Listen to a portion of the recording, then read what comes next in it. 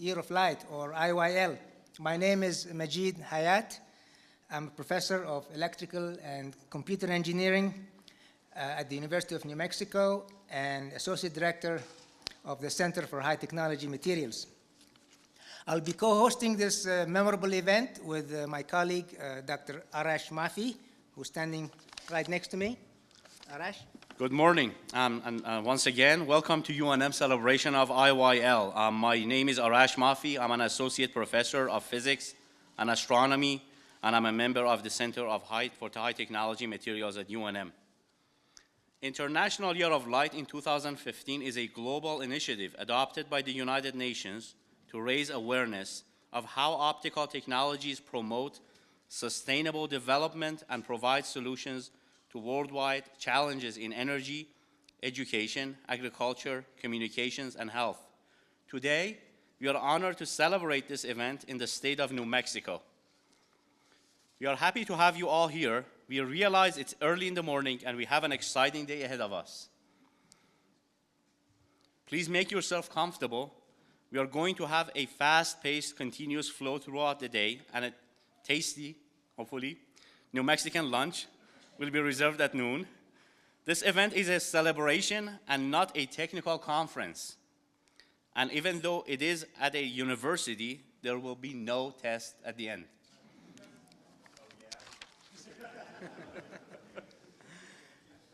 Let me begin by express our gratitude and acknowledge the program committee members who helped us put this program together, starting by Dr. Abul Azad from Los Alamos National Labs, Dr. Dan Huang from AFRL, Dr. Gani Balakrishnan from UNM, Dr. Gordon Keeler from Sandia National Labs, Dr. Jean-Claude Diels from UNM, Dr. Jim McNally from the New Mexico Optics Association, Dr. Mansour Sheikh Bahai from UNM, Dr. Marek Ozinski from UNM, Mr. Muttalib Hussain, graduate student from UNM, Ms. Patricia Knighton from the city of Albuquerque, Dr. Rohit Paransad Kumar from Los Alamos National Labs, Mr. Sandvikas Adaman from UNM, Dr. Scott Tier from New Mexico Tech, Dr. Stefan Zollner from NMSU, Dr. Sudhakar Prasad from UNM, and Dr. Tim Newell from AFRL. We're also very grateful to the sponsors of the New Mexico IYL event who have allowed us to host you all, as well as a strong group of dignitaries from academia, industry, the federal, state, and city government who have kindly accepted our invitation to take part in this memorable event. Special thanks to Nobel laureate Dr. Roy Glober, who is with us this morning, as well as Secretary Barela, who graciously agreed to come to this celebration, and our thanks are extended to our distinguished speakers and panelists who are here this morning as well. It is my great honor to introduce our first speaker, Dr. Sanjay Krishna, Professor of Electrical and Computer Engineering at UNM and the Director of the Center for High Technology Materials.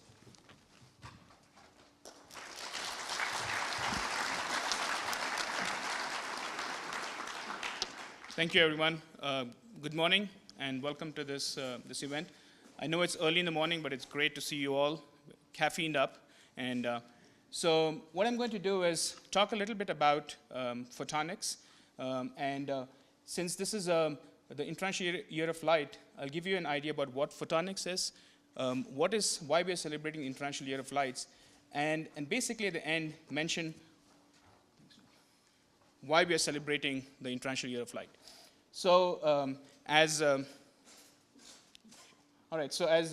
Arash and Majid mentioned, I'm the director for the Center for High Technology Materials, and this is an interdisciplinary center at the University of New Mexico which works on photonics, microelectronics, and nanotechnology. So what exactly is photonics? So photonics is basically the study of light. And it's actually, I'm sorry. So the idea is that light, you can actually do a lot of manipulation. You can do generation and modulation of this light. And the whole idea is that it covers a broad range of spectrum, everything from visible to the infrared to the terahertz.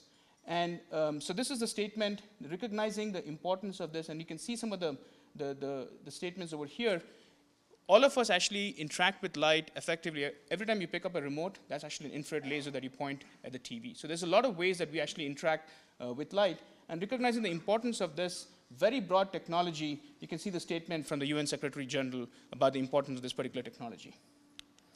So, so why exactly was it the Year of Light? So there was John Dudley, who was the president of the European Physical Society, who pioneered this idea and proposed this at the United Nations General Assembly in December 2013. And a lot of participating organizations, and you'll see representation from a variety of them in today's talk, but the UNESCO, the International Year of Light Committee, a lot of the logos listed here are basically the founding members. So SPIE, Optical Society of America, IEEE Photonics Society, the National Photonics Initiative, or the whole community worked together to actually propose this. And I'll show you some of the results of the International Year of Light towards the end of the presentation. But I do want to mention that photonics is basically a very broad technology. It covers everything from health, communications, a lot of effect on economy. So there's a lot of effort on solid state lighting. How can we replace incandescence with very energy efficient light emitting diodes? There's a lot of social impact that light has had in our generation.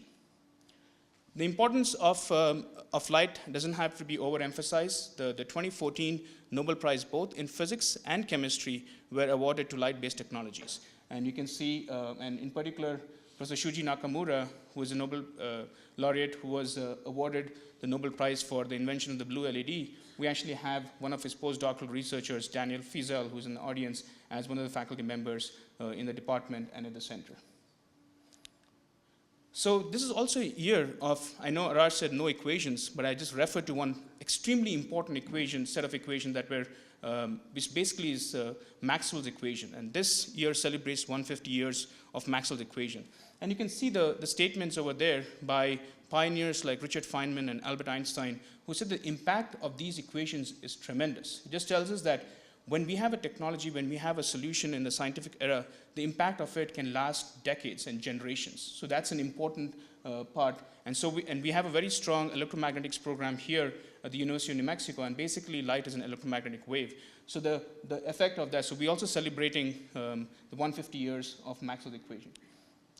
So, so that's basically the celebration. There's actually been a lot of incredible alignment of opportunities in this particular area.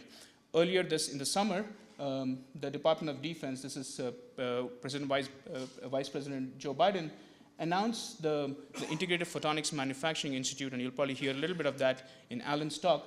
This is actually a $610 million initiative, which is going to create new jobs. This is actually centered out of New York, but it's going to be a national initiative. And so what that tells us is going to be new jobs in this particular area. It's going to be a new area for a technology for the future. The second is the International Year of Light. The National Photonics Initiative was assembled. The whole community came together to actually make this happen.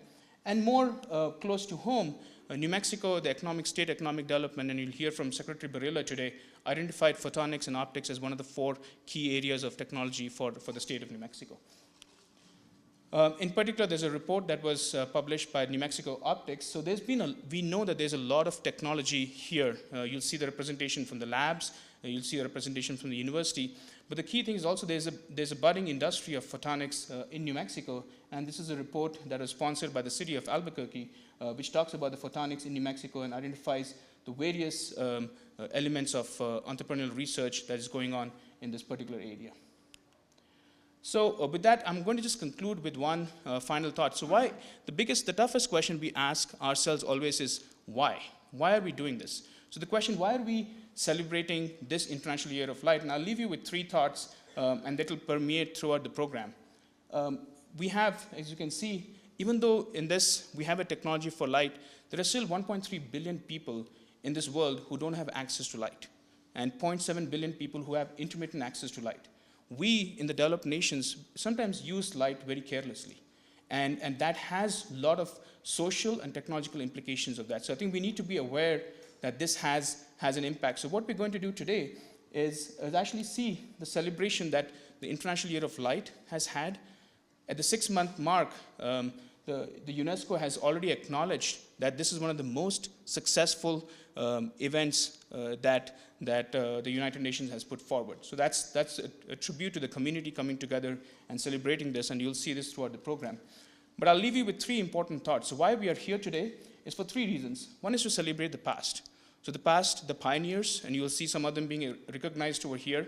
And there's a lot of work that we've already done. So photonics is already something that we're not starting from scratch. There's a lot of initiative in the state. There's a lot of momentum going on both in research, education, and technology, and hopefully translate that to the industry. We'll take stock of the present. There's been a lot of development in photonics, especially with the announcement of the Integrated Photonics Initiative. And how do we actually react to that? That's an important thing. But probably the most important is how do we shape the future? And what can we do to be aware of this? So those are the 3 reasons we are here, is to celebrate the past, to take stock of the present, and actually shape the future. Speaking of future, so later in the program, I'm actually going to be moderating a panel discussion which assembles you can see the list of people over here. We've got a really good wide set of people with different stakeholders, both from research, education. It's really a public-private event. And we got a national perspective, so if you can actually stick around for that, that'll be towards, it's around 10:30. So with that, I do want to welcome you all once again, and I'm really glad you could all make it over here, and thank you all for your attention.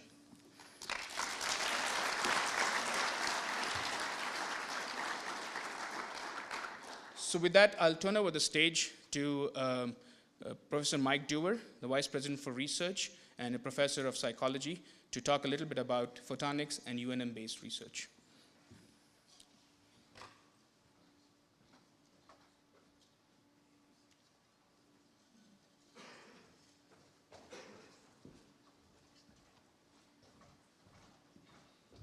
Well, who better to talk to you about photonics than a professor of psychology?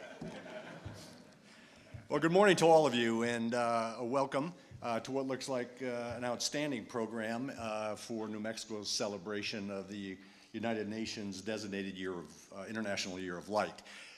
Before we get too much further into this, I really want to thank all the people who organized this event, especially Sanjay Krishna and Masjid and Moresh. Thanks very much for all the work that you guys did. This is an outstanding conference, and it's all due to you.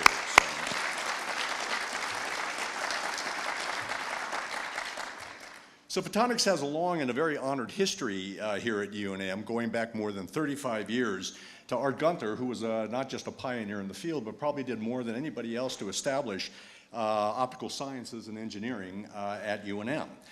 CHTM was established by a $10 million seed grant from the state of New Mexico about 30 years ago. And by any measure, it can only be seen as an outstanding return on investment. CHTM engineers and scientists have generated over $190 million in contract and grant revenue and $10 million in royalty revenue during that time. Their work has resulted in over 160 patents, which equates to about 35% of the entire UNM patent portfolio. And an impressive 40% of those patents have actually been licensed. Perhaps its greatest accomplishment, though, at least from an academic perspective, is that the CHTM faculty have produced over 400 graduate degrees in a variety of interdisciplinary fields. The emphasis on interdisciplinarity at CHTM is one of its most important and most defining characteristics. There is simply no gainsaying how critical interdisciplinary research and education is in today's world. And by its very nature, photonics is interdisciplinary.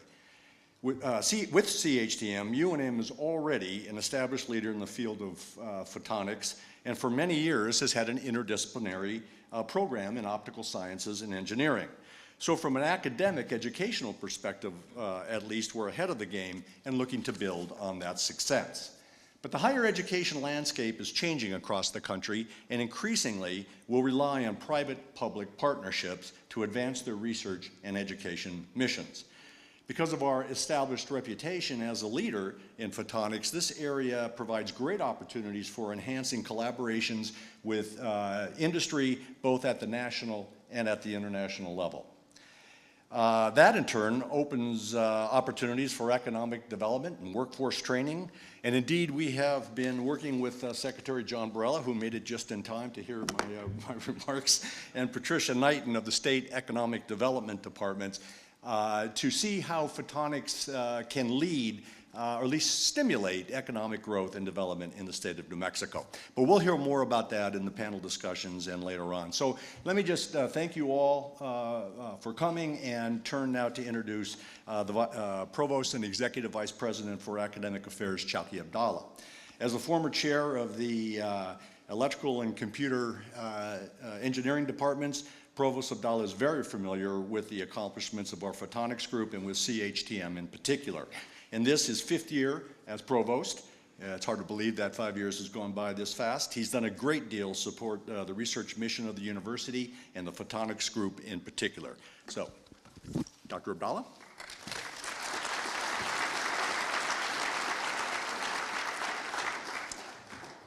Well, good morning. So it's the International Year of Light, but you know, just like any professor, any researcher, I started doing my research, it goes way back. So what I'd like to do today is start out by reading to you the 3rd verse of the book of Genesis.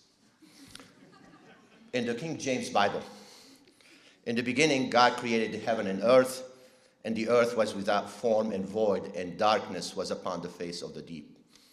And the Spirit of God moved upon the face of the waters. And God said, let there be light. And there was light, and God saw the light, and it was good.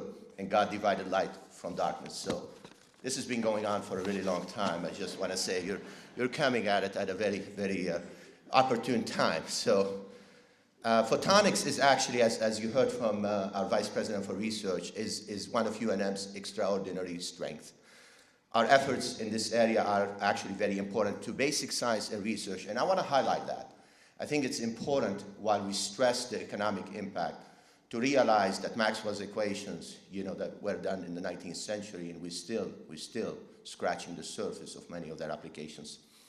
To business applications and to national security, photonics is also a vital technology area of collaboration between UNM and our national laboratories who are represented here today. It's also a multidisciplinary field. You heard from Professor Krishna about the multidisciplinarity of this area, where UNM is establishing a pipeline of exciting and, I might add, well-compensated jobs. Ultimately, as a very high research activity university, the University of New Mexico is one of the 65 or so public research universities in the US that are very high research activity universities. Our mission encompasses creating knowledge as well as educating the workforce of tomorrow, which then will have the opportunity to create companies and the high-value jobs for our states. We will hear next from the New Mexico State Cabinet Secretary for Economic Development, a passionate advocate for new job creation and for growth in our state. I've been working with the Secretary and looking at some of the technology, the science and technology plans that are being completed by the state under his leadership. And I was pleased to see photonics as one of the key focus areas for the future because of its potential, as I just said, to contribute to the scientific and economic well-being of our state. And I've also participated in the Technology Research Collaborative. This is the TRC that was mentioned earlier, which is the principal policy and funding vehicle for stimulating this kind of industry in our state. Secretary Barella and his team are the driving force behind the TRC, and I'm excited about the future that will result from such efforts. The collaboration between the leading research University of New Mexico and the State Economic Development Department is indeed a valuable asset for the state of New Mexico. I am pleased that Secretary John Barella has agreed to join us today. Please join me in welcoming to the stage Secretary John Barella.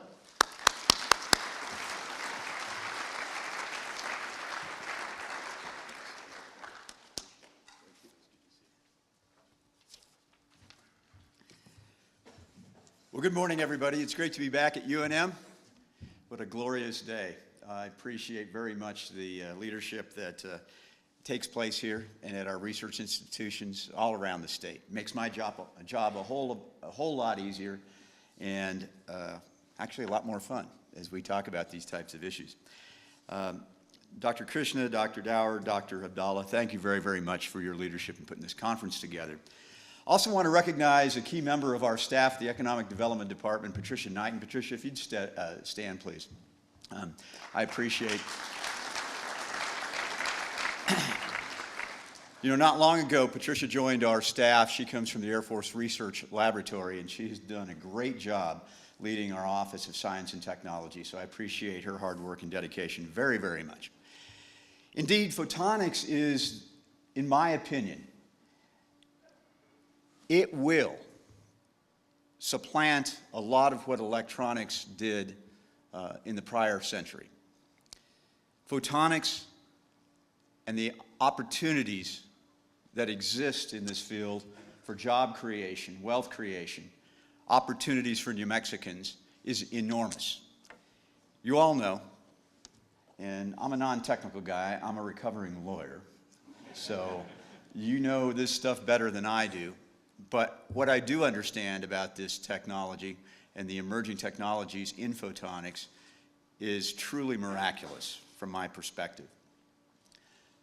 The science of photonics is one which I believe will lead our country to a new generation of prosperity, and I want, and the vision that I have for our state is to be in the middle of that. We here in New Mexico have an incredible infrastructure for photonics. Most states would envy. Whether it's our academic institutions that are leading the way, our national laboratories, our startups, larger, more mature companies that are doing their R&D and testing and evaluation on photonics products here in New Mexico.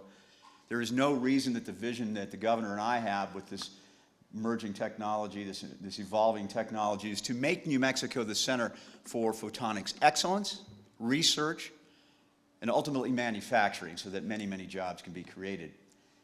Part of my job is to try to establish a pathway, a policy for our economic development efforts as we move forward.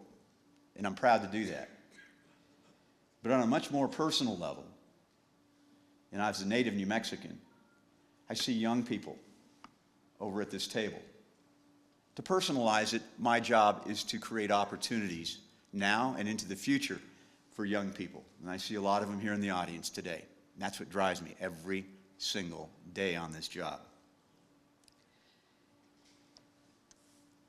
The potential for this industry is obvious. Sometimes the pathway for policy is not so obvious. And so the things that we have done in the last few years are important to create that pathway so that we can take the best of these ideas, commercialize them, seed through capitalization some of the best and brightest people we have here in New Mexico so that they can stay and create these jobs. But it takes a series of policy changes. It takes a series of decisions, both at the executive level and at the legislative level, in order to create that pathway for opportunity in this area and in this field. And I'm happy to report today, as Dr. Abdallah said, there's a great deal of collaboration and recognition that photonics is indeed an incredibly important element of the future of job creation in this state. And for those reasons, as Dr. Abdallah said, one of the first things that Patricia did in our staff, which of course I supported and the governor supported, was to include photonics as a critical element of our science and technology plan. It's highlighted very boldly. It's on our website. And it will continue to be a central focus of many of the resources that we have moving forward. It's been mentioned about the Technology Research Collaborative, a group that was dormant just a few short years ago. We resurrected that, and since Dr. Abdallah mentioned some biblical stuff, we resurrected the TRC. The Technology Research Collaborative is a group of our best and brightest folks, representing our research and academic institutions, our national labs and private sector, so that we can take these great ideas and provide seed capital. And I'm happy to report we now have a critical mass of funds so that we can go about the business of starting to seed and fund some of these best and brightest ideas. And I want to thank those, including Dr. Abdallah, who serve on the Technology Research Collaborative. Takes a lot of work, a lot of vision. We can't do it alone. That's why we have this collective brain trust that we have put together on the TRC. And that's going to be an important element to move this product, and I call this a product, move this idea forward to the marketplace. Third critical policy change we made was to fund our Local Economic Development Act, LEDA as it's known. It is a closing fund for our state where we provide land, building, and infrastructure for some of the most promising businesses. I've made it very clear that we will, of course, support larger, more mature companies as they look to expand or relocate in New Mexico. But I've also made it very clear that we will be looking at some of the most promising companies that are nascent, a little beyond startup, but they need a little help with capital for their land, building, and infrastructure. And I am confident that in the next few months, we will be announcing, God willing, some of the first, maybe the first company that will take advantage of LEDA funding in this field. We'll see.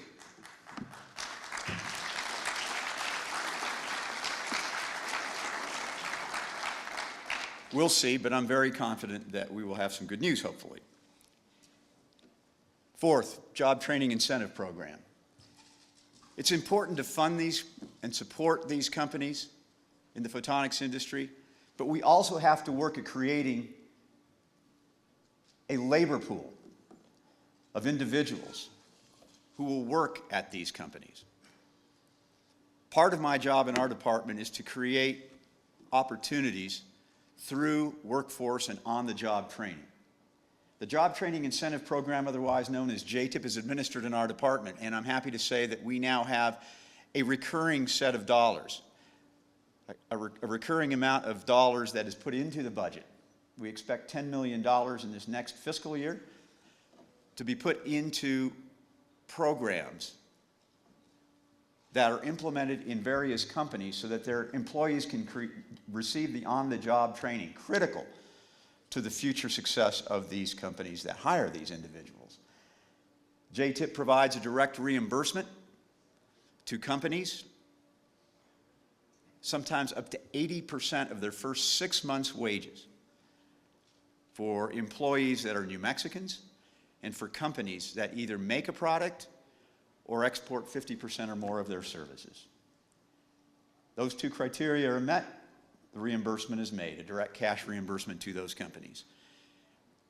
It's been recognized as one of the best run workforce development programs in the country. And then finally, it's important for government to get out of the way of companies, those in the private sector. We in government have to realize that we're not the ones creating the private sector jobs. We're not creating the jobs, period. It's investors, people who are risking their own capital. And the governor and I understand we need to get out of the way. Let companies take their profits and reinvest into capital, equipment, other technology, rather than imposing heavy tax burdens on the companies.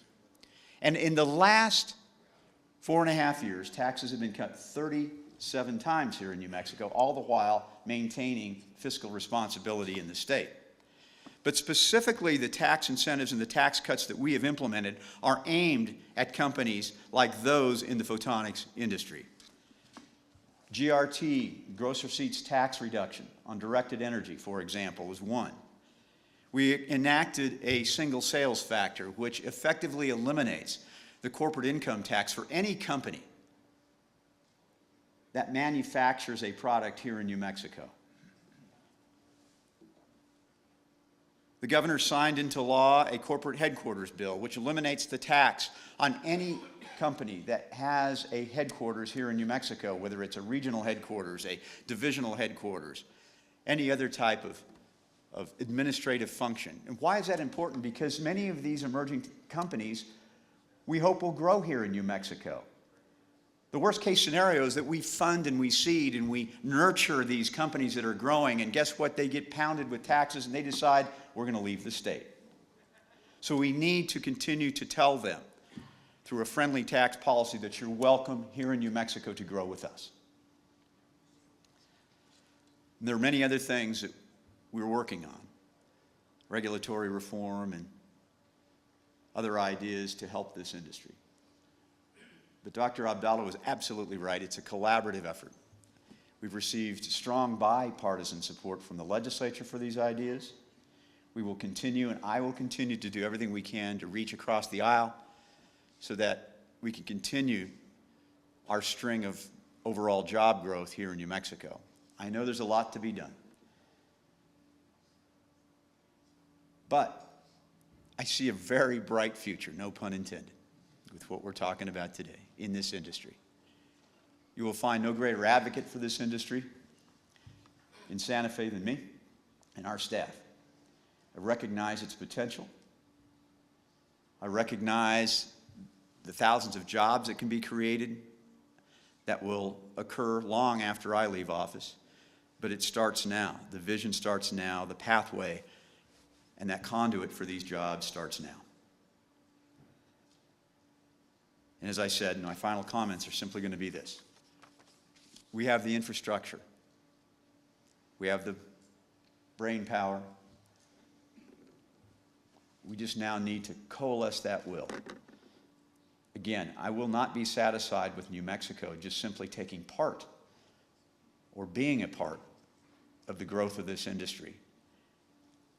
I and the governor want to make sure that photonics and that New Mexico become synonymous with leadership, with R&D, and ultimately the creation of thousands of jobs in this state.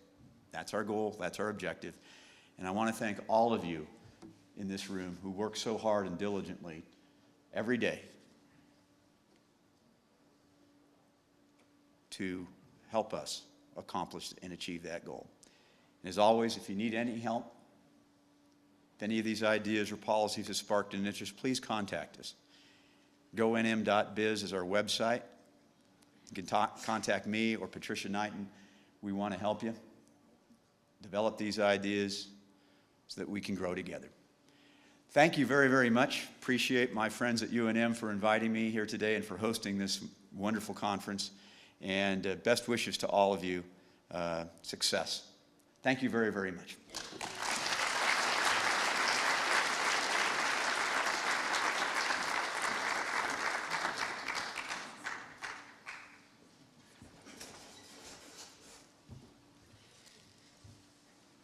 Thank you very much, Secretary Barella, for joining us in this wonderful event and your illuminating remarks.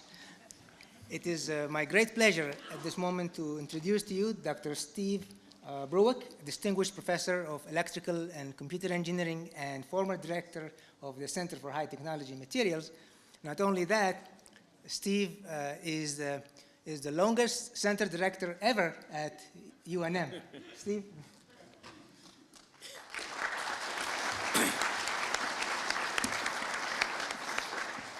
That just means I didn't have enough sense to get out when I could. So I am very pleased to introduce our next speaker, Alan Wilner.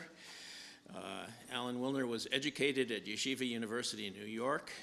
And as an aside, I grew up very close to Yeshiva in Washington Heights in Manhattan. But I was long gone before Alan would have been there. And Alan received a PhD from Columbia University. That was my undergraduate alma mater. And he worked for Professor Richard Osgood, who is a long-term collaborator, colleague, and friend. So it would appear we have a lot in common. But Alan has gone on to many bigger and better things. He is currently, and this is a long sentence, so you've got to get ready for this. He is currently the Stephen and Catherine Sample Chaired Professor of Engineering in the Ming Hsieh Department of Electrical Engineering at the University of Southern California. Professor Wilner has served on many advisory committees for the National Academies, for the DoD, and for many companies. Among his work with the National Academies, he co-chaired the panel that produced the 2013 report on optics and photonics essential technologies for our nation. First, as I know from experience, the chair of the panel does 90% of the writing and provides 100% of the inspiration. Second, most of these reports end up on dusty bookshelves. This report didn't. This has spurred demonstrable action, and you've already heard of some of that action. In fact, the International Year of Light is some of that action. And the recent announcement that Sanjay mentioned of the National Manufacturing Institute for Photonics is another, which is a $610 million program. Alan is also the past chair of the National Photonics Institute, which helped encourage a lot of these things, which is a collaborative alliance among industry, academia, and government seeking to raise awareness of photonics, the application of light, and drive U.S. funding and investment in five key photonics-driven fields critical to U.S. competitiveness and national security: advanced manufacturing, communications and information technology, defense and national security, energy, and health and medicine. Alan has a long list of awards, and I won't read them all because it would take a long time. But here are just a few. He is an international fellow of the United Kingdom Royal Academy of Engineering. He has an honorary doctorate from Yeshiva University. He was awarded the Robert Hopkins Leadership Award of the Optical Society of America, the IEEE Photonics Society Distinguished Service Award, and he has been a Fulbright Foundation Senior Scholar Lecturing and Research Fellow. He is a fellow of the American Association for the Advancement of Science, the IEEE, the OSA and SPIE, and the Semiconductor Research Corporation. Professor Wilner was an invited foreign dignitary representing the sciences for the 2009 Nobel Prize Awards in Stockholm. Alan has been very active in professional societies as editor of many of the premier journals in optics and photonics, as a member of the governing bodies of many of the optical societies, and he is indeed the president-elect of the Optical Society of America. Alan's research is in optical communication, signal processing, networks, and subsystems. He has over 1,100 publications that have been cited almost 14,000 times, a clear testament to the impact of his work. Please join me in welcoming Professor Alan Wilner.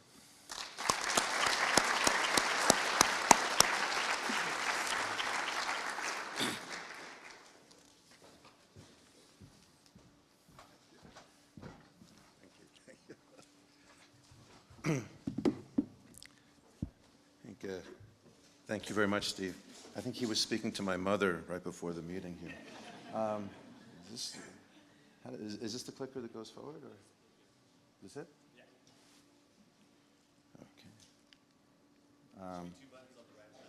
Okay. Two buttons on the right. Okay. Well, thank you very much. I mean, that's real. What a great gathering. Let me just see if I can go forward. There we go. So I certainly want to thank very much Sanjay Krishna for the wonderful invitation to come here, and Majid and Arash as well for really great logistics and putting together a great program. Really, Steve Bruick, the invaluable excellence, dedication, and service to optics and photonics over these many years. I can't tell you how much respect and admiration I have for him. He's been an inspiration. And, you know, Dr. Abdullah and Secretary Borrella talked about the Bible. So, I mean, if you think that, you know, I would say Steve's kind of like Moses for CHTM. He's kind of the house that Steve built. And Sanjay, you know, what a distinguished, dynamic person to Joshua to go sort of lead into the 21st century of photonics. Anyway, I have really so many wonderful colleagues here in New Mexico. I do want to thank very much for the National Photonics Initiative, several people who were really critical, Eugene Arthurs, Tom Baer, Laura Colting, Crescinda Plankovich, and Liz Rogan. It really made a success, but it really was a grassroots effort in terms of champions within different agencies in the government, champions within academia, within industry that were speaking to local government, state government, federal government officials. So my warmest congratulations to New Mexico. And you know, one of the things, and when I first got to USC in 1992, I was told about all of the wonderful things that are going on in New Mexico. And one of the things that Steve Bruick had for years had these photonic centers, these optoelectronic centers from DARPA, from other places. And people advised, go contact Steve Bruick, and I did. And Steve was so kind to bring me on board in one of the efforts, and then that continued for a good fraction of my career. But you've made a global impact, and you're worldwide leaders in optics and photonics with so much excellence and dedication. And the commitment, the long-term commitment that was mentioned before is critical. This isn't a 1 year, 5 year, even this institute that was started up, the $600 million institute that was just started, it's going to require, that's a 5-year center, but of course that's going to hopefully sustain out into the future. But this is really, as was mentioned before, optics and photonics, technologies that are essential to our economy, to society, to lead us into the future. And really, there's no question that an ecosystem exists where there's so many different technologies that surround optics and photonics that New Mexico has and will play such a tremendous role as we go into the future. So, there's Steve. And if you look closely, there's a... So one of the things, again, that if you go back, so many people, Steve had gone to Washington, had, really had a great voice for our community. And, many of these efforts that were started up in optics and photonics, that he was the first person. A lot of times people go in, they get things started, and they want it for themselves. And one of the things that I was just so impressed, and again, so deeply respectful of, is he wanted to bring other people in, not just on his own team, but he was happy when other teams were started up within these efforts. And that, he had in mind the whole community. And that was something that everybody should emulate. He's really a role model. The expression, if you want to be incrementally better, be competitive. If you want to be exponentially better, be cooperative. And that's really the motto that Steve had lived by. So I call him, it's funny, Steve mentioned about my advisor, Professor Richard Osgood. So I have always thought of Steve as my uncle because, here, this is, by the way, this is ancient history. Was it 82? Is that 80? Yeah, it's from 1982. The Materials Research Society, these are 3 people who chaired that meeting: Professor Osgood, my advisor, Steve, and Howie Schlossberg. Again, just somebody who many of us know. They're like, so Howie and Steve were like uncles to me. I saw them when I was, I don't even think I shaved yet when I saw them, and I grew up. And again, that's it is family. It is family. So the International Year of Light. There are so many things that, it's funny when you want to play with numbers, you can always play with numbers, change it, fiddle around with the data. So, they want International Year of Light, but then they found, John Dudley, God bless him, because, this guy, it was mentioned before, John Dudley, Sanjay mentioned it, one guy had a vision for this thing, and he did it, and a lot of people told him, don't bother, nobody's gonna care, it's a lot of effort for nothing. And all the naysayers could suck the oxygen out of the room. He went ahead and he did it, and it was absolutely wonderful. But again, when you look at sort of the anniversaries, all sorts of these things here. And there was this party that was mentioned in the kickoff in Paris. Some of us were there in Paris. It was a lot of fun. You can just read some of them. But one of the things that I didn't realize was that this was also the 1,000th anniversary of optics in the Arabic countries. So, there were 7 books of optics. I don't think they didn't call it photonics back then. They called it optics. I don't even know what he called. Actually, I should look up. But anyway, I don't know what he called. I should look up what the titles were. But anyway, so this is the title, Book of Optics. He had a 7-volume. Ibn al-Haytham, and he had diagrams and all sorts of wonderful things. And it's the 1000th anniversary. And the delegate in UNESCO, the delegate from Saudi Arabia is here. And, he talked about it. It was absolutely wonderful. And I went over to him afterwards, and I said, I can't believe I've been in this field for 30 years. I've never heard the name Ibn al-Haytham. Shame on me. So anyway, it was really a wonderful party. One of the things that Einstein had a Stradivarius, and Joshua Bell. Many of you probably know. How many people here have heard of Joshua Bell, by the way? Okay, a few of you. Anyway, so he was there. So he came in to play Einstein's Stradivarius, and it was wonderful. So he was hanging out in the hallway afterwards. So I got a picture. For those of you who don't know, he was the guy who, if you know him. So I went over to him. I said, "I thought you only played in subways," which got a smirk out of him. But he's the guy who was world famous. He's concerts all over the world. People pay thousands of dollars. He went into the subway with just a hat, playing, and you saw it. It's a YouTube, right? Of people just walking by, not even paying attention. It's actually interesting. So I did get a smirk. Okay. Now, in terms of anniversaries, it's not an anniversary. It is an anniversary. Of course, we lost this year Charlie Towns. Few people. It's not just optics. Few people in science have ever achieved what Charlie did. Charlie, speaking of family, was Professor Richard Ott. He's my great-grand advisor, which I only knew a few years ago. I only found that out, my great-grand advisor. And he actually left me a voicemail about 3 years ago, because I called, and he just was returning my call. I don't even think he knew who I was. But I asked Verizon to make an MP3, so I have his voice on a little thing. Anyway, talking about, he would have turned 100 this year. He passed away just before his birthday. And this is from Towns and Shallow Towns. This is the patent, and Herwig Kogelnick had first shown this. But, this is the first patent on, laser maser. And look what he did. He sort of envisioned that there would be this source, this oscillator, that would, a laser or a maser that could then be modulated with information. So this optical communication system was around. And this idea, the laser was not necessarily this sort of thing waiting to be, just waiting for an application. It was thought of very, very early on.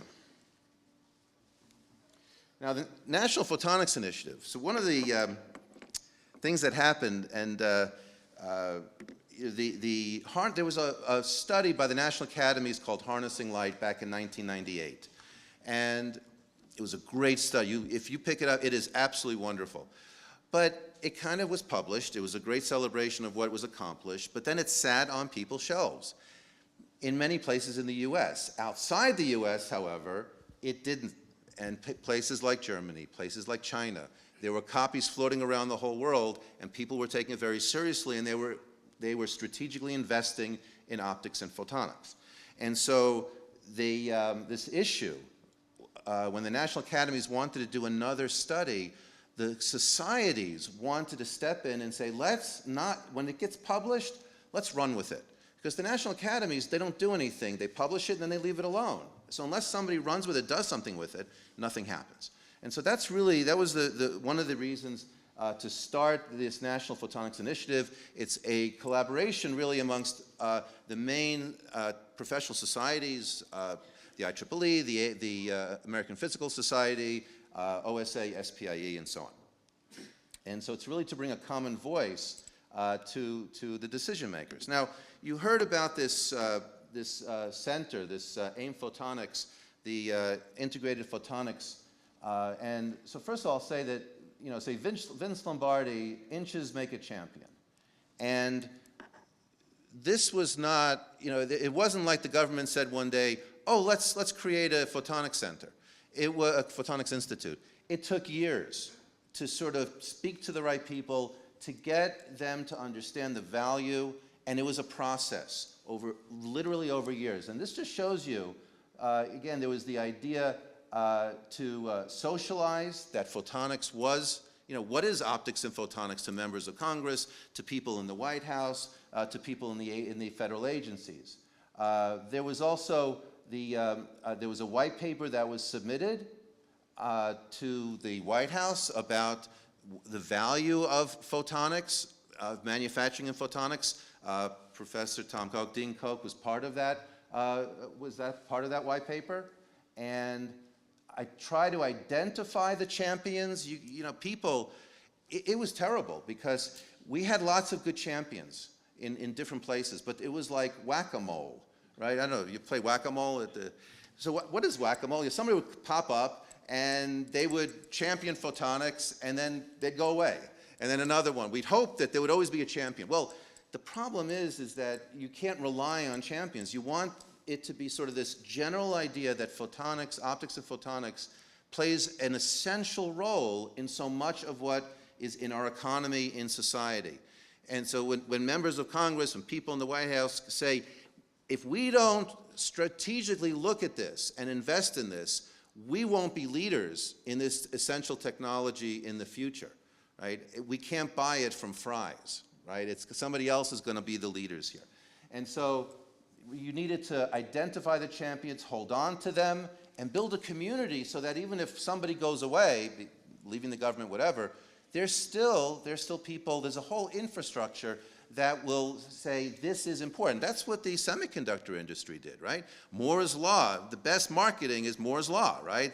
Everybody knows you, and every few years, everybody's saying, well, Moore's Law is going to end, we're breaking the fundamental laws of physics, and somehow magically, you know, people come up with innovations because there's strategic investment, because it's so compelling and important. And we are no different.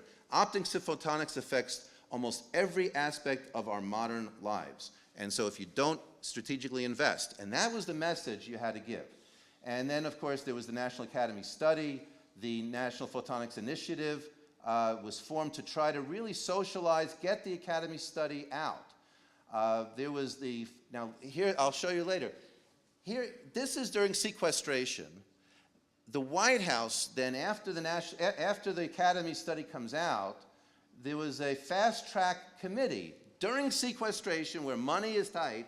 The White House forms a committee to say, how can we spend money to try to implement what this study talked about? And then, of course, there was the announcement by President Obama and also by Vice President Biden later. Now, it really took organized community of volunteers, and it wasn't just the National Photonics Initiative. It goes back. You couldn't walk into Congress with, talk about optics and photonics if places like New Mexico hadn't been talking about it for the last several decades, right? So New Mexico, and I will mention CHTM because I have so many friends and colleagues there, uncles, aunts. I don't have any aunts, I have uncle. But it was a key voice in DC, advocating for the community. Again, really at a time when, when New Mexico went to Washington, it was for the whole community, and that was really wonderful. Now, this is the Optics and Photonics Essential Technologies for a Nation. I've been asked many times, what is the difference between optics and photonics? I will not answer. I will say that in the early 80s, I was a graduate student at Columbia, and Professor Saleh was on sabbatical, and I was taking a course from Professor Saleh. He was putting together this wonderful Bible called Photonics. Actually, if you wanted to be like Newton, you could have used a K at the end of photonics. But anyway, photonics, and that was one. There's no question that was one of the reasons, that wonderful book, why photonics gained as well. So that was absolutely. So maybe you could answer the question if you. Right. One of the questions that was asked to me by the person who, way before the announcement for this, the Manufacturing Institute. So I was asked by the person who was in charge of the whole thing in the DoD, saying, Alan, what's the difference between photonics and optoelectronics? When you talk about it from Washington, you never want to give the wrong answer because it could have big impact. So I wiggled my hips and I didn't answer, and I probably didn't sound too bright, but that was okay. I'd rather not give the wrong answer. Anyway, so this was the study. When it came out, I'll again quote from Dean Koch, that he said that there was really an appetite for it. That there was so much excitement, so much technological development. We pick any area in the technology. We have had Moore's Law for almost every aspect of optics and photonics. The amount of information that can go through fiber optics, the amount of power that can come out of lasers for manufacturing, the resolution, the lithography that Professor Bruick would, every time I come to his office, before talking about other things, he'd show me his latest lithography. He was so excited about it.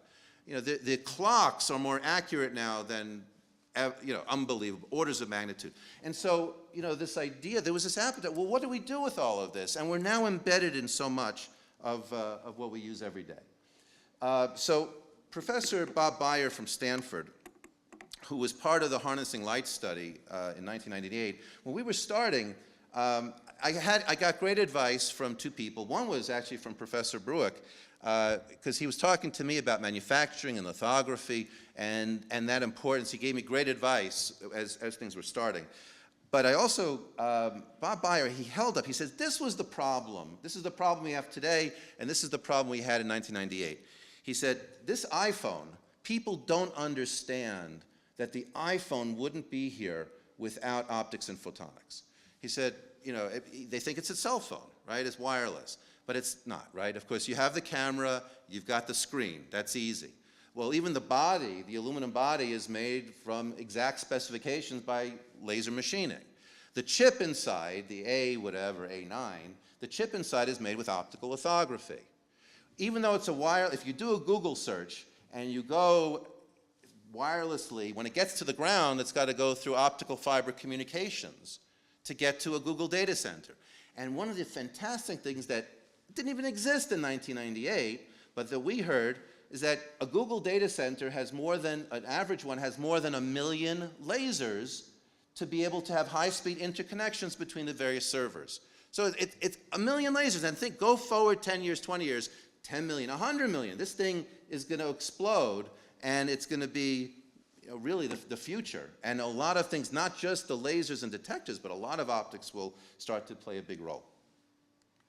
So this is a technical thing. This is more for like the students. You know, you want to, I try to think of, well, what makes optics and photonics so exciting, and all the applications that come out of it. Well, and I try to put it into three different, sorry, I did have an equation. I didn't get the memo that you're not supposed to have an equation. Okay, but three things, right? High energy can be directed with very low loss. I mean, that's fiber optics. It's going to be, it's manufacturing, it's directed energy, could be weapons, whatever it is. But very low loss, you can direct the energy. That is a fantastic thing. And then the different wave properties. You've got polarization, you've got phase and wavelength, frequency wavelength, phase, amplitude, and all that stuff. You can now modulate, you can use it for sensors, you can use it for communication. You can do anything you want and have just exquisite information that is existing on there at incredible bandwidth. And then because they're coherent waves, the laser, you have an amazing amount of accuracy, speed, and dynamic range that, you know, you just, with clocks, again, clocks, they're the best clocks, I think it's like a 1 second in 300 million years, which, I don't know, it's a long time, right? It's a good guarantee, okay. So one of the key recommendations that came out of the the Academy study was to create a National Photonics Initiative, because we needed to have a voice, right? We needed to be able to have people out there, whether it be in Congress, but decision makers, broadly speaking, CEOs of companies, to be able to say, this is important. Strategically, it is right now cemented today in technology, and it's going to become even more important as we go into the future. And so it really was this idea. I will say one of the problems we had was this issue of strategic planning. So it's been mentioned that we're multidisciplinary, but I'm called an electrical engineer in the labor statistics, right? So we don't know, in places in Europe, other places around the world, they do count the optics and photonics people. We don't really know how many people work in the US. We also don't know how much is being spent, because it's not called out separately. How do you do a budget? How do you do strategic planning? How do you do road mapping? Issues that the new institute will address. How do you do that? how do you do it for your family? How do you do it for your home if you don't know how many people live in your house and how much they eat, right? You just don't, it's hard to do a budget. Well, the rollout started, it was in Washington. This is Secretary Chu. This is from the APS. This is from the American Physical Society newsletter. And it was the rollout, Bob Bayer, Steve Chu. So Steve Chu, Secretary Chu was there, talked about optics and photonics. Craig Barrett, the former CEO of Intel, not an optics company. He talked about photonics as being a crucial technology. I did take my son along for the trip. Poor guy, actually it says down here, it says the report co-chair Wilner looks on as does a member of the next Wilner generation. Okay, so he's 10 years old. He's like having 5 hours of sleep. He's living on my schedule for like 3 days. Eating out of a candy machine and having 5 hours of sleep. The poor kid didn't know up from down, didn't know who he was meeting. As you can see there, anyway, I didn't tell my wife what exactly went on. Okay. So these are the 5 areas. Again, the point different than the harnessing light of 1998 was now we really are impacting economically the society, right? You think about, I don't have it anymore, but remember the CD players, right? CD players. So CD players, I always was taught that, if it was $50 or $100, that's fine, but that little $1, $2 little laser, you couldn't have the CD player without the laser, right? So it turns out there's so many things that you couldn't have without optics and photonics. And literally, there was, Time Magazine had a couple of years ago, they have it every year, the top 50 inventions of the year. 12 of them were specifically about optics and photonics. 38 of them were enabled by optics and photonics. Truly, truly amazing. And so these are the 5 areas that we decided to focus on initially was defense, national security, energy, healthcare, communications, and manufacturing. The goals of the National Photonics Initiative is really just to have an umbrella so that raise awareness, so that it's clear, just like the semiconductor industry, you need to keep that. Everybody knows. Oh, if Intel closed down, that'll be a bad thing if Intel closed down for the US. Well, raise awareness that this is important to our everyday lives and try to coordinate all of those wonderful people in industry, academia, government, who are trying to make a difference and trying to move things forward. It's kind of funny, in a year that I'm not sure, again, I'm not sure, but I think last year was one of the fewest number of bills were ever passed by Congress or something. It was you set the derivative equal to 0, it was either the minimum or the maximum, I don't remember. It was probably minimum. Okay. My wife would, I would say that on a date.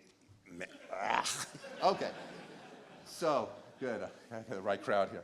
So what the National Photonics Initiative did, we also hired the Podesta Group to try to get lobbying help, right? You got to get access. And we got photonics into 3 different bills out of Congress this past year, right? The Defense Authorization Act, Competes Act, and the RAMI Act. Very, very important. Keep it on people's lips.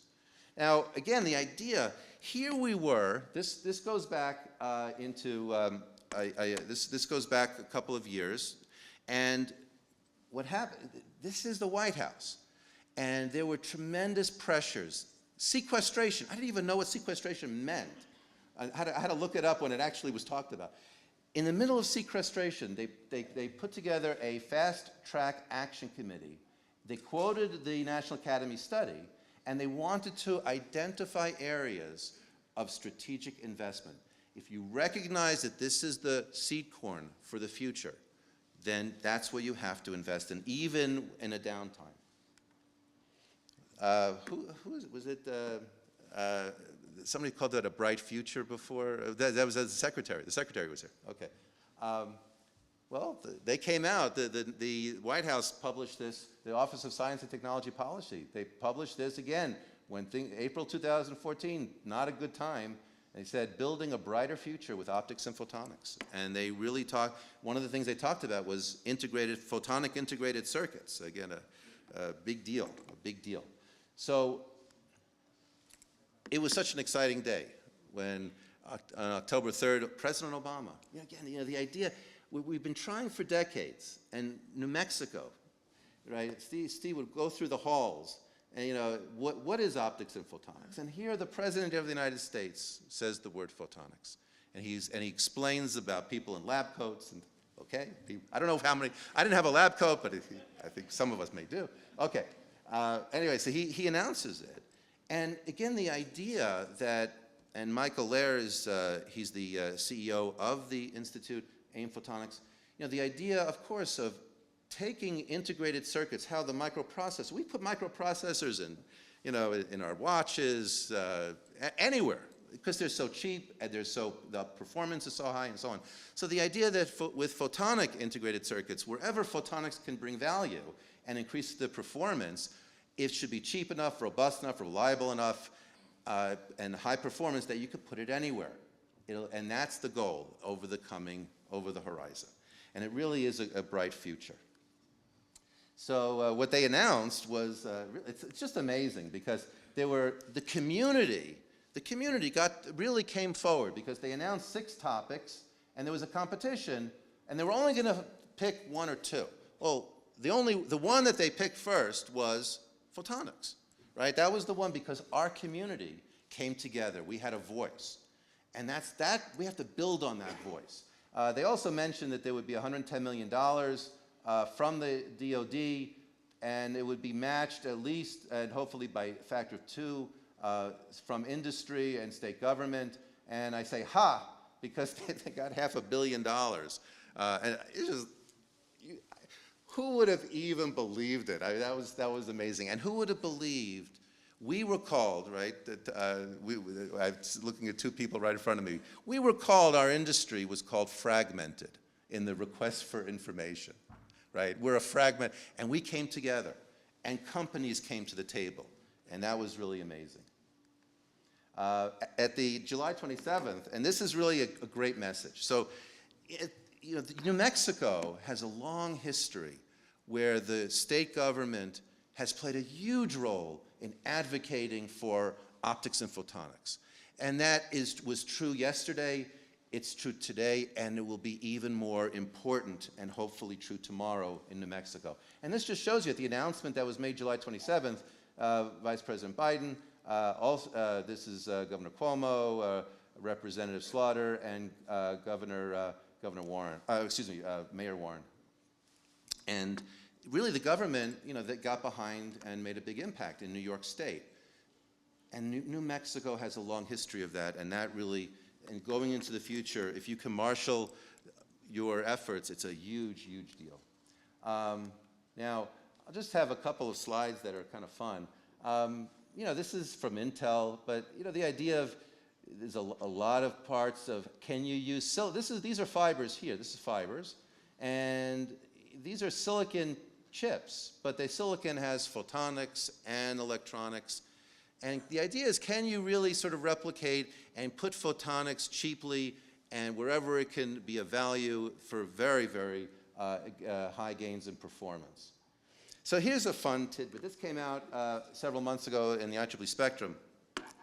So how valuable is optical fiber communications? In 1988, when I started in optical communications, they turned on the first undersea cable, and it was 280 megabits per second under the Atlantic. And back in December, if you notice here, because of climate change, global warming, whatever, there's a northwest passage that's now over Canada, right? That's now, that you have a northwest passage. So it turns out that normally, if you want to go from Japan to the UK, right? So you want to go from Tokyo all the way to London. On the stock market, when you trade on the stock market, milliseconds make a big difference, right? It's worth money. I mean, the computers are doing the trading. And so normally you would send your trade from Tokyo, you would go, or Tokyo or Singapore, you would go from through the US, and then on to London. Well, to save a few milliseconds, they spent $850 million to build a whole new route to just save a few milliseconds. It's a shorter route. Speed of light. Can't do much about the speed of light, right? Not yet. right? So this is truly amazing. If this doesn't tell you the value, it's truly something. You know, we love fibers, optical fibers. Again, I apologize, that's my field. But instead of this is the core of the fiber here. This is where light propagates. But if you notice, there's lots of cores now.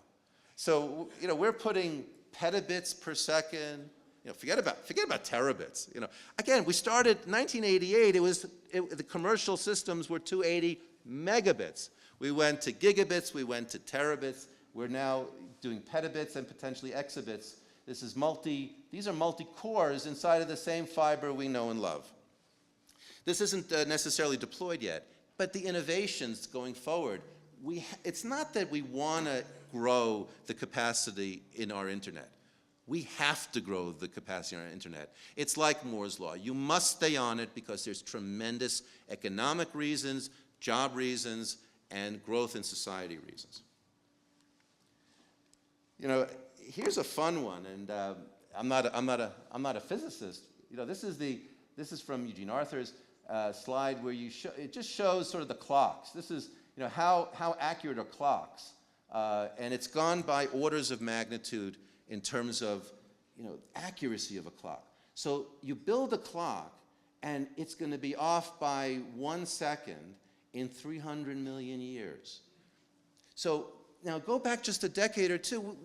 Those clocks didn't exist, right? So it's orders of magnitude, and so here's the question. I mean, sort of looking into the future, the 21st century, we have this tool. It's a clock, right? You can do wonderful things with clocks. We don't even know what we're going to be using it for. It really is sort of like this idea the internet became Facebook. Well, this is going to become something, and it's going to take innovation and ingenuity for it to happen. So, photonics certainly is an essential technology for the nation, for the world. The impact can only grow, right? The places that optics play and photonics plays a role, it's growing all the time. New Mexico has played a tremendous role and will lead us into this future. And I want to end by this one slide. This is Craig Barrett, the former CEO of Intel. First, I love this. I love the photo. Like, if he was a general, I would follow him into battle. Like, look at that. Okay, anyway. So he was talking about a call to action. He says, whether Europe, China, Japan, any economic power, they've listed optics and photonics as a key area. It is obvious this is going to be the path forward, an essential technology, an enabler for almost all that we do going into the 21st century. So congratulations again. Thank you.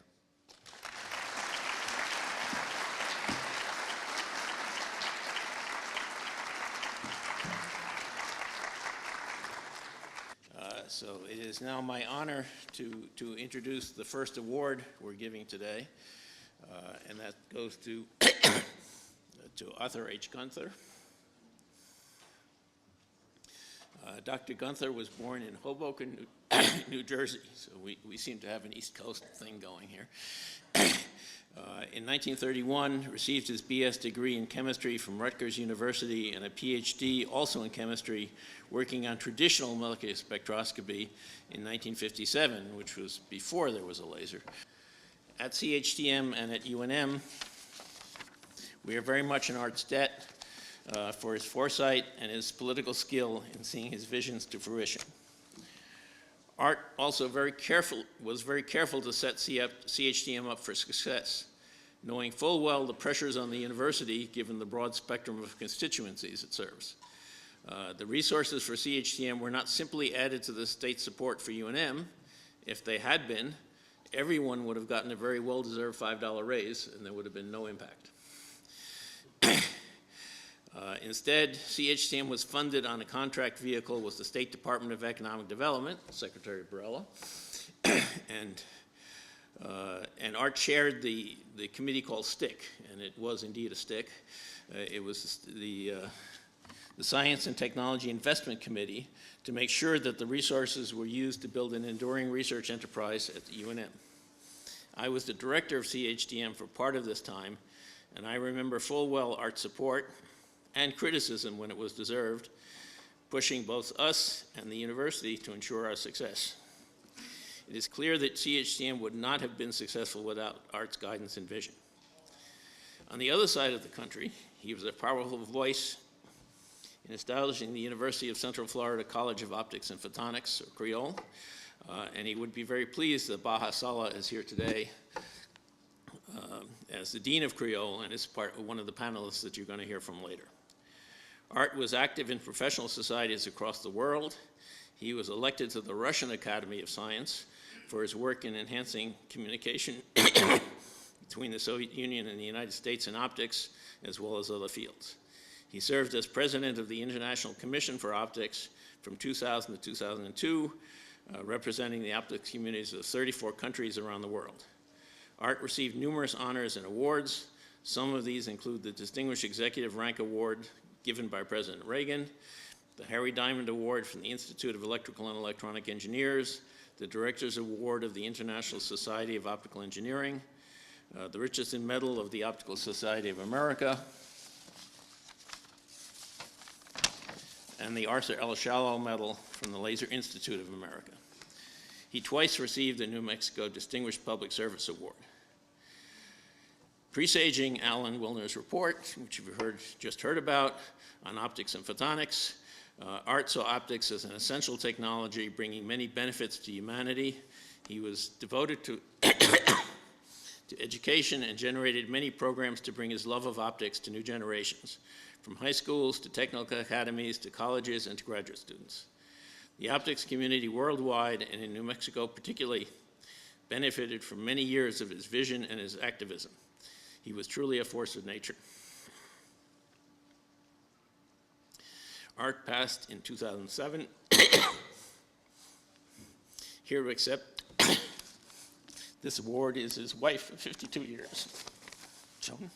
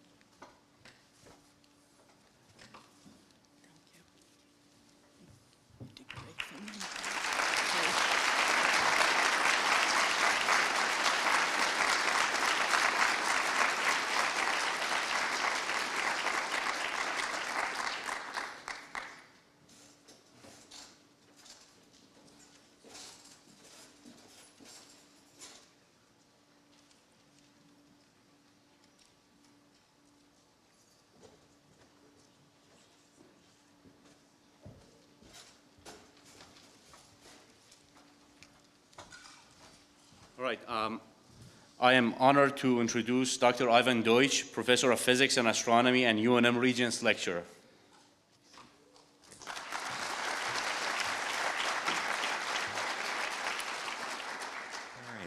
All right. Our next guest of honor is Professor Carlton M. Cave. Carl, to those who know him, he's a distinguished professor of physics and astronomy here at UNM. And he is the director for the Center for Quantum Information and Control, CQUIC, rhymes with Bisquick if you didn't know. He received his PhD in physics from the California Institute of Technology in 1979 and continued there as a postdoctoral researcher and senior research fellow in theoretical physics from 1981 through 1987. From 1988 until 1992, he was Associate Professor of Physics and Electrical Engineering at the University of Southern California, and he moved here to UNM in 1992.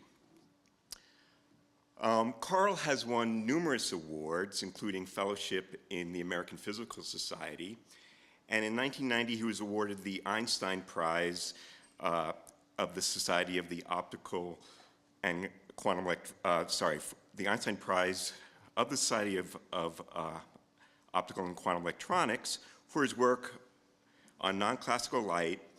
And in 2011, he won the Max Born Award of the Optical Society of America for his work in quantum optics and quantum information theory.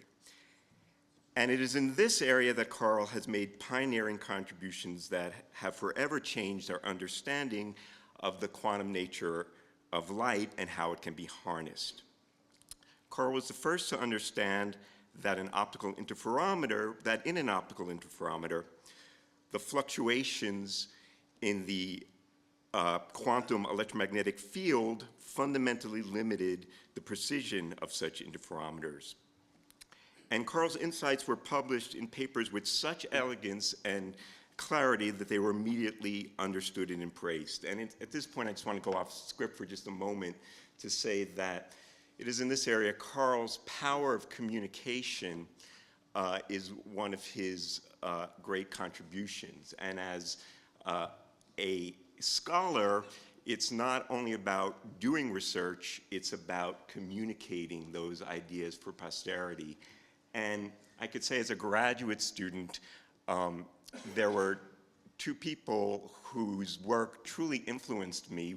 They're both here in the audience, Professor Roy Glauber and Professor Carl Caves, who wrote with such alacrity that you could just see and understand immediately. And that's one of the great contributions, not only to knowledge production, but to knowledge contribution. Carl's insights were embraced, and today, 35 years later, these ideas are being implemented in the next generation of LIGO that uses optical interferometers to try to detect the gravity waves that, say, might emerge from colliding black holes. Carl's work is pioneering, it's seminal, and it's communicated with and published in forms that speaks to the best in scholarship, and it's a pleasure for me to introduce my friend, Carl Caves.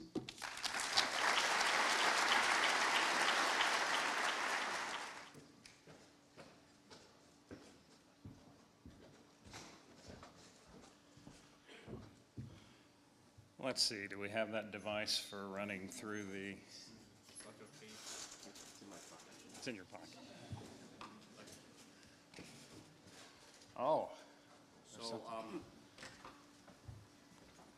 this is going to be on behalf of the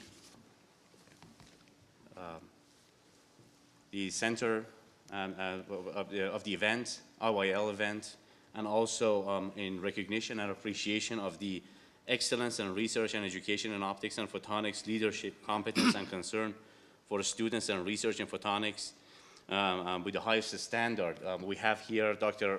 Roy Glauber, Nobel laureate. He's going to be handing the award to Dr. Caves. Well, on behalf of the UNM Provost, the organizers of the New Mexico International Year of Light event, I'd like to present you with this Lifetime Achievement Award. It's in recognition of and appreciation of your excellence in research and education in optics and photonics. Carl.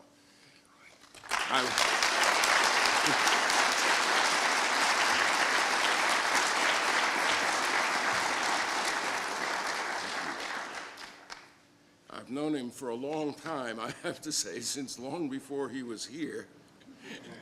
And every word of what I could scarcely read is correct.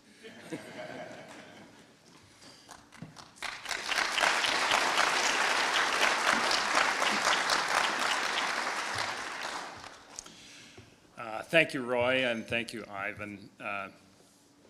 Nobody objects to getting an award from a Nobel laureate, but you will see later in my talk that Roy occupies a special place in the intellectual tradition I'm in, so be ready for that. So I'm giving a talk today with a kind of odd title, How I Became a Quantum Optician and the Lessons for You. I'm using a technique I learned from a geology professor at Caltech named Robert Sharp, who, whenever he gave a popular lecture, would have two screens, one with photographs from his field work and one with what he was talking about on the grounds that if you didn't care on what he was talking about, you could at least look at the photographs. So in these days when you can integrate text with the photographs, it also has the useful purpose of obliging you to be punchy, because most of the places you could put the text, you couldn't read it, and you don't want to cover up too much of the photograph anyway. So let's first talk about how I became a quantum optician. Ivan has already alluded to that.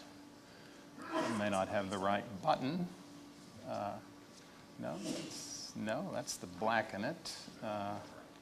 On the right? On the right. Yeah, I could make a joke about that, but I don't. Anyway, I was a relativity theorist. I was a graduate student at Caltech working in Kip Thorne's group, and I thought relativity theory, that was the future. But Kip was really interested in detection of gravitational waves, both with the gigantic several-ton bar detectors, which would be set in oscillation by a gravity wave, and by big interferometers, which at that time were far in the future. We now have big 4-kilometer interferometers, largely due to Kip's vision that the United States needed to do that, and that's the only way we were going to detect gravity waves. So there was a big controversy at the time. So the thing is, I got into quantum mechanics thinking about huge macroscopic things, interferometers 4 kilometers big, and bar detectors, which were big cylinders of aluminum or niobium that were set into oscillation by a gravity wave, weighing several tons. Doesn't sound like the regime for quantum mechanics, but we could see that quantum mechanics was going to intervene and limit the sensitivity of these, probably at the level where you might start to detect some gravitational waves. So there's a big controversy at the time about where the noise in an interferometer comes from. And you could find in textbooks at the time diagrams like that one, where you saw a light wave coming in. It had a so-called annihilation operator A. It split into two at a beam splitter, and there were 2 modes coming out. Now, from our perspective today, you don't have 1 mode and then you have 2. That violates unitarity, and my God, unitarity is our God. You don't violate it. So there has to be another mode somewhere, and that's where all the noise comes from. The noise comes from the other mode that can enter the interferometer from the bottom in this picture. And I figured that out and understood it. And then I understood that you could change that mode from the vacuum that usually comes in there and actually do useful things with that. That's how I became a quantum optician, because this is light, and it's the quantum mechanics of light. I still don't have it. There we go. So I sort of, well, these are coming up in the wrong order, but that's all right. I discovered you could put squeeze light in there. I drew this picture. This is actually what I drew back there in 1981. And these days, the way they understand it in LIGO is a little bit different. The LIGO interferometer looks like this. There's 2 big cavities in the arms. And the way to understand they work is the laser coming in from the left excites the symmetric mode of oscillation of the 2 arms. A gravity wave produces a little transition into the antisymmetric mode, which means some light leaves in the bottom direction. And light exciting that antisymmetric mode is what provides all of the noise. And we can do stuff with that. In the next generation of LIGO, they're likely to do something with that. So that's how I got into quantum optics, and I'm going to give a talk today about the lessons for you. Lessons for how you might want to be a scientist or engineer. Now, what's my actual attitude about lessons from somebody? Well, here's my first attitude. When an old fart starts handing out advice, take cover. So, be ready.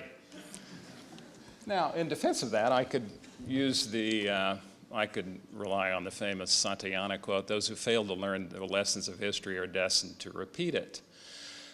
And that's true, but I actually think there's a more important lesson.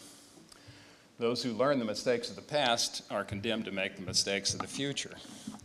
And I actually think that's the way people and certainly institutions work. We spend all of our time learning what we just did wrong, and we're very sure we don't do that the next time around, and guess what? We make another even bigger mistake. So that's my attitude about advice. You know, you have to run your own life. and you have to run your own institutions.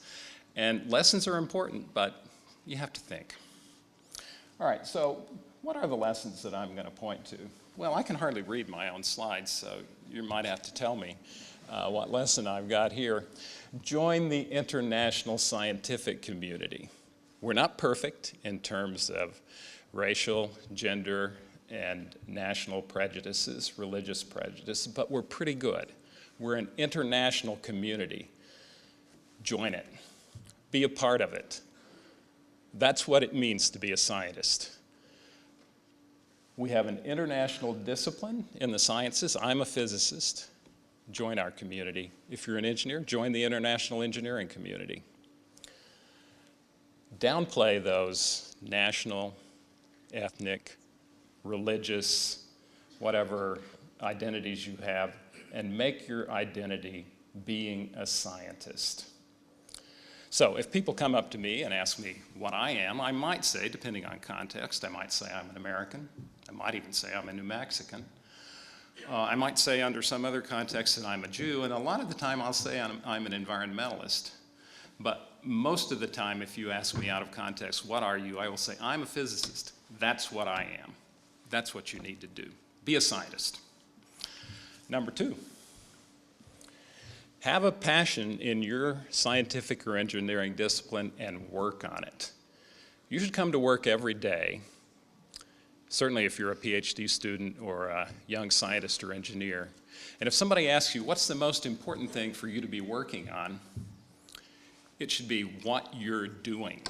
And if it's not, you should be doing that. You should be doing something else. Now, of course, we can't all be right about that. In fact, almost all of us are wrong.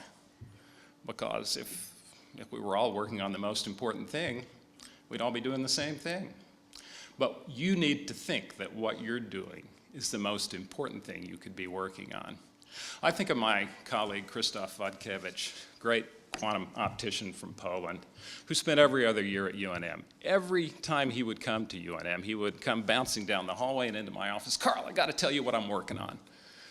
Well, and I didn't always think it was the most important thing to be working on, but the important thing, he did, and you knew it. Have a passion and work on it. All right, have some heroes. That's very important, and I got onto this because my academic grandfather, John Wheeler, that is Kip Thorne's supervisor, would ask job interviewees at the University of Texas, who are your heroes in physics? And most of them would, oh God, didn't know I needed to have any heroes in physics. Have some people you want to emulate. I can tell you who my heroes are, and I'm not making this up. I've had these heroes since the 1980s. Kip Thorne, my supervisor, great relativity theorist, exceptionally influential scientist, and now, on to bigger and better things, is the producer of Interstellar. Ed Janes, great advocate for the Bayesian view of probabilities. And that RJG, that's Roy Glauber. Great scientist, great quantum optician, the person who founded the field. And why are these my heroes? Because all of them are great scientists, but they also had what Ivan referred to. They knew or know how to communicate their science effectively, and that was what mattered to me. And maybe that's why Ivan at least thinks that I do a good job of communicating myself. All right, change your name to something that is close to unique in a Web of Science search. Now, I throw that in just so you can realize, not all of my advice is serious, and so I've already said you should take my advice with a grain of salt. This is important, but you're probably not going to do it. I do tell my kids, you can thank me that you put in Caves in your 2 initials, and you're the only person who comes up in Web of Science just like me. Anyway, that's a humorous interlude in case you didn't recognize it. All right. Famous.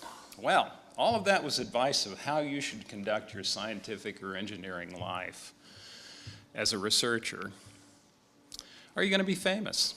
Well, here's my advice on that, and we'll see. It's not easy advice to take. Be at the right place at the right time to work on a problem that is just about to become important. That's where I got lucky at Caltech. Nobody was thinking about those quantum issues and measurements, and in the very odd circumstance of macroscopic gravitational wave detectors, that question came up, and I got lucky and worked on it.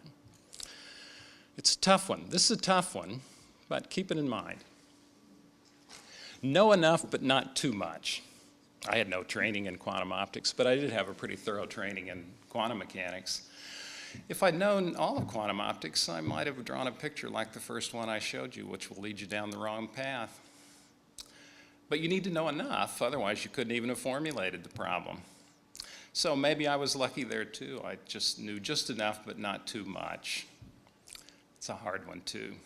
So you say, well, there's a lot of luck in that. Luck indeed. I think it's important when we look around at life in general, success in any area, there is a huge amount of luck in it. In this case, luck having the right mentors, luck being at the right place at the right time, working on the right problem. There's also talent. So success is some combination of luck and talent, and it's hard to arrange. So what can I recommend to you? There it is. Keep at it. Keep at it. Work on what you think is important. Have a passion. Work on that piece of science. I get up every day thinking about physics. Every day. Or as my wife would prefer to put it, not listening to her. But it's true. I get up every day thinking about physics. I still love doing it. It's a great thing to be doing, and I commend that or any scientific or engineering discipline to you. Get into it, be passionate, work on it, be enthusiastic. And then I'll leave you just with one final message, and that's on the last slide. Thank you.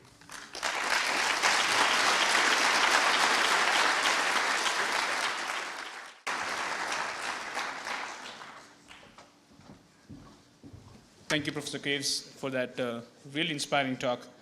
I can follow one piece of advice. Try typing Krishna in Google, and you'll see how unique my last name is.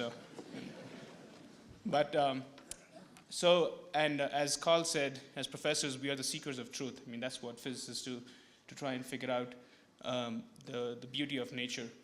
So the two things that probably corrupt the seekers of truth and cloud their judgment are money and power. So what you're going to hear in the next talk is a talk by one of the most successful startup companies. So when we were putting this program together, we said, someone asked me, who's Stuart Schoenman? And I said, he's probably the most successful person that you've not heard of. So what he's going to talk about is CVI Laser, which was a company that was started in Albuquerque, New Mexico in 1972. And it grew steadily over the next 40 years. And Stuart Schoenman who was a former CEO. He'll share the overview of the company. And I can say this because when I Googled this, he did sell the company. The transaction was for $400 million. And this is a New Mexico company. And Mr. Schoenman came to New Mexico in 2003 with a background of successfully running mid-market technology companies. So without further ado, I'll let Stuart do the talking. So please join me in welcoming Stuart Schoenman.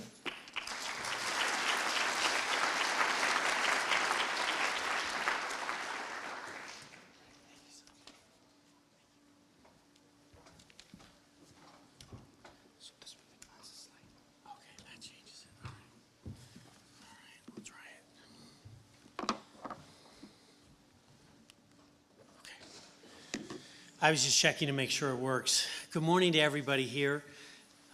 Business, as you have heard about, can be really rough and tumble. This was not from a business injury, but I am hopeful today to be able to get out of here in one piece. I want to thank, first of all, everybody here today, and particularly the Year of Light Committee for inviting me to speak. The program is truly spectacular, and with leaders from in and around the photonics area. And it's a great pleasure to be part of that discussion. My talk today, though, is going to cover three parts. You know, who am I? I am very low-key, so most of you do not know who I am or my background, which is okay. I'm below the radar, as they say. Then I'm going to talk about why is the International Year of Light important, and then what successes has photonics brought to New Mexico and the community here.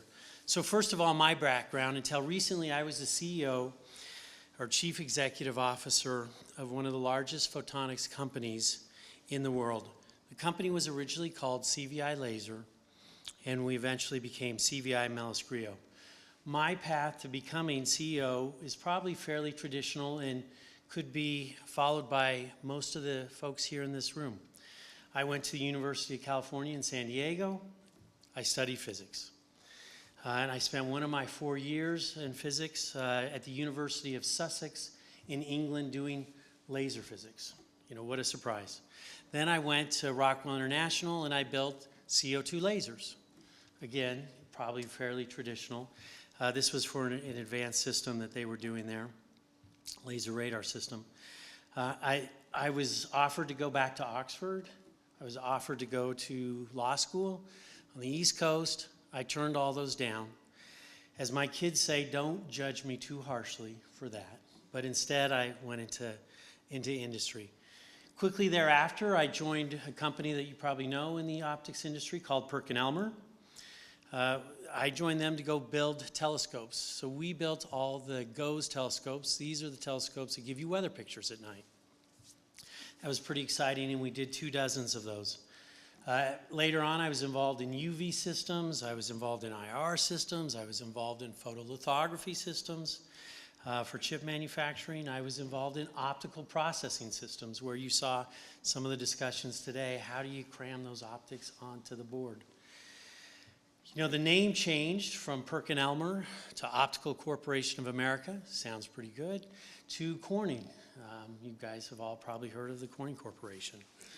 So after 13 years, I left there and I went to a company to run the industrial non-contact temperature measurement business.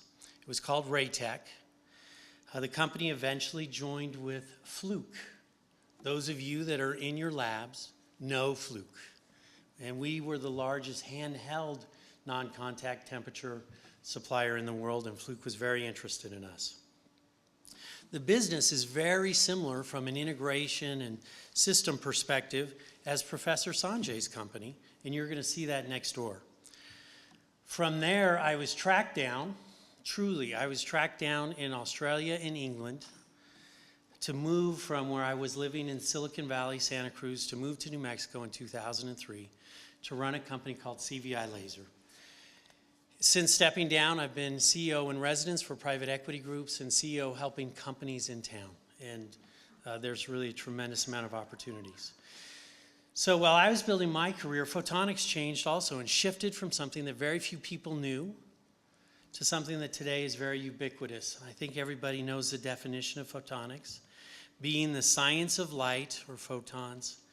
Generation, you do the detection, manipulation through emission, transmission, modulation, signal processing, switching, amplification, and detection and sensing. Photonics has become part of our lives in the past 50 years. We all use our laser pointers. I brought mine up, so I'm good to go there. When you're checking out at the supermarket with your groceries, the barcode scanner seems pretty common today. Turns out CVI did the first mirrors for that system, which again is pretty great. You used to use your DVD players. You guys may not be using that as much today, but back in the day. And for example, CVI made all of the optics for these CD players, which is absolutely amazing. And this is all happening right here in New Mexico. And we are in the smack dab of things, and I love that people are talking about this. There's a company today, right, a few doors down, who is developing a LiDAR and other photonic systems for autonomous cars. Here in New Mexico. You guys are all reading about Google and now Apple and all that. This company is called Trilumina, and they're developing the products, and they're resident here on campus. You know, there's another company that's developing a breath analyzer for tuberculosis. That company's name is Avisa. Another technology developed here at UNM by Associate Professor Graham Timmons. There's some other cool technologies. There's a glass ceramic material out there that will potentially revolutionize sensors packaging in the semiconductor industry. This is where you're replacing the laminates within your circuit boards today with a ceramic substrate. This company is called 3D Glass Solutions. The gentleman left Sandia Labs and followed his passion. You may not have all heard about these companies, but these companies are on the forefront of what's going on in industry today. So this list goes on, and I can tell you that I believe that the Year of Light is very appropriate because, as you've heard, the future is really bright and is filled with opportunity for photonics-related companies and products. So third, a quick history of CVI, and I have some slides. So CVI, as you all probably know, stands for 106. When you go back to your Roman numerals, you learned a long, long time ago. And the reason it was called CVI is because the optics were being made for 1.06 micron laser. Not very complicated to come up with a name, but it's a great name. I really like it. The neodymium YAG lasers were very big.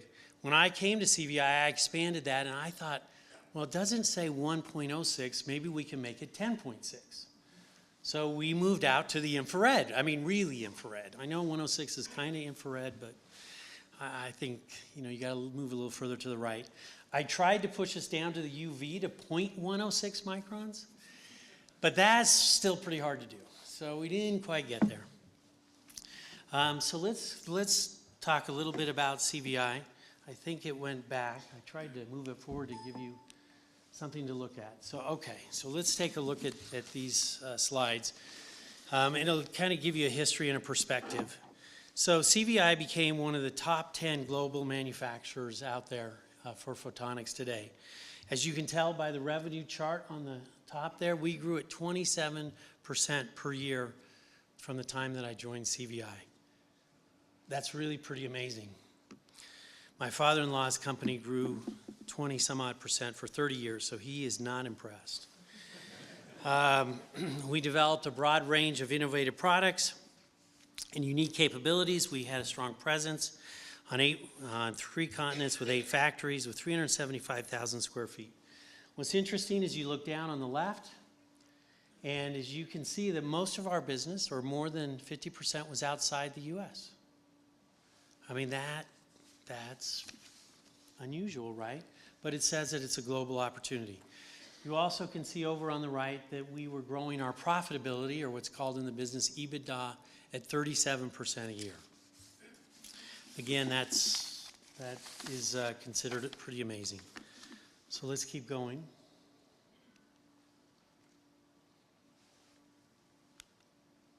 So this is really the key, and this could be for any company out there. But when you guys are thinking about business, and if you want to go into business, you're going to be asked, what is your investment thesis? In other words, why do you exist? Why are you out there?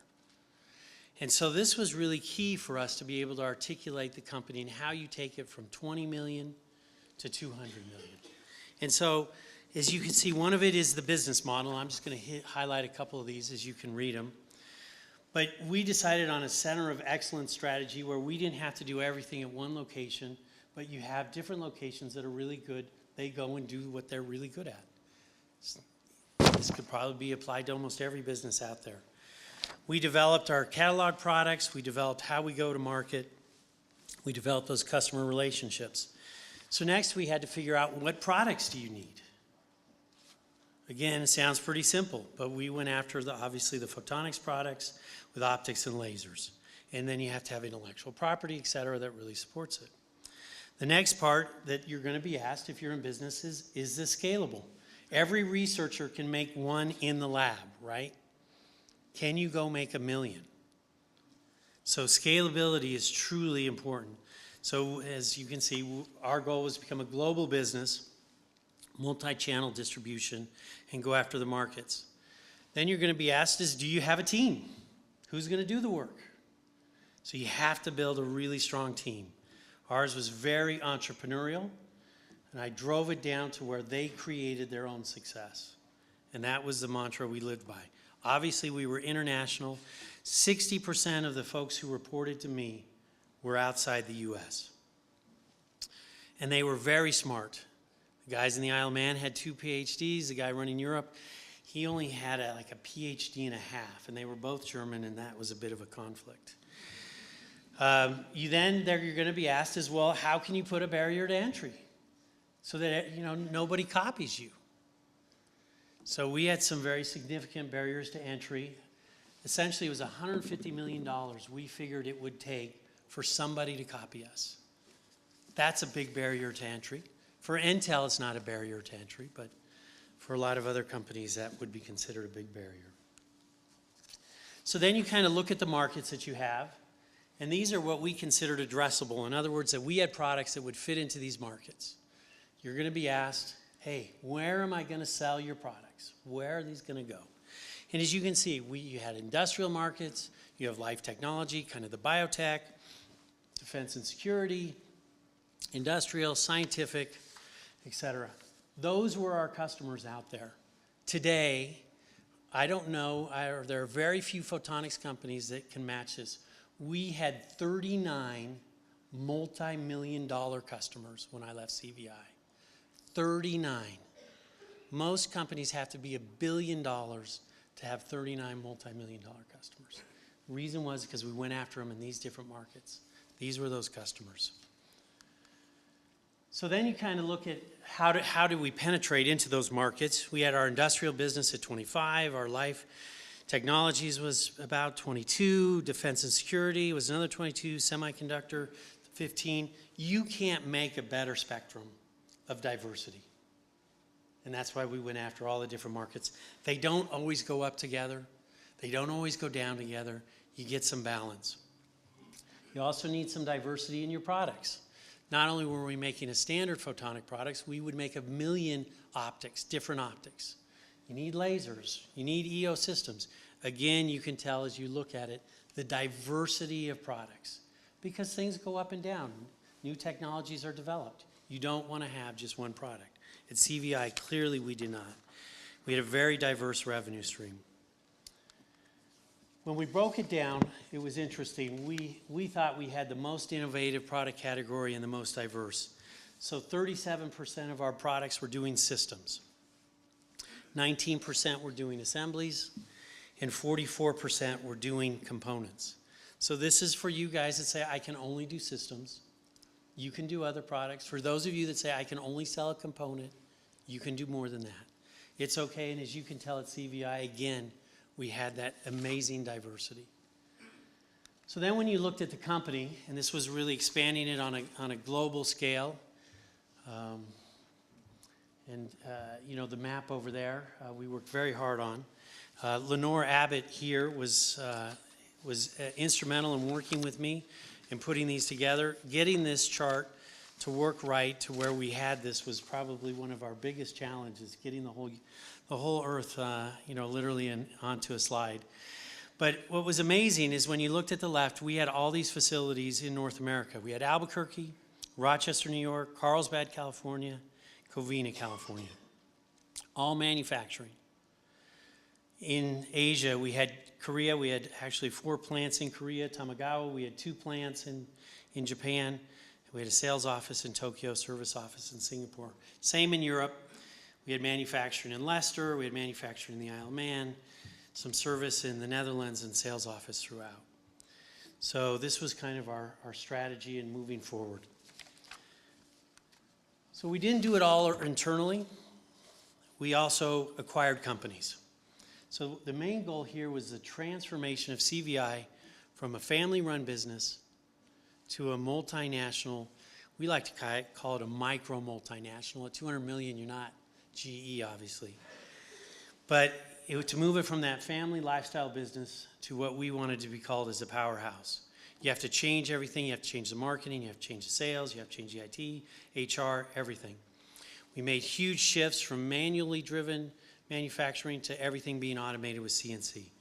Part of the way we did that is we acquired 4 companies and we acquired 2 factories. And that's the benefit of when you acquire, you'll see it in the first chart there from 3M. 3M decided they wanted to manufacture in China. They had a fantastic facility. They had, probably $25 million worth of equipment making a lot of money. So we took that 25 million, we bought it for 2.5 million, and then we put it in all of our factories around the world. That's scaling, and that was all automated. We took out of that also 10 automated coating machines that were designed for doing the display, the projectors that you see here. That was what 3M was manufacturing those lenses for. And you know, cheaper to do it in China. We were more than happy to do it in the US and everywhere. So that really was a transformative acquisition. We acquired a company called Optical Components. We did this before the 3M acquisition. And they were doing a new market. They were in infrared. They were in defense. We were in neither of those. And they were doing the CNC. We then acquired Melis Grio. What's fascinating is we were half the size of Melis Grio, and we had twice the profitability. That's pretty amazing out there when you can be half the size of somebody and essentially be making 4 times what they are. It's unbelievable. So we transformed them in that business. We also bought Quality Laser Optics in the Isle of Man. We bought a spin-off from Coherent, their infrared group, and we bought some assets from Yane Optic. Obviously, I was interested in trying to figure out how to grow anywhere I could, all around the world with my entrepreneurs. So then you kind of can see there's kind of a proven framework for growth here. This is how you grow a business. Global expansion. And you know, we kind of outlined all the details there. Organic, how you're developing your new products. What are you doing internally? Acquisitions, what does that take to add something? Often it's faster to buy somebody than to develop yourself. And vertical integration, you don't have to just do components. You can do components, you can do assemblies, you can do the whole process. So here are the financials. They're probably not as interesting. So when you look at it, and you looked at CVI Melis Grio, it was pretty fascinating. You know, we had exceptional EBITDA in revenue. I would say, if not the best, one of the best in the industry that Photonics has ever seen. Again, probably nobody knew. I don't think the guys, even in the photonics world, know. We were under the radar, and that was okay. We had obviously a robust photonics platform. You've seen and understood all those. And we had a framework for accelerating the growth. So, you know, when CVI started in 1972 with Dr. Hagi Han, he was brought here by local industry. He did not think of coming to Albuquerque. The fathers, the leaders in New Mexico went to Rochester, recruited him to come here, helped him start the company, helped fund the company. They even helped work for him, do finance and other stuff. They wanted him here, which I'll tell you is great. And that's the model, I think, that's trying to be done today. Over the years, as you could tell, it's really grown from this 27 million to several hundred million. When we sold the company in 2011 for $400 billion, 412 or something like that exactly, we had 1,000 employees around the world, but we still had our headquarters here in Albuquerque. So my question to you, and this is kind of the challenge, but my feeling and hopefully some inspiration is, can it be done again here? I'll tell you, it's not in Rochester. I don't know a photonics company in Rochester that has started, you know, beyond there has been a few big ones, but they're not in existence today there, such as Xerox or, you know, well, they're not pretty stories. It's not happening in Florida. I don't know a $200 million coming out of that Florida technology group. It's not happening in Arizona. I don't know a 200 million photonics company is coming out of U of A. I don't know any of them that are that big as CVI was here in Albuquerque. And the question is, can we do it again? And, you know, obviously, I'm pretty passionate about it. I think it can be done again. I believe that if you have the faith of Sanjay and I were talking of being big, thinking big, growing big, you can do it. So this is not the technology or physics presentations. This was to give you another perspective and what the opportunities are out there. And I really wish you the best of luck, and I hope you achieve your dreams and passions, as people have talked about. Thank you.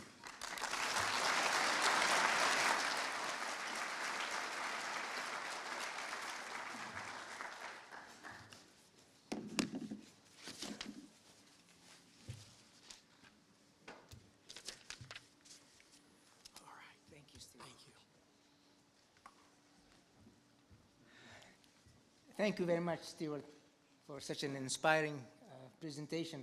It's wonderful to see that you can wake up every morning and do what you love in science and reach out to the world, be international, and at the same time be an entrepreneur and build a successful business. Congratulations, Stewart.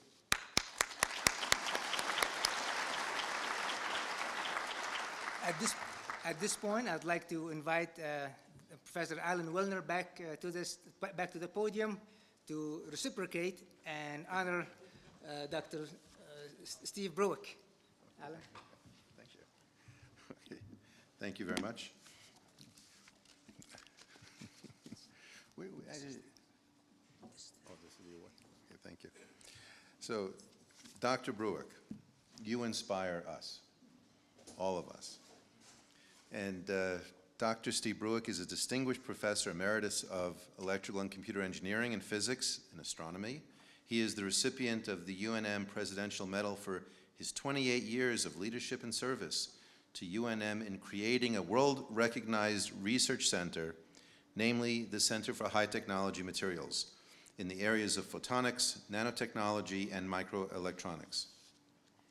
Professor Bruick's leadership at the Center for High Technology Materials at UNM since 1986 has provided an excellent example of what can be achieved by a visionary leader to build a new center from the ground up, the house that Steve built. CHTM's national and international visibility is tightly coupled with Professor Bruick's outstanding leadership and vision for CHTM. I was in my wife had her milestone birthday recently. We spent it in Santa Fe. We drove back and I pointed, as we were driving by, I said, that's where.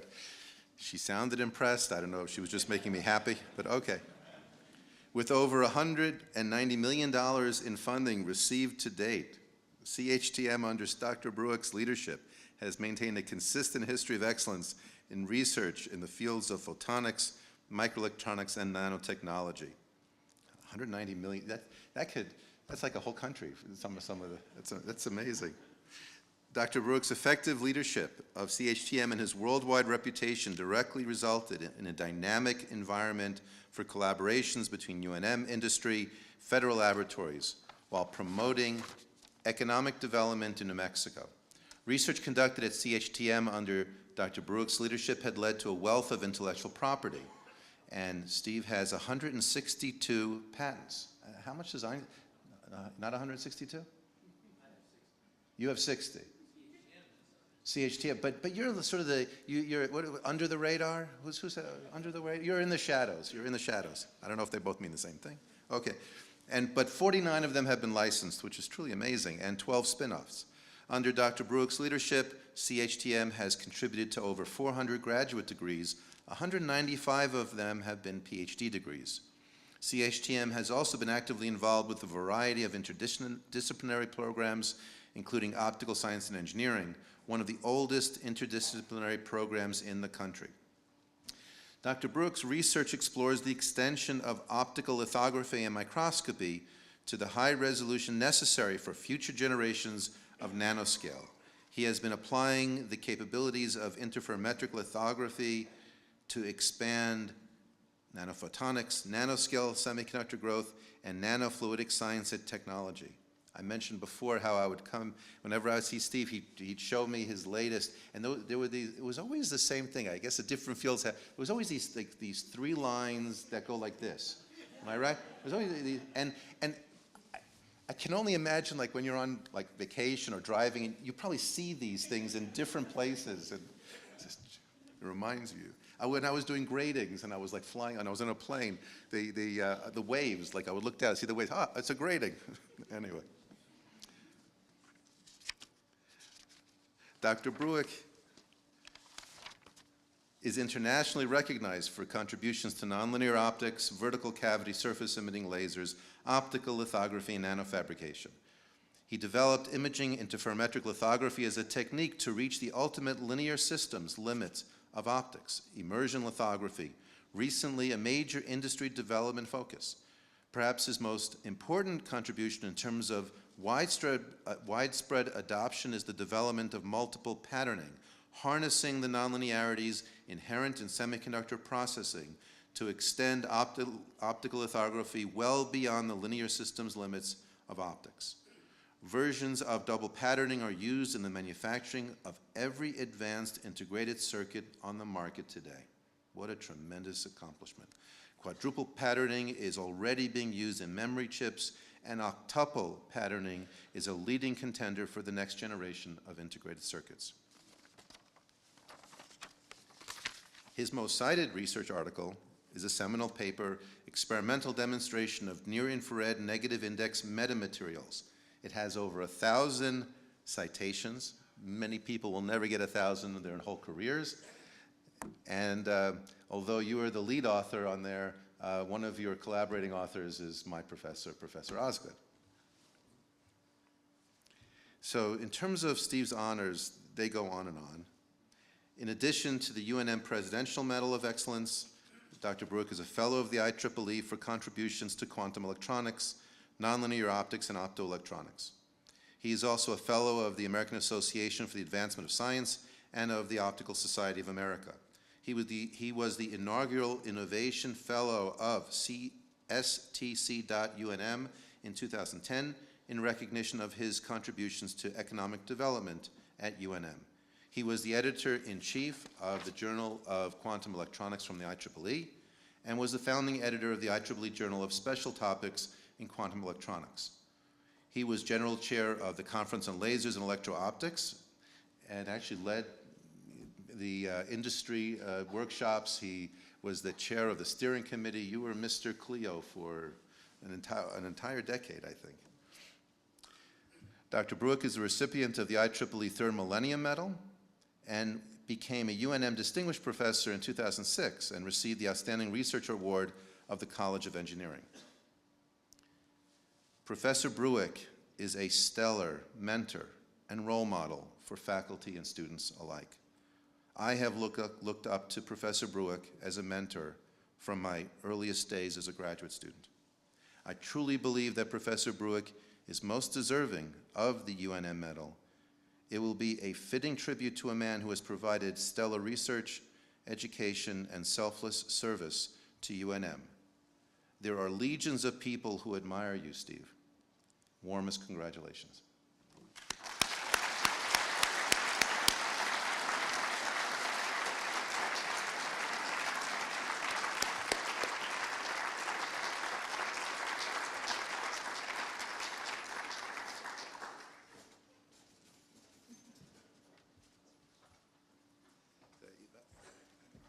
It took, until I saw the script, by the way, I never realized what RJ stood for. And now it's Roy Julian.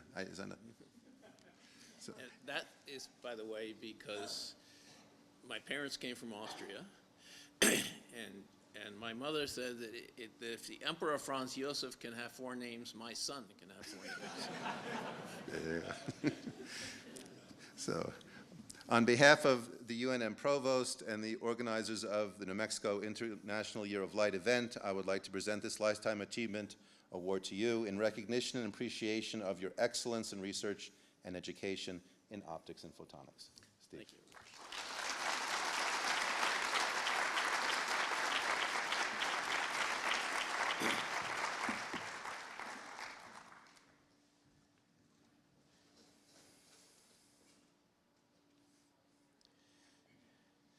Okay, so my talk is a little bit more linear than Carl's, and I won't tell you how to live your future, but I will spend a little bit of time in the past because if nothing else, I have longevity.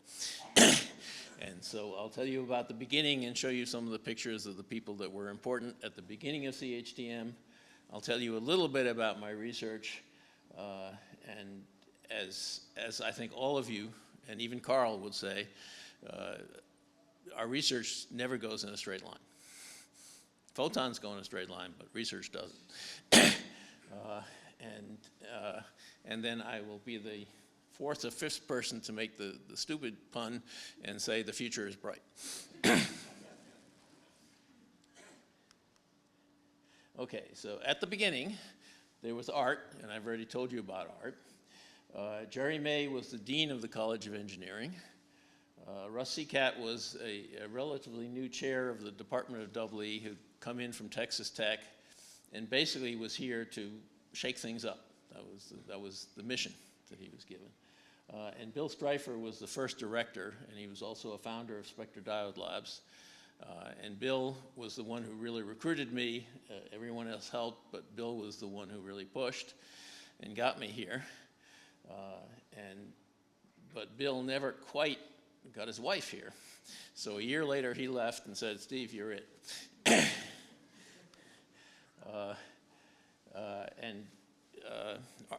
Alan has already shown you that picture of me, and you can tell that I indeed was younger once. Ken Jungling, who was in the back someplace, was the first associate director, and he was wearing a white coat. So. Chris Schausen was a brand new faculty member we brought in, a very young faculty member at the time. Bob McNeil was here, and unfortunately has since passed away. John McInerney was also a new faculty member, and we worked hard, of course, to get some publicity early on. And you can see some of the pictures that came out of the paper. And you can see that there's very little on that optical table that Raja is using. Today, you can't find the table under all the other stuff that's on top of the table. We did have some controversy. There was a sit-in during the first Gulf War, and my office was occupied, and the university figured out fairly well how to fix it. Jerry May at the time was president of the university, and he didn't figure out how to fix it in his office, and that was ultimately not a good thing for UNM. And we had some fun. So this is the groundbreaking of the CHTM building. And we used our stuff. So we had a diode laser that we made and a fiber optic system to set off 2 pounds of dynamite and break the ground. And the good news was it was fun. It was a great thing to do. There was some bad news, too. This was about a year after the Murrah building in Oklahoma City. And right next to us was a Social Security building at the time. And we didn't bother to tell them that this was going to happen.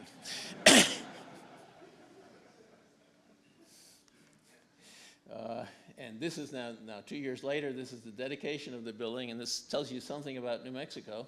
There are 2 U.S. senators on that picture, and the Speaker of the New Mexico House, who helped push the money for the building through the legislature.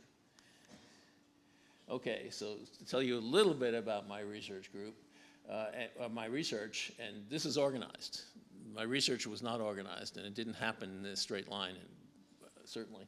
But I spent a lot of my time, as Alan told you, looking at periodic structures.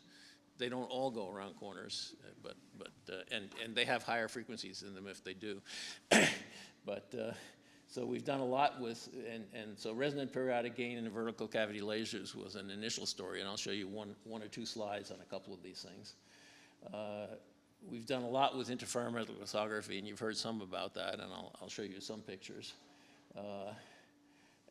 We've done some not so periodic things, because once we understood what we were doing, we could take the simple thing of interfering through laser beams, which is interferometric lithography, and apply it to more complicated patterns. And we can do that in the forward direction and make things, and in the backward directions and do microscopy. And then we did some work in things that aren't at all periodic along the way. And these were interspersed, of course, and they didn't happen in any kind of linear way. So here is the resonant periodic gain, and the idea, is there a pointer in this thing that works? Nope.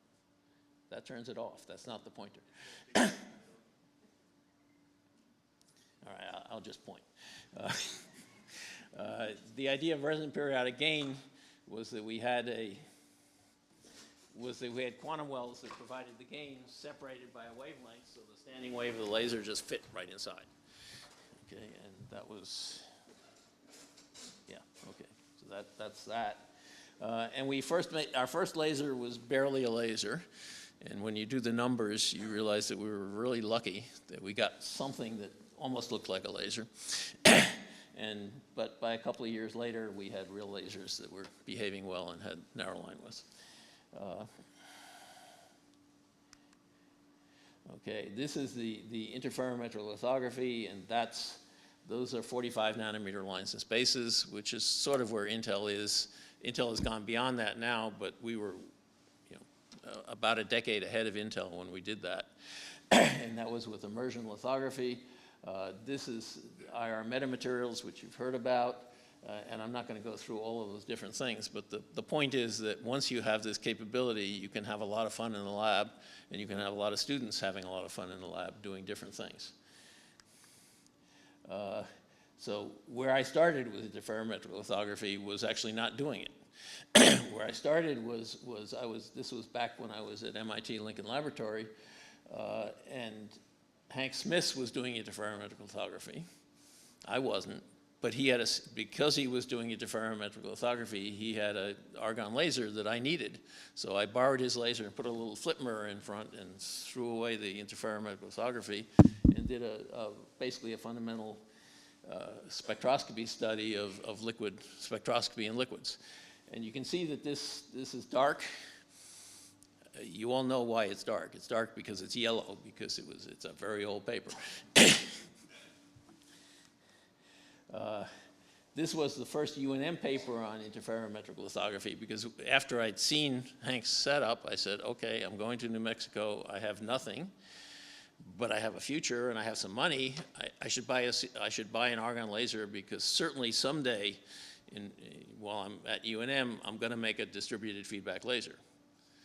And I was right, but it did take 20 years before I did it. So we started out doing some interferometry, and we discovered, lots of other people knew this, we discovered that you could make really vertical sidewalls. Okay, and that's nonlinear optics, right? That's spatial nonlinear optics, and that's what led to this idea of double and quadruple and octupole patterning. Is those straight lines, the Fourier transform of those things with straight lines has lots of harmonic content, has lots of high spatial frequencies in it. And if you're clever, you can do what this laser is doing, which is taking a 106 micron laser and doubling it to the green.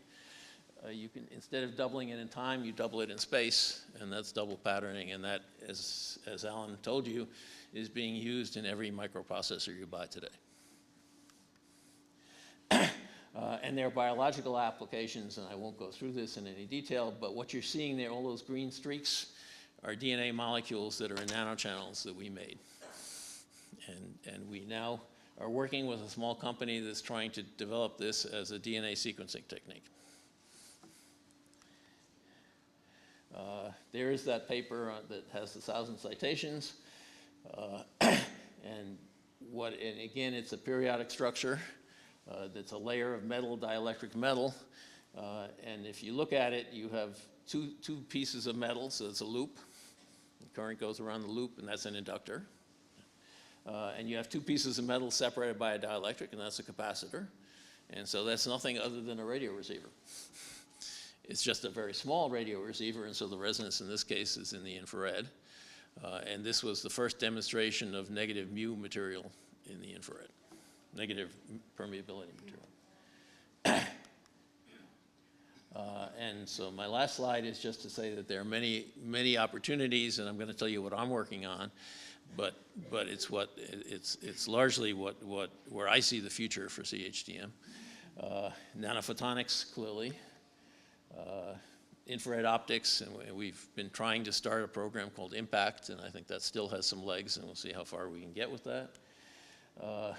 DNA sequencing I mentioned as an outgrowth of something that we had no idea we were starting, but that's the way science is supposed to go. Advances in microscopy and pushing, and the goal is to push optical microscopy down to the levels that you could only do in the past with electron microscopes, down below 50 nanometers. There are an infinite number of biomolecular lab on a chip applications that will be important. smart lighting. We have a new angle and spectral sensitive detector which will enable the killer apps. Lighting is going to become LEDs, and LEDs are more like electronics than a light bulb is like electronics. And the same thing that happened with electronics going from tubes to semiconductors is going to happen with LEDs, and we're going to have enormous applications for this in improving human health and productivity and hospital lighting and things of that sort. And in all of this, the scalability, as Stuart mentioned, is important. And to do manufacturing, you need scalability. And to do manufacturing, you need to measure what you're doing. And so metrology is a critical aspect of that. And so my last message is that CHM has fortunately had a long and productive history, but there's much more yet to come. And thank you all.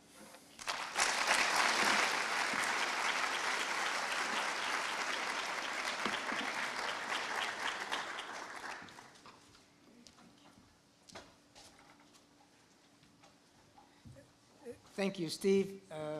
As Professor Alan Wilner mentioned, Steve had many contributions to the Optical Science and Engineering program, which is one of the oldest photonics and optics programs, interdisciplinary programs in the country. And it gives me pleasure at this point to introduce the General Chair of the Optical Science and Engineering program at UNM, Dr. Sudhakar Prasad.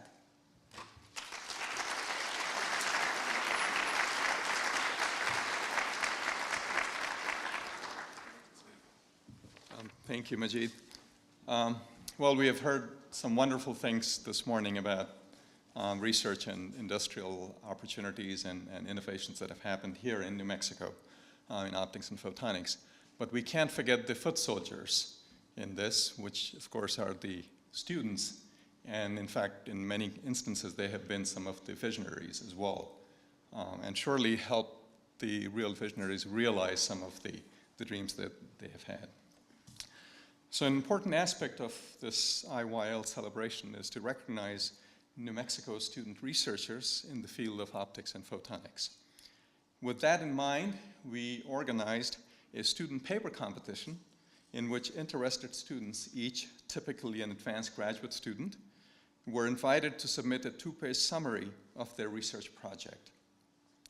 We received a number of submissions from which a panel of judges drawn from the different constituencies of the New Mexico Photonics enterprise selected the top 3 papers for special recognition and prizes.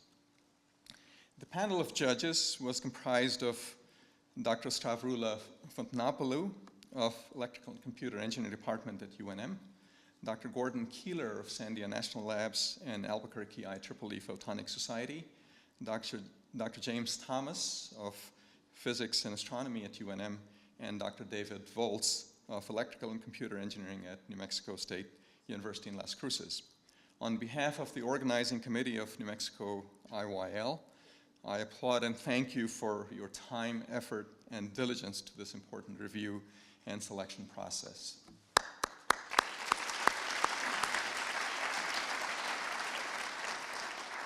And without now further ado, I would like to invite the one and only Professor Roy Glauber, about whom you've already heard, 2000 Physics Nobel Prize winner, for his seminal theoretical work in establishing the field of modern quantum optics, to present the top 3 student paper awards.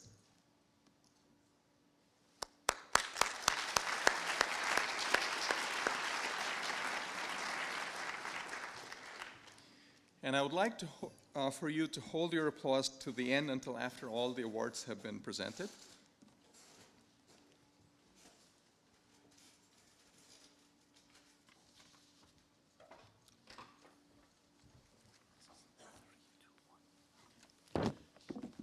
So our 3rd place winner is Mr. Zhao Yang, who receives a check for $100 and a certificate.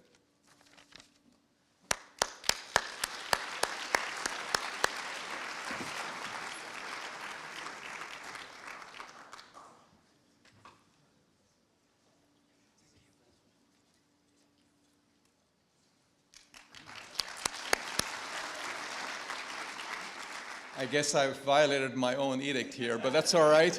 I think there's plenty of time in going back and forth. So hard as I think a teacher to really hold your applause, I think. Our second place winner is Mr. Ali Reza Kazemi, who receives a check for $200 and a certificate.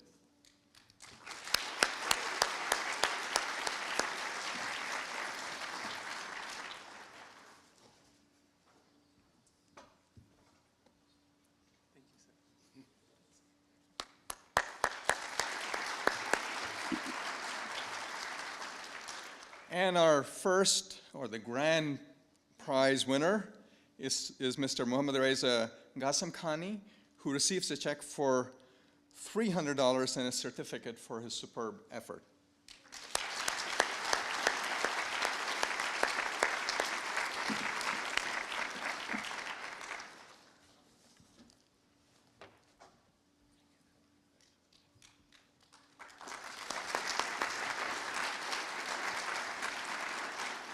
Well, in recognition of these student awards, and I think you would like to hear at least one of them, and of course it's going to be Mr. Ghassem Khani, and he will tell us very briefly about the project for which he has won this award. So, Mohammed.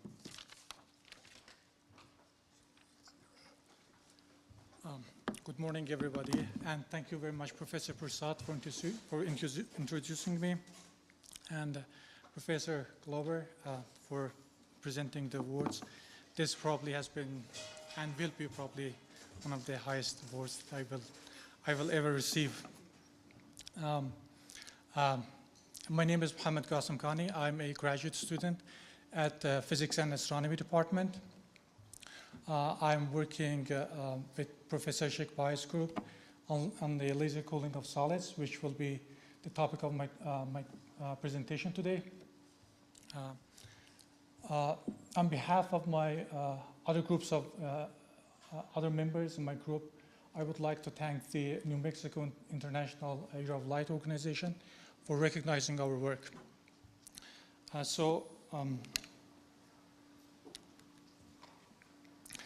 me start by a brief history on the laser cooling. So the term laser cooling is usually associated with the laser cooling of gases, which is also known as Doppler cooling. So the basic idea of Doppler cooling is to reduce the translational energy of atoms by interacting them with the laser light. Usually, counterpropagating laser beams are used to reduce the translational energy of atoms or molecules in dilute gases.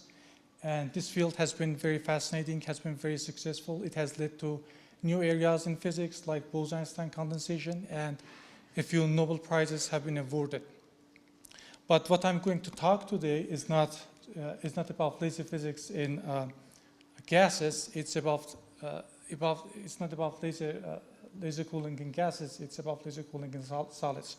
So in solids, unlike gases, atoms are confined to their lattice sites. They only can slightly vibrate in their positions, as you can see here. This vibrational energy is known as phonons. So in order to cool a solid, you have to take away its vibrational energy, or its phonons.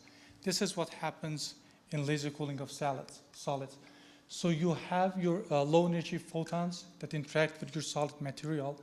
The photons interact with the atoms, and they take away the phonons of the atoms, and the heat escapes as a fluorescence with higher energy. In physics, this process is known as anti-Stokes fluorescence. So it's interesting to know that the cooling of a solid with a light was proposed in 1929 by Peter Pringesheim, long before then even the first laser was invented, or long before then the laser cooling of gases. And the first experimental observation was in 1995 by Richard Epstein in a ytterbium-doped glass.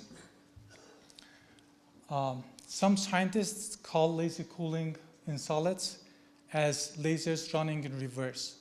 So for me, in order to explain a reverse of laser, I'm going to explain how the laser works.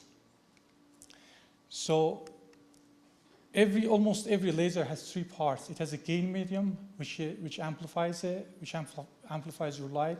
It has a source of input energy known as pump, and it has two or more mirrors, which forms a resonator, a form of feedback system. If you look at an atomic scale, this is what you see. You have your atoms of your gain medium with their manifolds. I'm showing 2 of them here. With your incoherent or partially coherent high energy pump photons, you pump electrons from the bottom of the ground state to the top of the excited state, and through the stimulate emission, you get low energy laser photons out. So as you can see, the difference between the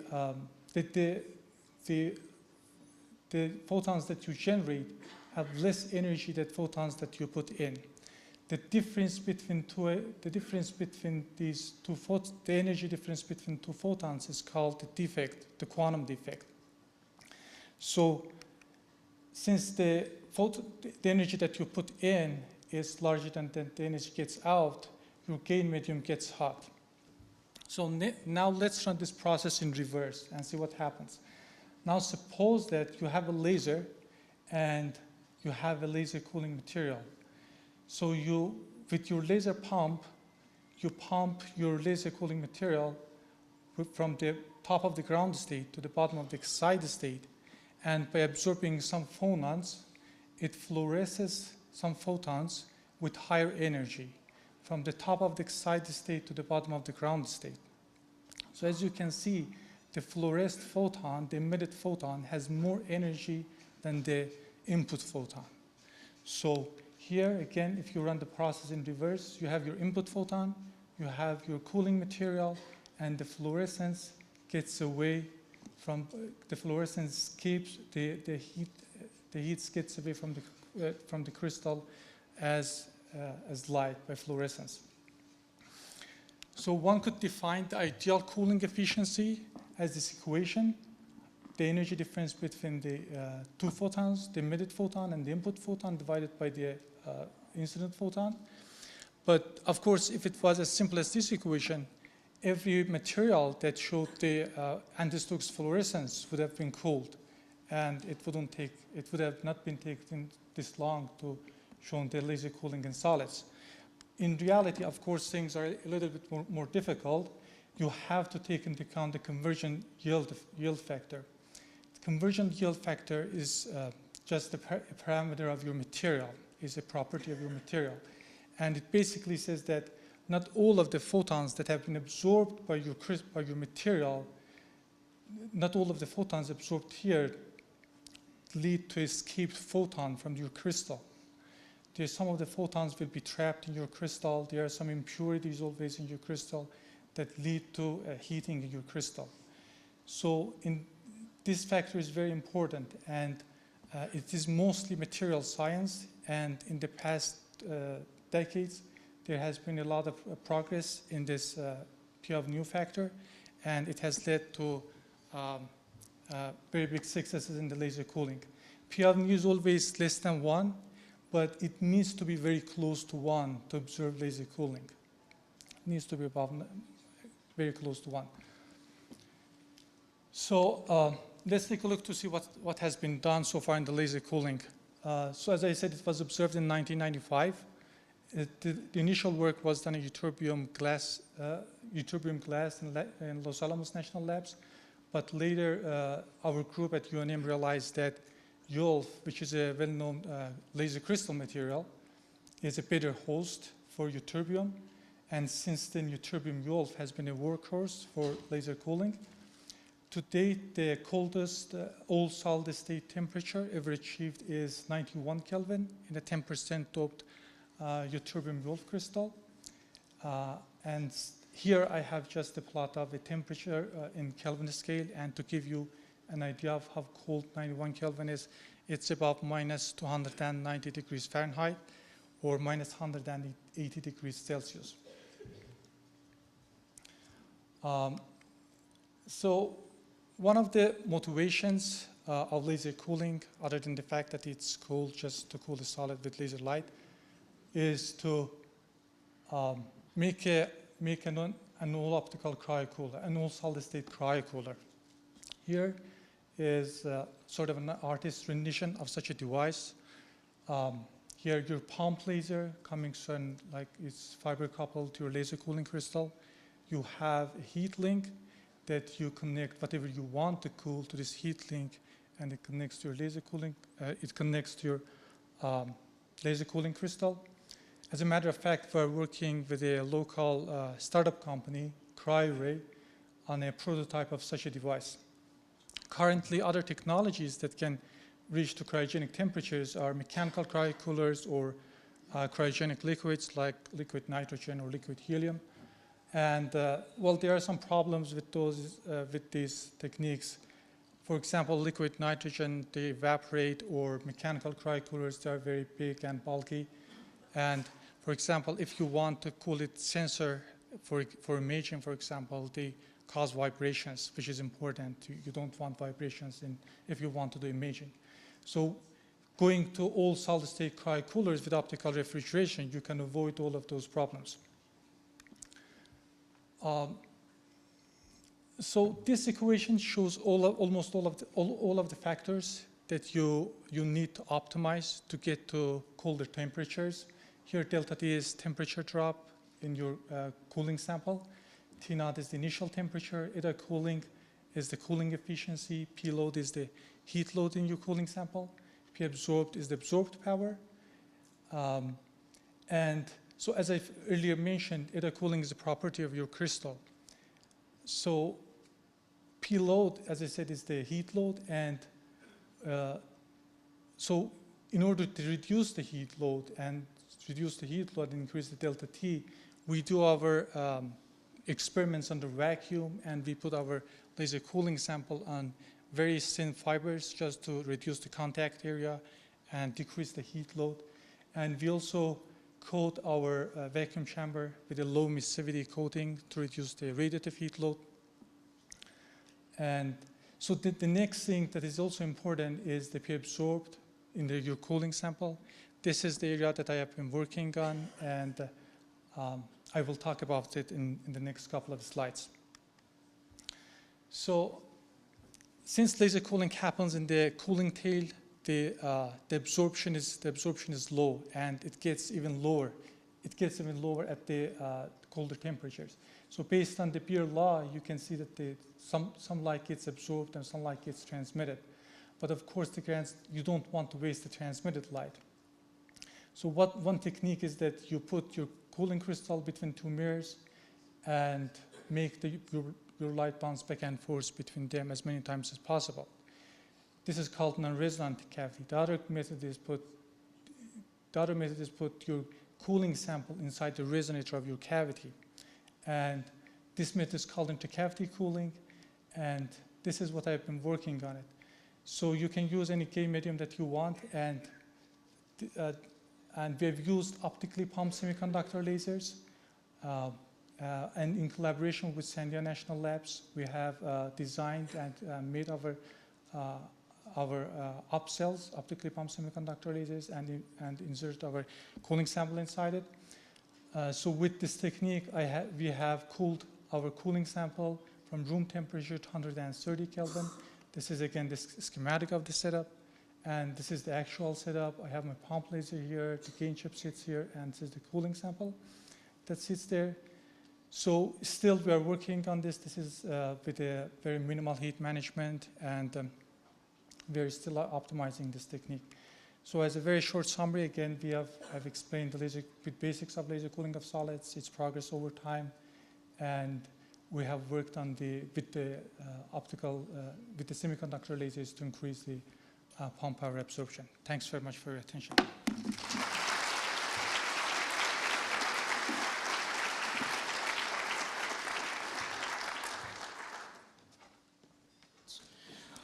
So what we're going to do now is have a little bit of a panel discussion. The risk that you run when you have a professor as a moderator is you always will have a surprise quiz. So here's the actual surprise quiz for all the panelists. And, you can hand them out. So what I'm going to do is we only have a limited time.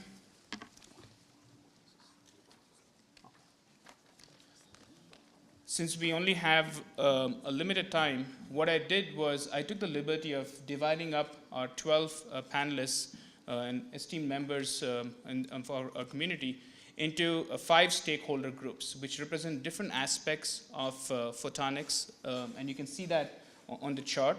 And I won't read the titles, but basically it gives you the research and education component. It gives you a national lab presence, which is one of our big strengths in New Mexico.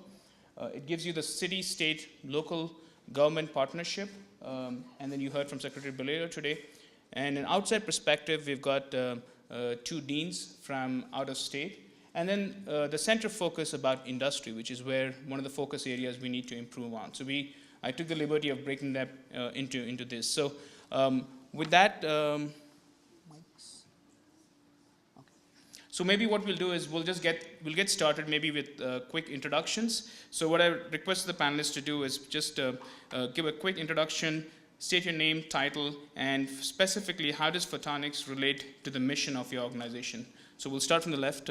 Dave, do you want to? My name is David Bliven. I manage a venture capital fund based here in New Mexico called Cottonwood Technology Funds. And arguably, we may have one of the best photonics portfolios in the country. We're starting to be recognized. And 2 of the companies are based here in New Mexico, which I'll talk about later. We're just closing an investment in another photonics company based in Europe. And so we're finding great opportunities here, though, in the photonics space. So that's our role. Thanks, Dave. Brad. My name is Brad Clevenger. I'm the CEO of Solera Technologies Corp., formerly MCOR, for those of you that know the MCOR name here. It's a company headquartered here in Albuquerque that manufactures compound semiconductor solar cells for satellite power applications. Tom Koch, Dean of the College of Optical Sciences at the University of Arizona. And of course, our product is students to do research in the academic sector and provide jobs into the private sector, or fill jobs in the private sector, and also to conduct research, but also to partner with government and industry stakeholders, and we'll get to that more later. I just want to comment that I owe the beautiful state of New Mexico the fact that I'm in Tucson, because I've been coming here for 30 years, and my wife fell in love with the Southwest, and hence here I am. I'm Baha Saleh. I am Professor of Optics and Photonics and Dean of CREO, the College of Optics and Photonics in Orlando, Florida. And of course, photonics and optics is our business. Kathy. I'm Kathy Sandoval, and I'm the director of the Albuquerque Institute for Math and Science at UNM, which is on the South Campus, and in fact is in that Social Security building that was mentioned previously. I think I have some students here. Kids, raise your hand. Oh, look at that.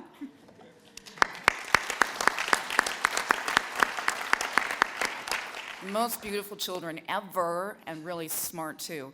The mission of our school is that you're going to go to college successfully, and you're going to do that utilizing math and science. And so we have a rigorous program, and we're also a dual credit program. So students who graduate from Ames at UNM, they have to have at least 30 credit hours at UNM or CNM. Most likely, the average is about 50 credit hours, and I have had students graduate with 100 credit hours. Mike, do you want to just quickly introduce? I thought we had time to go to the bathroom, so just an introduction? Just introduction, this is what. I'm Mike Dewar. I'm the Vice President for Research here at UNM. That office organizes and integrates all the research that happens on UNM campus, and trying to deal with keeping research going in a difficult environment from a funding perspective. And one of the things we're having to deal with is looking for alternative ways to keep that science and engineering going at the university.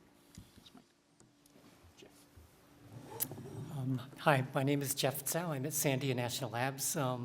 As many of you know, Sandia Labs is sort of a multi-mission lab with interests all the way from nuclear weapons to defense systems to energy. My own area is solid-state lighting science, which is making a big impact, obviously, on energy. I think it was mentioned a few times before. The last year's Nobel Prize was for the blue LED.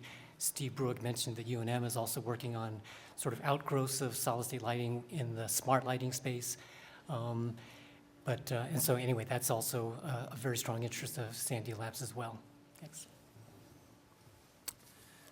I'm Robert Peterkin. I'm the Chief Scientist for Directed Energy at the Air Force Research Laboratory, and in that role, I'm an organizational descendant of Art Gunther, and in the truly small world department, my mother and her sister went to the same high school as Art Gunther, Memorial High School in West New York, New Jersey.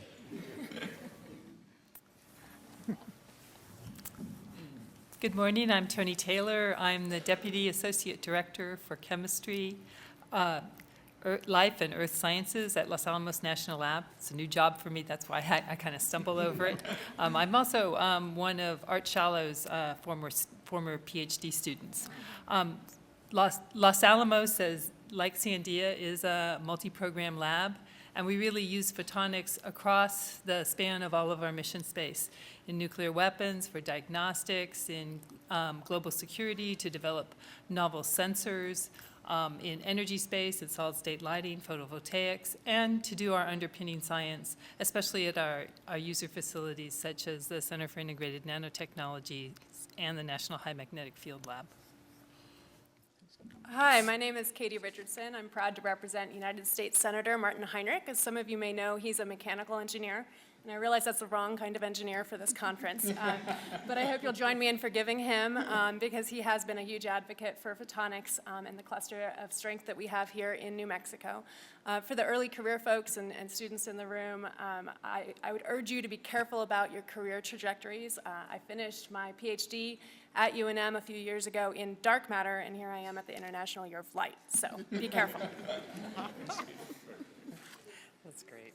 Hi, my name is Patricia Knighton. I manage the Economic Development Department's Office of Science and Technology. If you were here this morning, you know that I have the support of my Secretary Barella for the photonics sector and the projects I'm working on, and I need the support, trust me.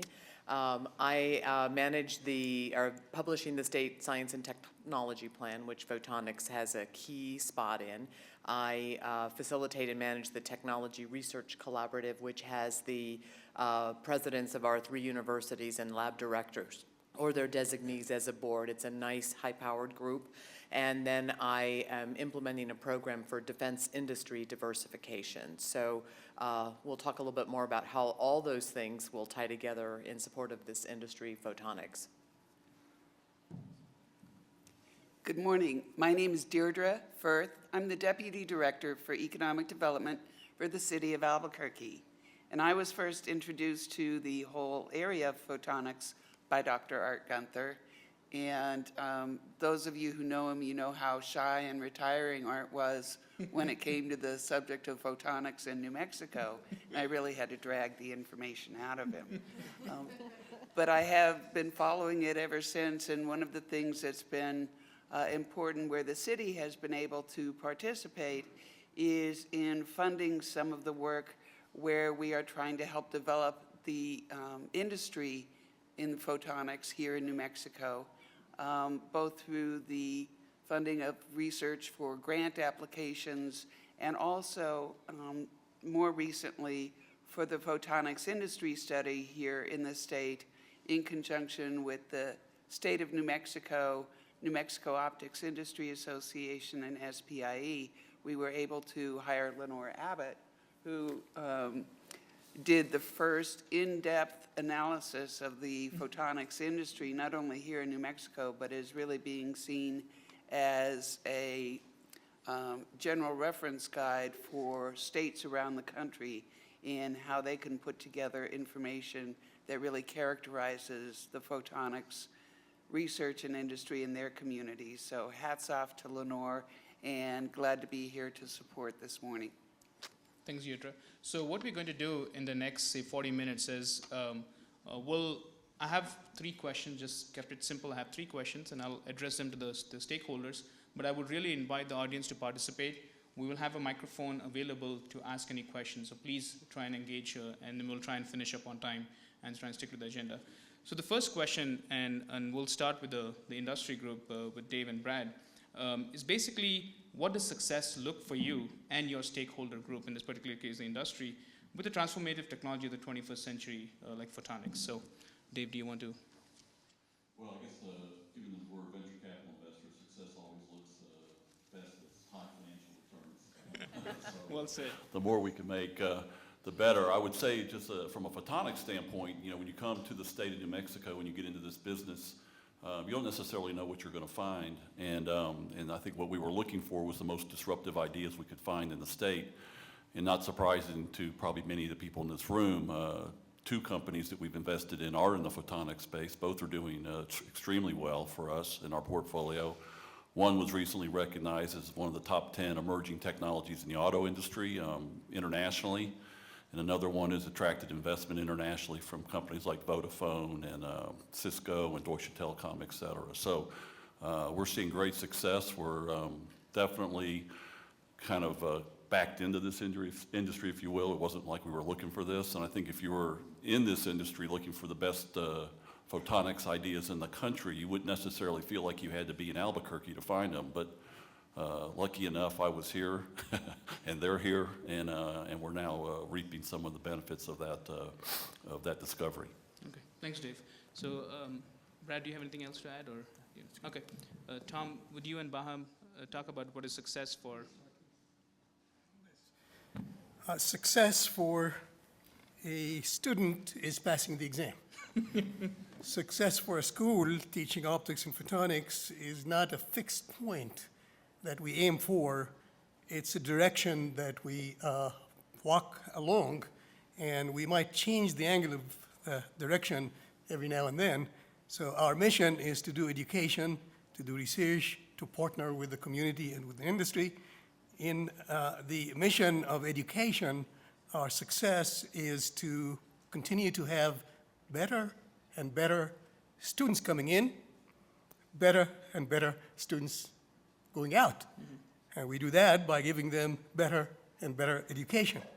What is better is hard to define, and we would obviously need the resources to give them hands-on experience, understanding what the technology is, what the fundamentals are, and going out to serve the needs of the stakeholders.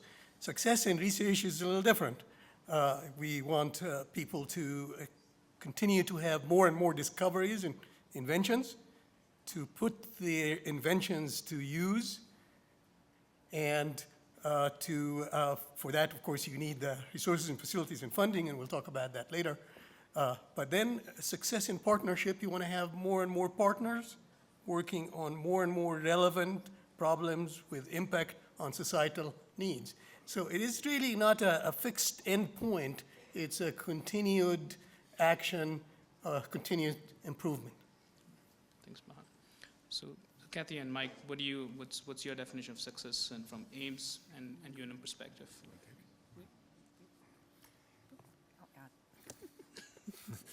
Well, Kathy and I probably would have different, even though we're both in the educational arena, we would have different definitions of success because of the different components of that continuum that we would have. But from our perspective, I think it would be an opportunity to really move forward with a different kind of educational experience and research experience for our students and for our faculty. I think what could be transformative is real public-private partnerships going forward, the kinds of things that we simply are going to have to develop if we're going to continue to have our laboratories in working order and provide the kinds of funding and resources that we need to train our students and get them out there in the real world and to drive economic development in the state of New Mexico, at least. I think we're a little bit behind what other universities have been doing for a number of reasons, not the least of which is our geographical location and the relative, not complete, but relative absence of industry in the state of New Mexico, which I think we're trying to partner up with the state to increase. But what I would imagine would happen from something like this is industry engineers and scientists, national lab engineers and scientists all working together, actually, where industry engineers and scientists are teaching classes, taking classes, working with our students, and there's an easy continuum between the academe and industry and the national labs in these areas. Okay, thanks, Mike. Kathy, do you want to add something? Success for me, I think we've already attained that, and so we have continuous improvement, and right now we're 97, 98 proficient and advanced. We didn't start out that way. We started about 20 and 30% 9 years ago. We have a wait list that is incredible. Just for sixth grade alone, I had almost 300 parents wanting to get 10 slots. So I think that speaks to some success of what we're doing. We are a free public charter school. Parents have to drive from as far away as Socorro or Santa Fe to get to my school, to get their kids educated. My goal is that no student that graduates from my school will ever have to take a remedial course, and so far, that's happened. And so now the next step for us is to try to replicate this really successful program, which is proving to be quite the challenge. Thanks, Kathy. Jeff, Bob, you. Well, I sort of have one potentially transformative technology that I'd kind of like to get you guys thinking about. It is sort of an unexpected outgrowth of my field, solid-state lighting. As many of you know, solid-state lighting is really basically getting light-emitting diodes to be so efficient and so cheap that they can replace pretty much all of your artificial lights in your home, in your offices, pretty much everywhere. But one ongoing trend in solid-state lighting is for efficiencies to get more and more efficient, for lighting to get even more efficient and even cheaper.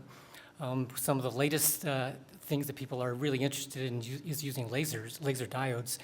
And I can imagine in the next 5 years or so, we'll see blue, purple laser diodes that are on the order of 70, 80, 90% efficiency. So what that does is that brings us into a world where photons become very cheap. We're used to thinking of photons as being pretty expensive, and so you can use it for high value added things like optical communications or lithography, as Steve has been doing. But for the first time in history, maybe in the next 5 or 10 years, photons will be almost free. I mean, not totally free, of course, you have to use electricity to create them, but they will be as free as the electricity that you start with to create the photons. And in my mind, that sort of opens up tremendous possibilities and opportunities for what you could do with almost free photons. So for example, some of you may be aware of this trend in precision farming that people are very excited about, where you have indoor farms near cities so that you can sort of minimize transport costs. You can put farms in very cold environments because they're indoors. But then you need artificial lighting, and so there are a lot of people very excited about how you could use this almost free lighting to grow plants. Another possibility is industrial chemistry. Again, we think about photons as being very expensive, and so you only use them when there's very high value added. But what could you do if photons become almost free in terms of industrial chemical processes? Another thing with very efficient photons is that, of course, heat management becomes less and less of an issue. And so your laser diodes can get more and more powerful, and maybe there's some directed energy weapon sort of application that could be also very interesting. Anyway, I just wanted to, it could really be the biggest transformative potential for photonics in the next 5, 10, 20 years. Yeah, thank you. Let me leverage off of those comments. As comprehensive national defense, national security labs, we're working on lots of technologies between the three great labs we have here in New Mexico. In my laboratory, some of the things that we're working on that rely on photonics include directed energy for self-defense of airplanes. High brightness lasers, for example, would enable that. Free space optical communications in dirty environments, complex atmospheres. Ever better clocks for precision, positioning, navigation, and timing. Some of the applications important to my laboratory. So success would be measured in our ability from the labs to transition the technologies we're developing to allow those technologies to be manufactured. And right now, the transition path is uncertain for some of these emerging technologies could be enabled by a better industrial base. We have a lot of things to build upon in New Mexico, and I would like to see some of the transition opportunities embraced by the growing manufacturing sector we have here in our great state.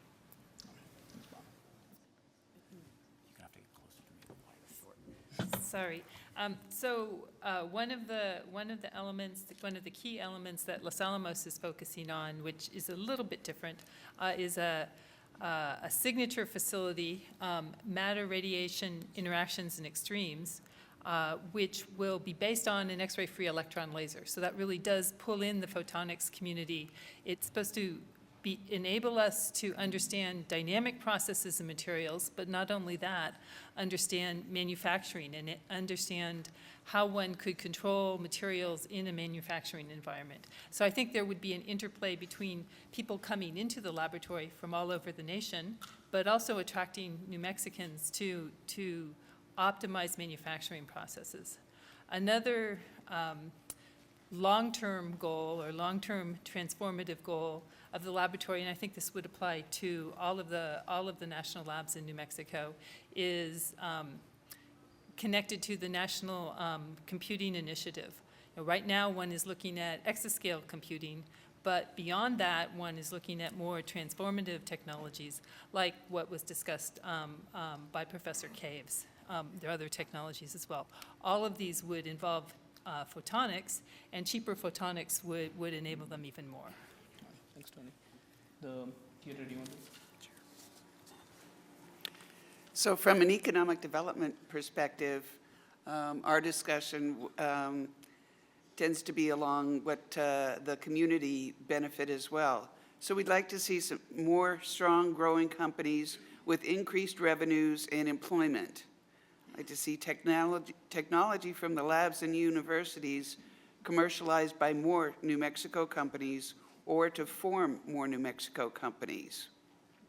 I'd like to establish a national center of excellence in applied photonics with strong industry collaboration.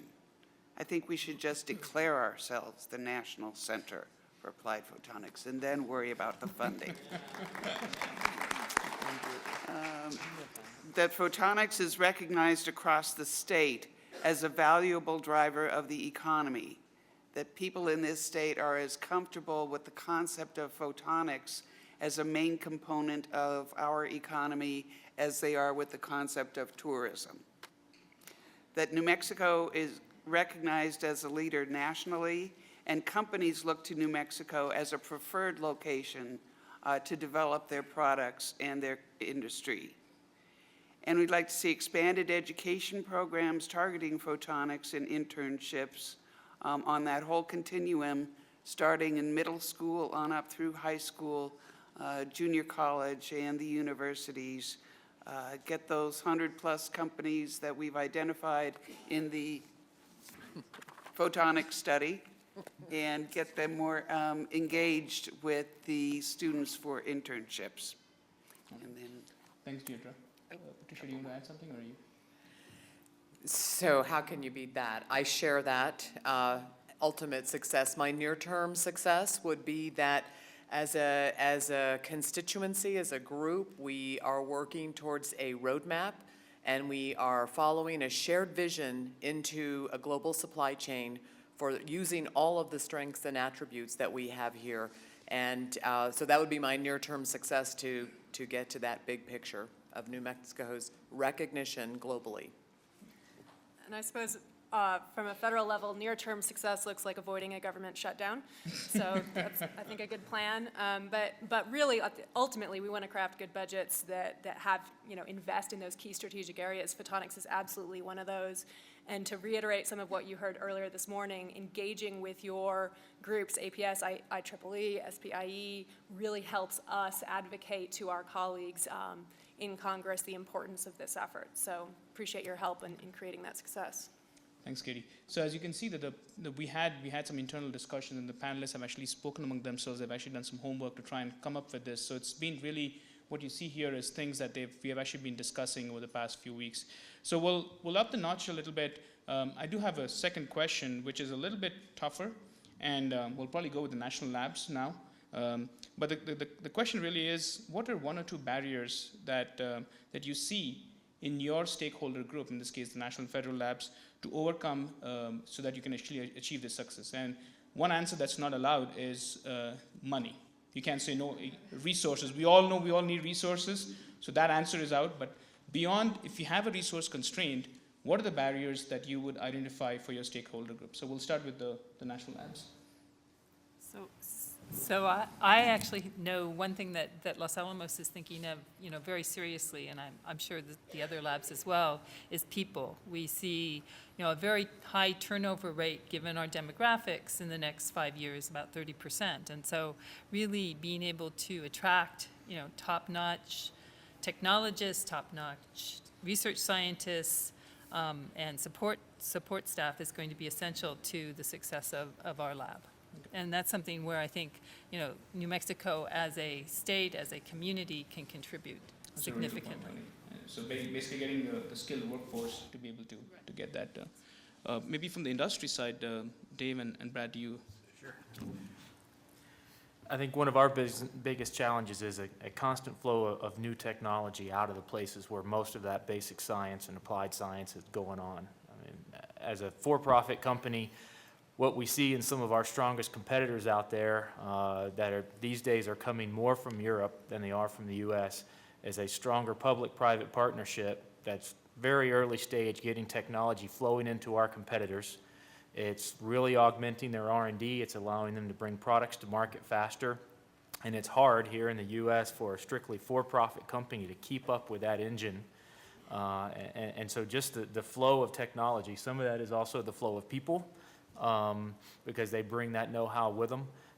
But our biggest competitors today, most of whom are coming from overseas, we see being enabled by a better unification of national interests, like a national lab system or the European Space Agency, for example, academic institutions, and then the for-profit companies that are drawing on that horsepower and putting it into their products.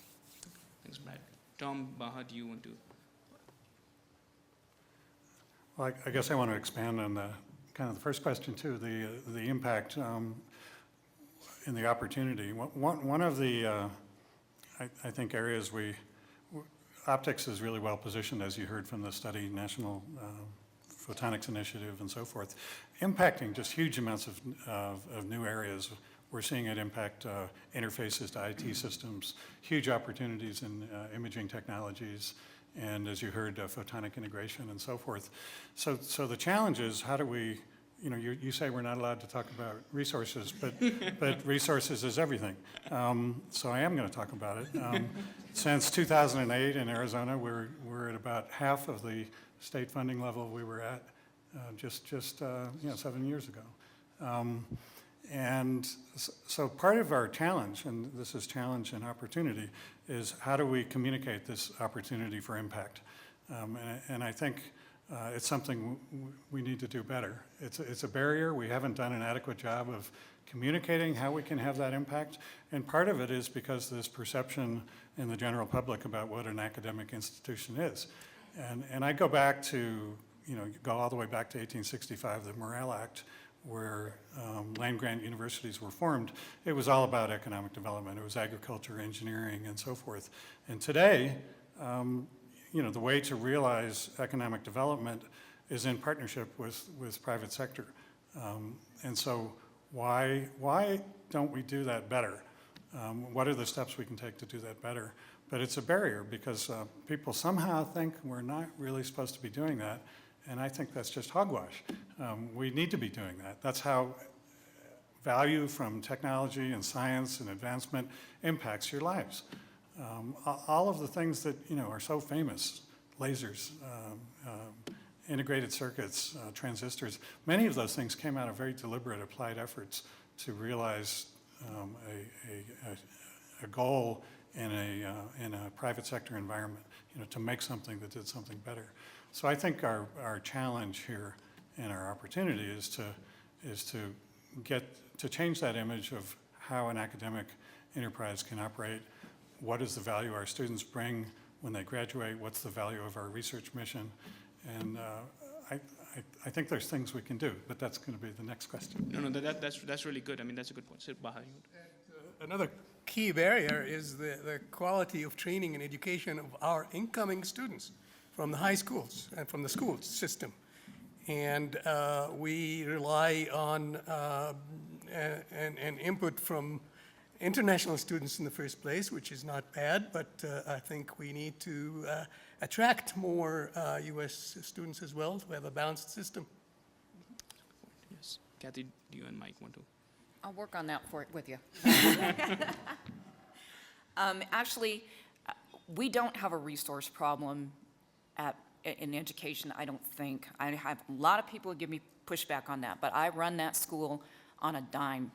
And if you saw the school, it's not anything like what the comprehensive high schools look like.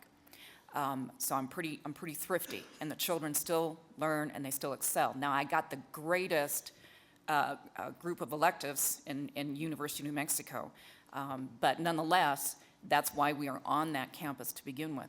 But I will tell you that we were originally a 9 through 12 school, but the kids that were coming in, you cannot graduate from my school until you've taken calculus and passed.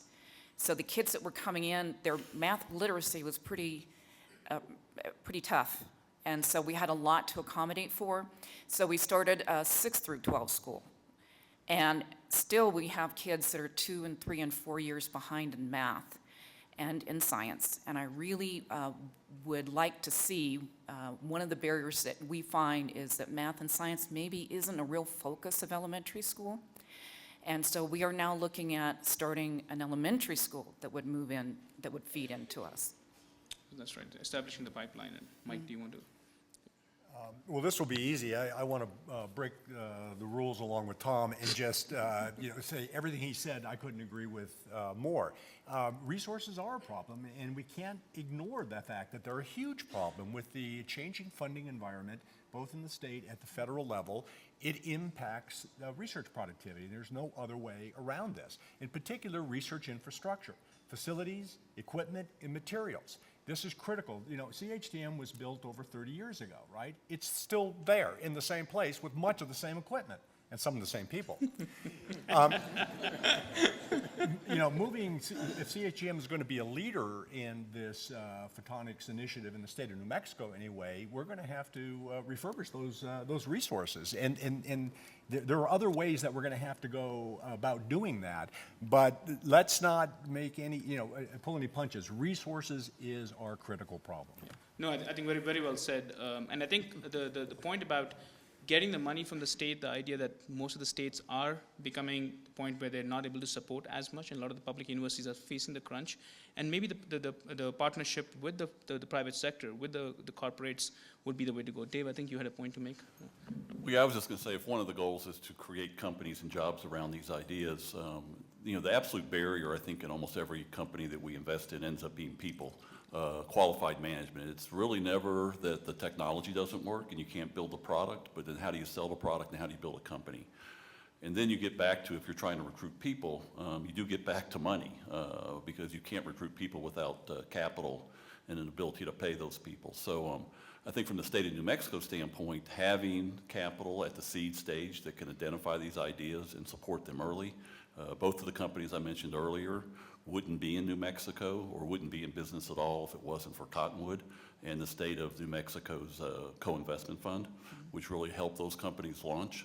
And so we've done two. There's a lot more opportunity in this state than we can ever take advantage of. And so I think it is an area that the state needs to focus on. Yeah. Good point, Dave. And so speaking of state of New Mexico and economic development, would the government group would like to say something? Patricia, you or Deirdre? Do you want to start? So just to follow on what Dave said about capital, we're working very, very hard to address the gap in seed capital for companies.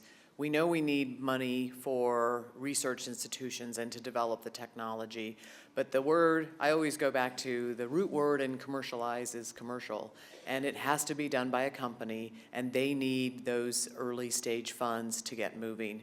And so we're trying very hard to address that gap. And I think we'll be successful. And then a few other points here. We talk about the centers of excellence. One of the things to work on will be identifying what the focus areas, plural, of that Center of Excellence will be. New Mexico is very good at developing enabling technologies, which is what photonics is. And one of the challenges in economic developments is all companies get tagged by industry codes, and photonics does not yet have its own industry code. And so for those of us who are trying to identify companies or maybe recruit companies or even working with companies here, that still remains a challenge to work with. So identifying industry needs, I think Patricia's going to talk about in the next part. So photonics crosses industry lines. How to market us as a center of excellence for the state and nationally, but also internally, how to market photonics internally here within the state as a premier industry. I see Kevin here from the Journal, so I'm really thrilled to see that they're covering this event. But again, just getting more of that awareness internally within our state and externally that New Mexico is really the place to be. So thanks, Deirdre. So I have one final question for the panelists, but before that, I just want to maybe lay it out to the audience to see, are there any questions that you would like to have asked from our panel members? Yes. Can you just use a microphone right here? You just have to walk up to the... It's right here. Sorry, I took people by surprise, but I just wanted to just hear from the audience and... it's a wireless. This is wireless. Is it wireless? This one is only for recording.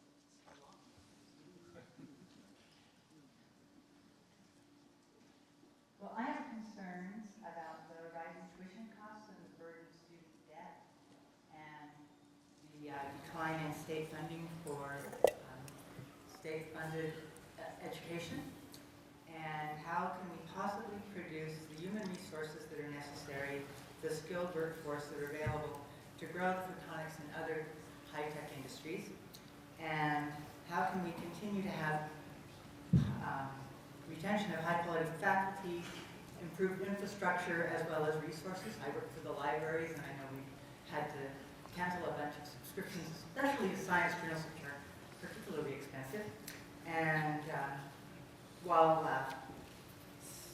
Secretary Burrell almost bragged that corporations have had a decrease in taxes, shouldn't they be expected to contribute to the development and production of human resources? That's all I have. All right, so maybe Mike and... Oh, boy. You get the tough questions since...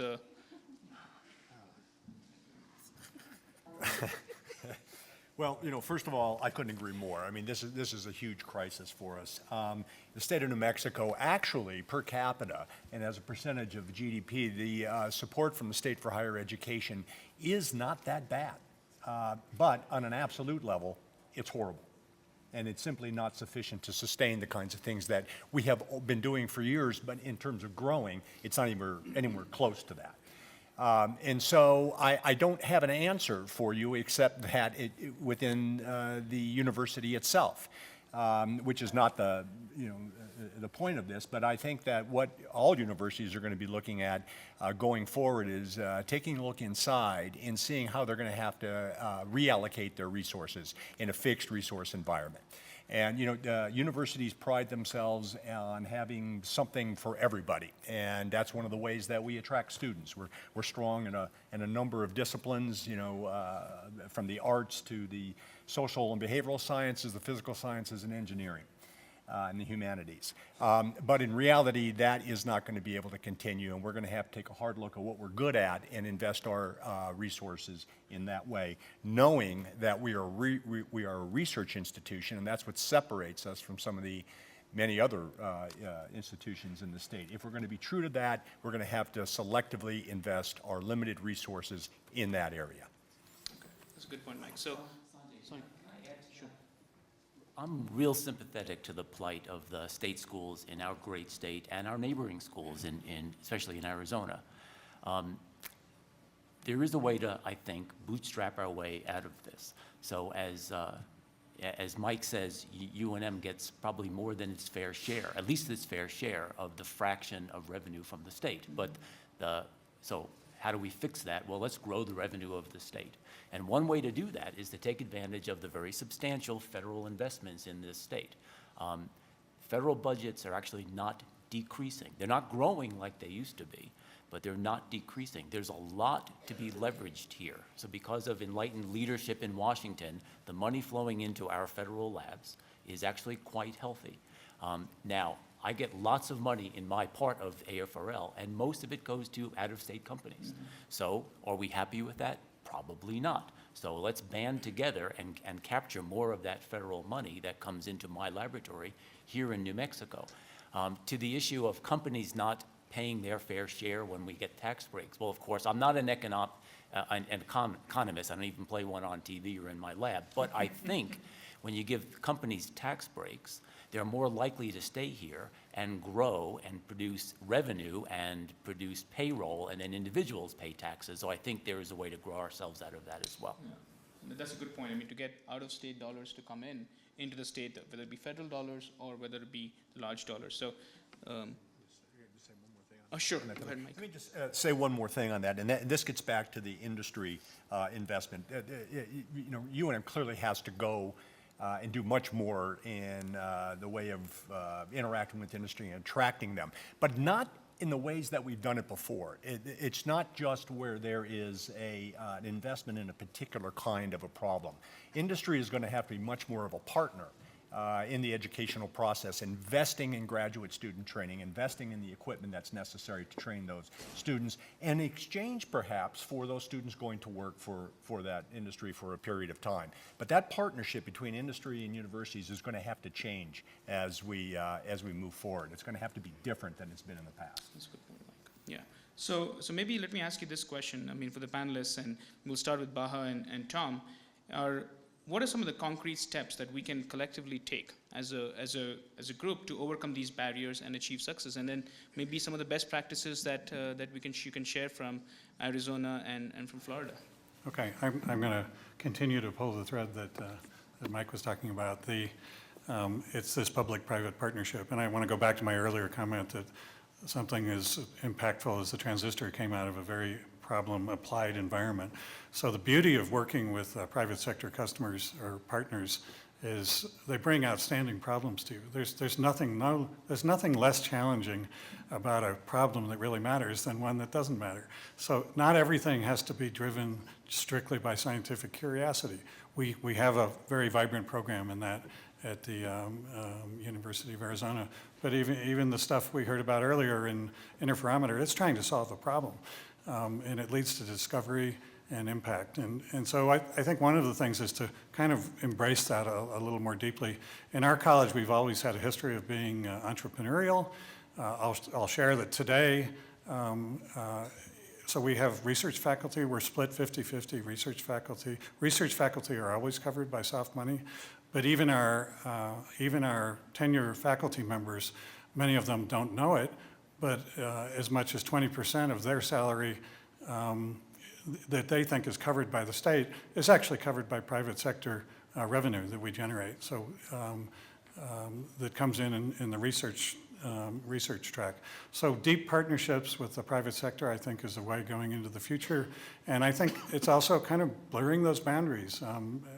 We need to get away from this notion that there's something wrong with working with the private sector partners.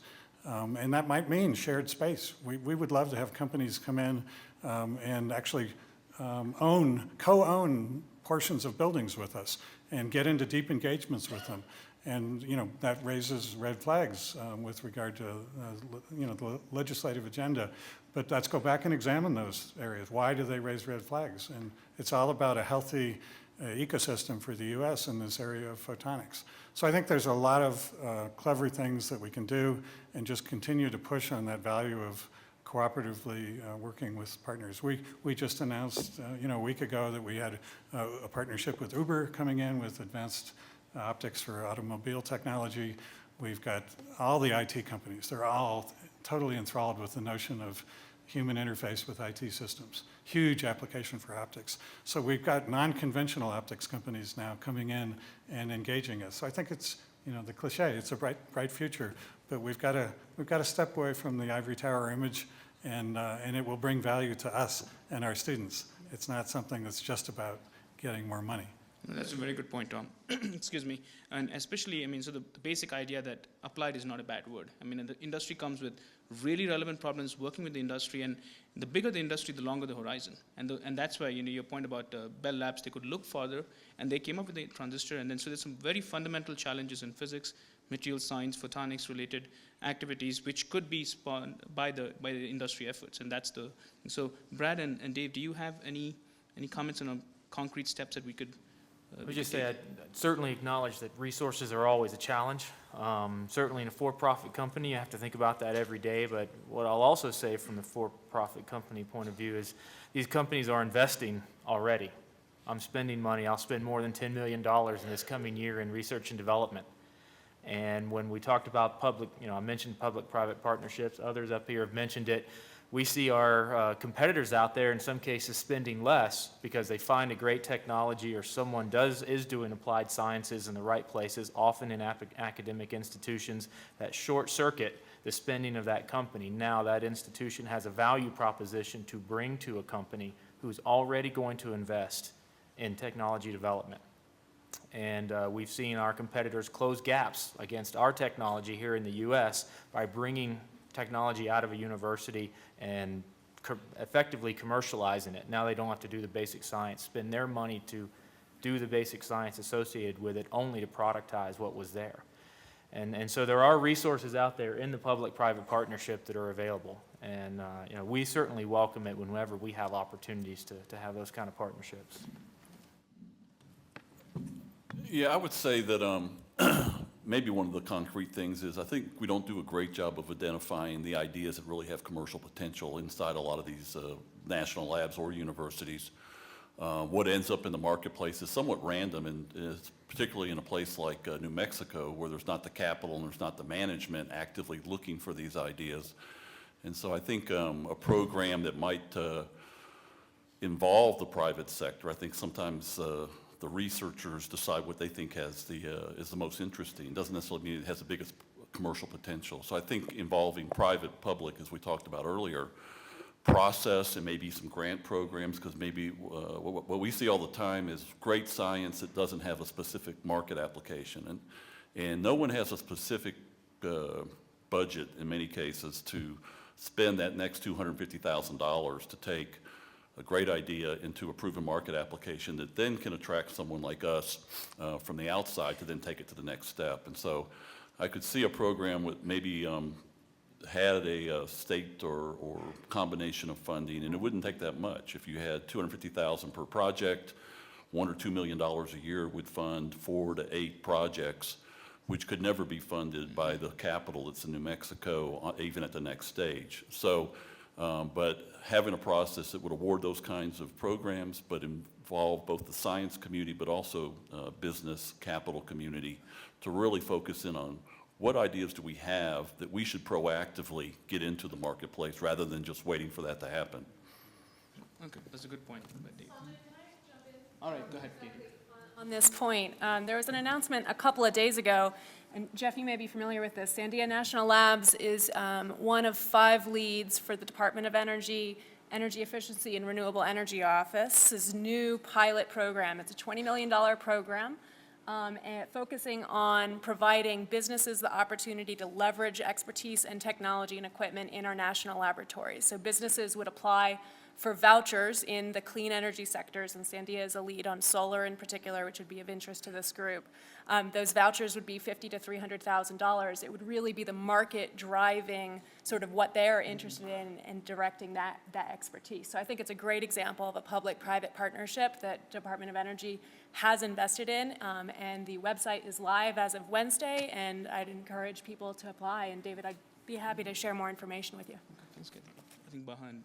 Just one more follow-up. So I guess I think there are trends that are starting to suggest that people in the government and industry recognize the value of this. And earlier we mentioned this National Photonics Initiative in the IMI, this Photonics Institute, $600 million activity. I'm on the executive team for the Institute. And what most people still don't have their arms around is the investment there is in what we call MRL level 4 through 7. So we heard of technology readiness level 1 through 3, and so DARPA, you think of that as very applied. That's kind of TRL level 3 usually. So this investment is about transitioning into manufacturing technology, and the fact that universities and university faculty are willing to step up and engage in transitioning technology with corporate partners into a manufacturing environment, that's not usually what universities do. So it's quite a different kind of program. Most of the stakeholder community still doesn't get that, and they think it's a big bucket of money that they're going to get all their research programs funded with. But it's a step in the direction I think we're kind of talking about. Anything in the labs would you like to say about it? Yeah, I just wanted to mention one thing that just sort of occurred to me as I was listening. There's a curse associated with photonics in a way. So the world is becoming an increasingly competitive place. So even though federal budgets are relatively stable, still attracting money for photonics is not so easy. It's not so easy to attract the best staff to New Mexico, to the labs even. But there is one way. And that is to specialize. That's how you usually sort of compete in any kind of world market of some kind, whether it's an intellectual market or a venture capital market, you specialize. The problem with photonics, the curse of photonics maybe, is that photons are just, you can do so many things with them. They come in different colors, they come in different polarizations, they can be coherent, they can be incoherent, they can be directed, they can be there's so many things you can do with photonics. It's really hard to sort of specialize. I know I see that in the national labs or in even my little sort of area. It's, different people are doing totally different things: quantum information, quantum communications, solid state lighting, photochemistry, X-ray. And so getting sort of a concentrated focus that would allow you to compete in the world seems tricky with photonics. That's a good point, Jeff. So. We are running out of, we only have 5 minutes to wind up. So are there any questions from the audience we can get? Yes, Kevin? Kevin, can you just use a microphone, please?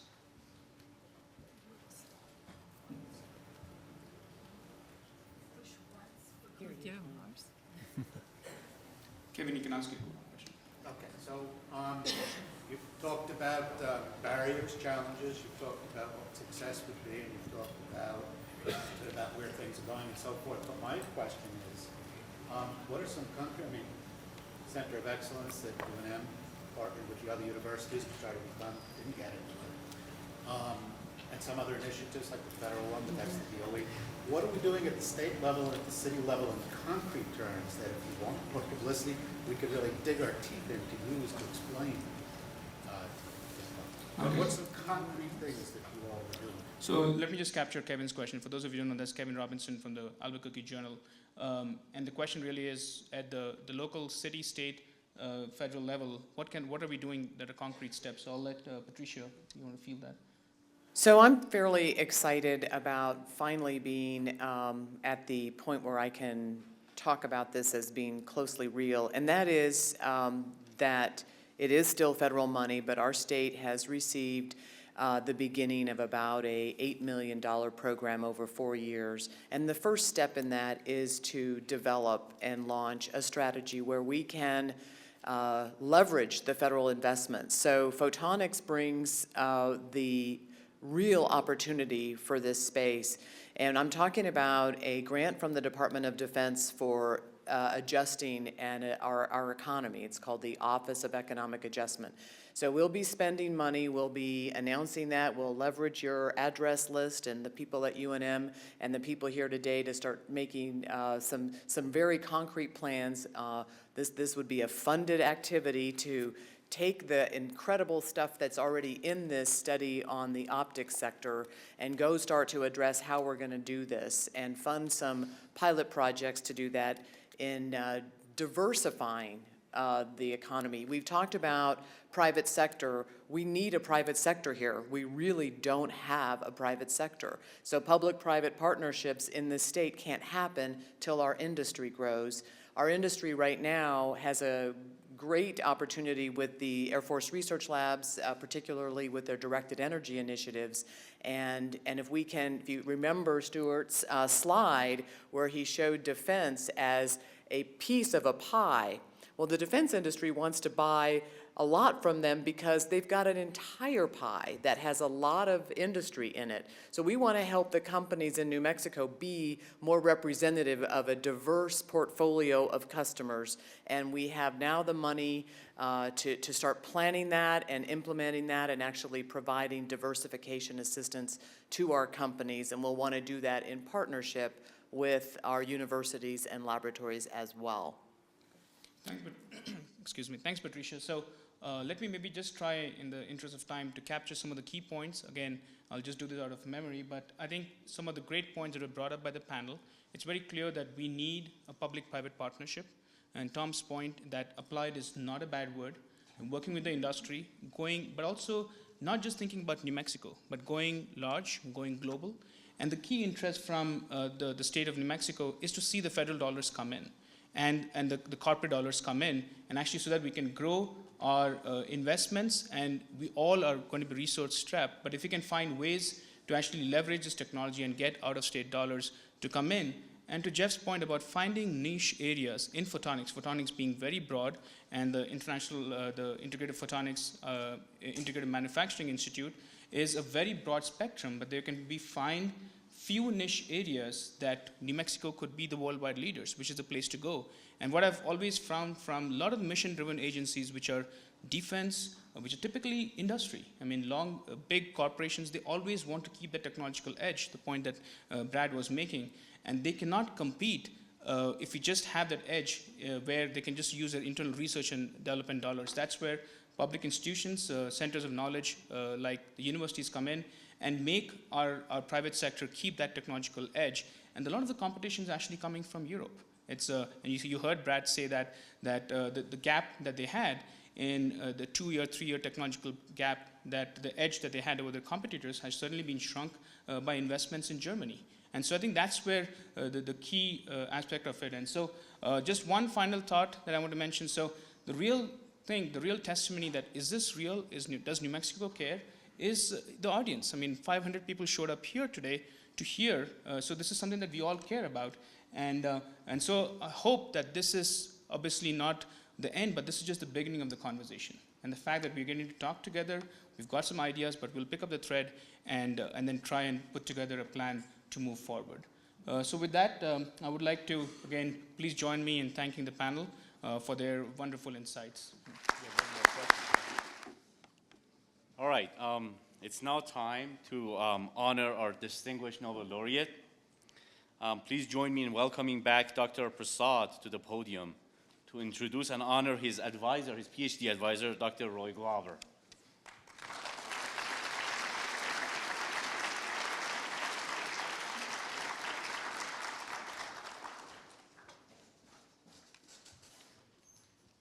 Well, thank you very much, Arash.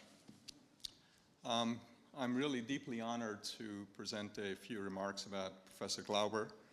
And I think many of you probably don't know how he really began his scientific career. But I will actually skip out his high school years, and that in itself is quite a story. But I will start with him as a 17-year-old in 1943. And he was yet to graduate from Harvard College, so we're not talking about high school.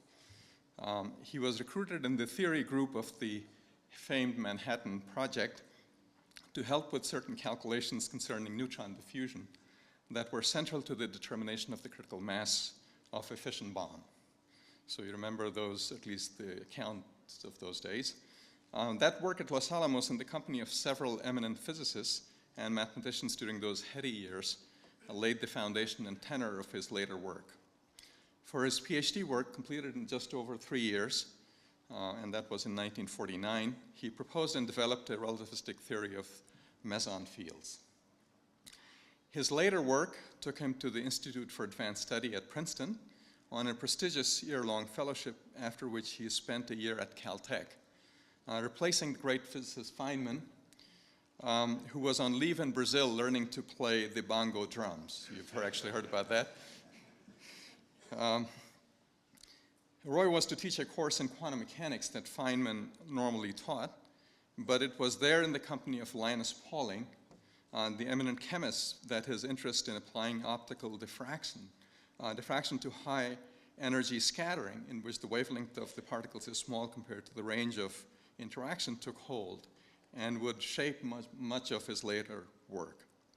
From this work emerged his celebrated high-energy nuclear scattering model, the so-called Glauber optical model, which for decades and even today, in fact, has served as the go-to theory for an often rather accurate estimate of the scattering cross-section when pairs of heavy nuclei collide and inelastic processes are involved, something that many of you perhaps didn't know about.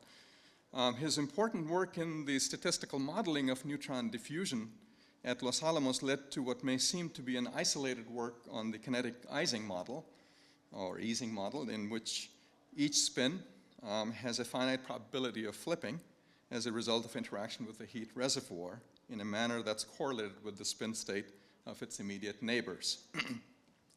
This model was fully worked out by Roy in 1963 in a superb demonstration of the power of mathematical analysis, to a level of completeness that few who have followed this work have managed to supersede. This also marked the start of his most productive research period that would see his comprehensive formulation of the quantum theory of light, including an extensive elaboration and application of the coherent states of light to explain the fundamental differences between thermal and laser light in statistical terms. This was quickly followed by his elegant statistical theory of photon counting. And in fact, I would say that his work on the kinetic Ising model has some parallels with this work on photon counting, in that they both used statistical analysis in somewhat similar ways. His interest in counting was revived about 15 years ago when another of his former PhD students, Professor Kevin Cahill, who was one of our colleagues at UNM, and he adapted this photon counting formalism for counting fermions. In the decades since his groundbreaking work, Roy remained fully engaged in quantum optics, of which he can legitimately be considered the theoretical progenitor, mentoring a small but noteworthy group of PhD students and postdocs. At the same time, he remained equally committed to the development of the so-called Glauber model of high-energy nuclear scattering, name not given by him, of course, but everybody else actually calls that, working with collaborators in Europe and here in the US. His work on the early stages of superradiant emission from extended samples in the 1970s, in fact, provided the inspiration for my own PhD work under his guidance on superfluorescence and resonant pulse propagation. Cooperative emission and scattering from resonant media would occupy much of his more recent years. In fact, he and I co-authored a number of papers on this subject in the last decade, and which, as he told me once, and he may remember that, was really the subject he had wanted me to work on for my PhD dissertation. So, I've been very fortunate to have watched him up close, a true tour de force in physical science, particularly in modern quantum optics. I have marveled at his immense depth of understanding of the foundations of physics, his insistence on clarity of exposition of any research idea worth talking about, no matter how complex, and his shirking quick publications in favor of longer definitive publications based on fully developed ideas.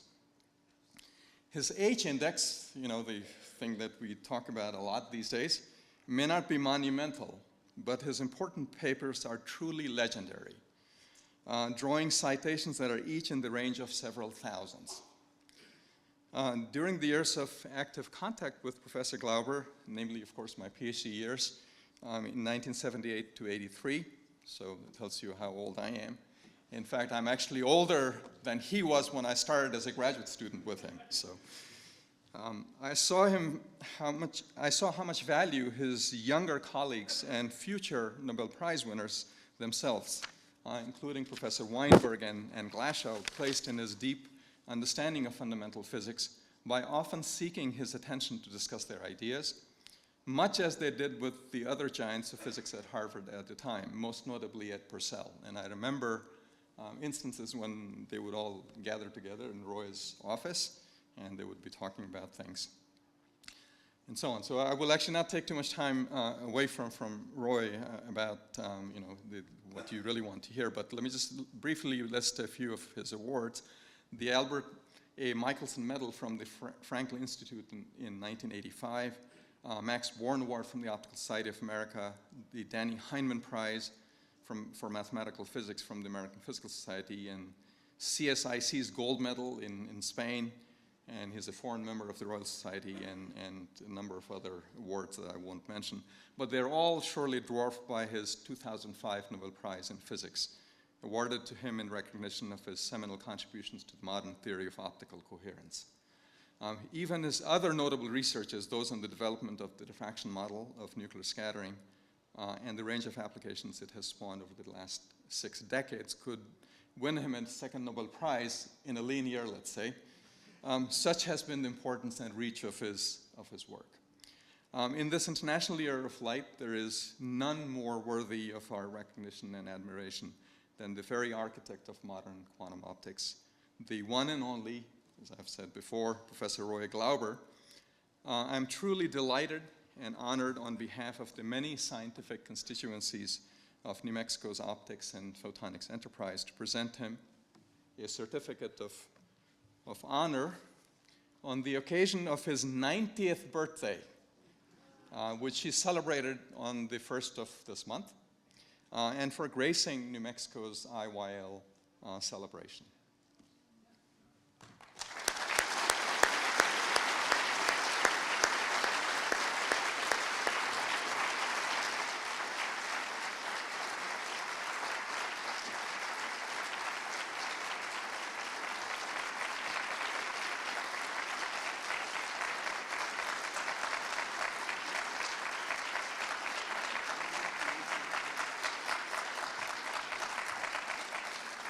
Well, so here's the moment. I would like him to request to present to us his observations on the early development of our very important field, which for him goes back really to the puzzle of intensity interferometry. And so, Roy? Well, my understanding is that I am only to speak for a relatively brief time. And you probably have all had the experience that clarity and the available time interval are often in conflict. Lacking, now that's going to be the device. Okay. This is Florida, that's backwards. Thank you. I think in the available time, there's not much hope that I can give any really good explanations of what's going on, but I can show you a kind of pictorial succession of slides which will at least introduce the point at which I began work in quantum optics. People always imagine that must have been the laser, but it wasn't. The laser is a rather difficult problem to deal with. It's an explicitly nonlinear problem, and that was very evident at a time at which we were having enough difficulty dealing with linear problems. There was another breakthrough which took place in that same era, which is the early 1950s, having to do with intensity interference, and that's what I thought I would make a few remarks on today, but I really won't be able to develop the subject at any length at all. Here is the way interferometry began, and it's a picture that many of you must be familiar with. That's Albert Michelson up on the top, and that's his Michelson interferometer. And the idea, of course, in the Michelson interferometer, I'm sure I had a pointer somewhere here. Problem is I have a rather deep pocket, apparently. It's down in here. Okay. Now,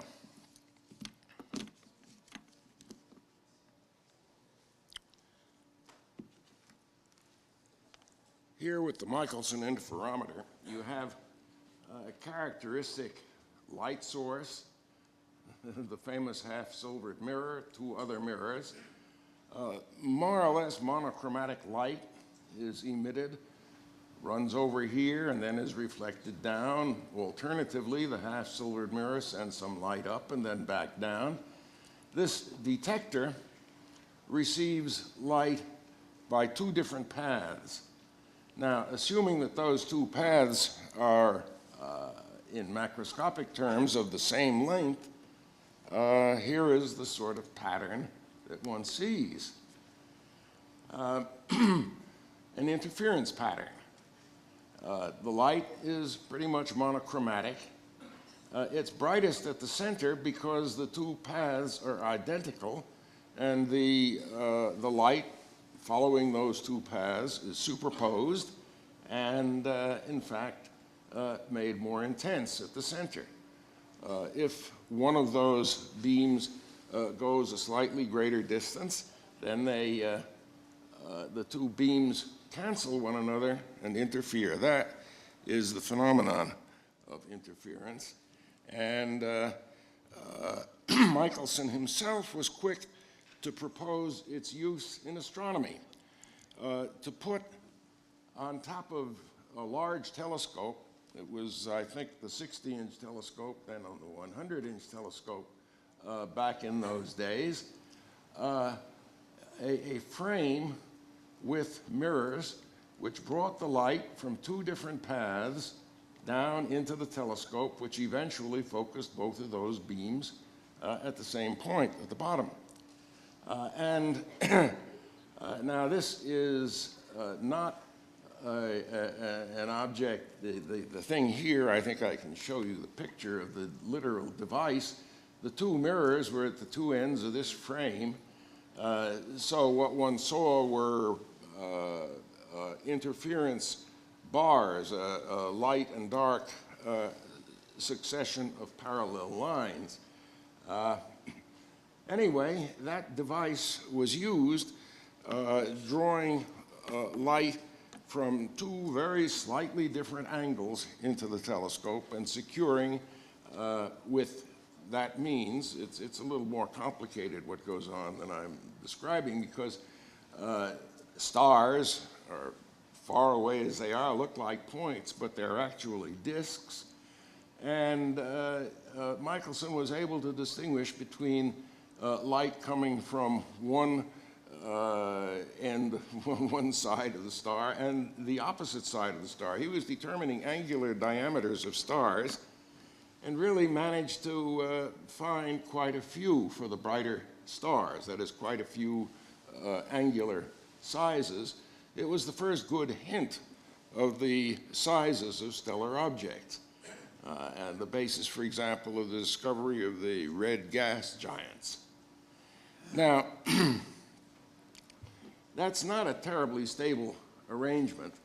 The stability that is required has to do with the wavelength of light, so it must be fantastically stable and strong, and Michelson had a lot of problems, many of which have been worked out in the years since.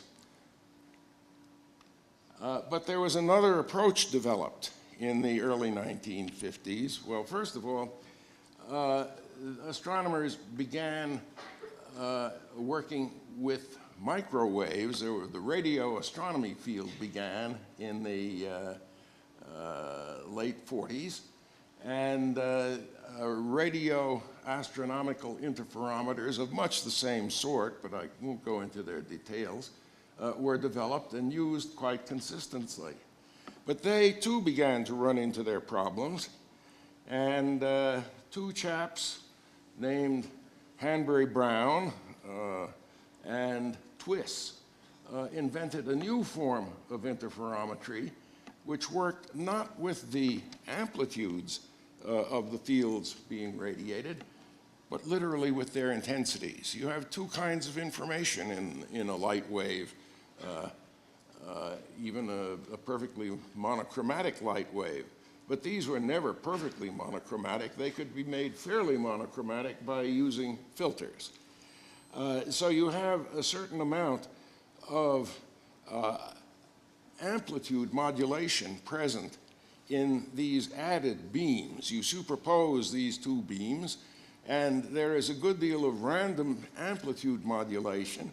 There's even a bit of frequency modulation in the light that's emitted, or the light, I should say, that's detected. Whoops, let me go back.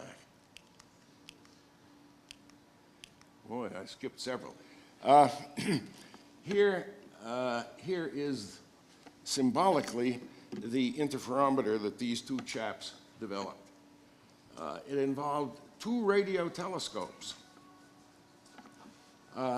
These radio telescopes, of course, detected a radio frequency beam with a lot of modulation on top of it. The corruption of those beams on the Earth had mainly to do with the high frequency part of the signal. And so they had the happy notion of putting in detectors that removed the fast oscillation and really left only the amplitude noise, which was of much lower frequency. That happened in each of these two reflectors. Their detected signals, that is the low frequency signals, which were then not corrupted very much on Earth, were sent to a device near the center which multiplied those beams together, and what emerged from that, which is called the signal here, really represents a picture of the noise that's present and the correlation of the noise that's present in these two beams being sent to a central point. Now, there is one of their receivers. They were on tracks, and in fact, they mounted them in a great circle. This finally was the scheme they used in Narrabri in Australia. You see two receivers, two parabolic receivers there, one there and one there. There was this thing called M for the multiplier was put at the center of this circular track so that they would project those two beams each the same distance to the multiplier at the center. This is just a garage to keep things in when it rains. So there is the diagram, and that's the way they set about making these measurements. And they had no great difficulty measuring the diameters of several stars. There were, however, some questions raised.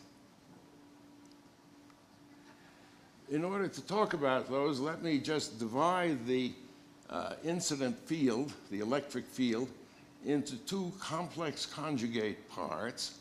One of them, the E+, contains all of the terms in the field which oscillates then in the complex field, which oscillate in this way with a negative exponent.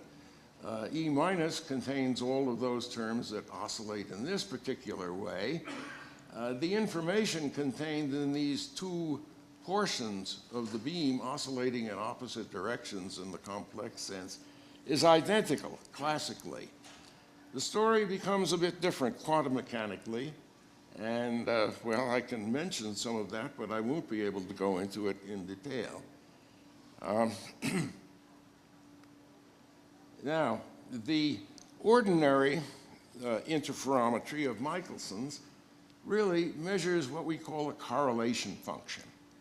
And that can be represented by taking the product of the field I called E minus and part of the complex conjugate, which is E plus, measuring at two different space-time points, and one takes an average, but the average is the ensemble average. Now, an ensemble average means that you repeat the experiment many times. And that is not identical to a time average, but to the extent that you can prove that the time averages are the same as the ensemble averages, and you can in this instance, you might as well think of this sort of expression as if it were a time average. You have there two times, and the mean time, 1/2 the sum of the two times, is a time to which the whole business is not sensitive. It has to do with whether you make your measurements at one point on the clock or at another point. The essential thing is the difference of those two times. You can also regard this, in other words, as an average taken over the mean time of those two times, but it will always be a function of t minus t prime. Now, this is technically the sort of thing that was measured by Michelson. Hanbury, Brown, and Twiss, on the other hand, were working really with a quartic quantity because they were detecting the two waves, sending only the resulting waves to the central point. It turns out each detection process processed just the E plus and E minus fields. One had all four of them, and one had to take the ensemble average in that case for what Hanbury, Brown, and Twiss were measuring. Now, that led to a bit of a problem and quite a bit of controversy, and I have to say I entered the picture at about this point. So there is the beginning of my work in quantum optics. What is the two-photon dilemma? Well, Michelson, although he was looking at the paths taken by the light, was only detecting single photons.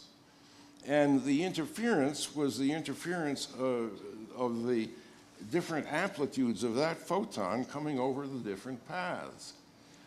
On the other hand, Hanbury, Brown, and Twiss were doing the detection process for each of their two paraboloid antennas and throwing away the high frequency oscillation, leaving the amplitude modulation, and there they were really at that central point in multiplying the signals, looking at this quartic average. And mathematically, that is, of course, a rather different thing. No one had done that sort of thing before, and there were people who claimed that it was nonsense and not giving any valid result. And part of their reason was a statement, a very clear statement made by Dirac in his famous textbook on quantum mechanics. Dirac, of course, was talking about the Michelson interferometer. And he says there, if we can read it, that you never have any such thing as two different photons interfering with one another. You never have any such thing as two different photons interfering with one another. The interference phenomenon measured in the Michelson interferometer indeed has the possibility that a single photon, each photon, has a certain amplitude which goes down each of two paths and interferes where you observe it. The point that he is not making here, but should have been making, is that the things that interfere in an interference experiment are not individual photons. What they are quantum states. Quantum states are defined in a space of quantum states, and indeed, when they are present simultaneously, you can have two-photon interference. There's nothing wrong with it. It simply doesn't happen in the Michelson interferometer. But all of these experimental people reading Dirac's book and taking it very literally saw the sentence that there is no such thing as one photon, more than one photon interfering with another. That's to say, with two different photons interfering with one another. That does indeed happen. It just doesn't happen in the Michelson interferometer. Here is an example of how it can happen. You have 2-point sources. Each one radiates a single photon, which is detected here and here, and one looks for coincidences, in fact. Alternatively, it may be that the angular separation of these 2 points is small, and that's just what we're interested in. And if it's small, those 2 photons can travel cross paths and initiate the identical electronic response, and those 2 will in general interfere. So that is 2-photon interference. And you can have correspondingly interferences of arbitrary numbers of photons. Well, this made a small furor in the published literature, and here is one of their original publications, I think in Nature in this case, Hanbury, Brown, and Twist, defending what they are doing.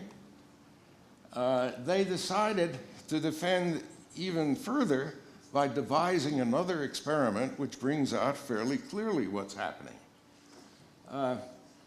Here they used a gas discharge tube, as monochromatic as they could get. I think it was a particular mercury spectrum line they were using. Here they have a half-silvered mirror, and they have 2 detectors, one of which sees the source through the half-silvered mirror, the other sees, of course, the reflection. Now, they take the outputs of these 2 photon counters and send them on a wire to a device which multiplies whatever signal is coming into this thing. And of course, ultimately, lots of photons come in, and you have to sort out what's going on. But in the simplest analysis, this half-silvered mirror is really for the purpose of putting 2 different counters at essentially the same position. It's a little hard to do with physical counters, which are objects as big as your fist, maybe. You can't put them in the same point, and that's the reason for the half-silvered mirror. They also put in the possibility of a time delay between the responses of these 2 counters in order to see, as a function of time, what the intervals are. What is the distribution of intervals between successive photon counts? Well, one thing they found, inevitably, is that there are accidental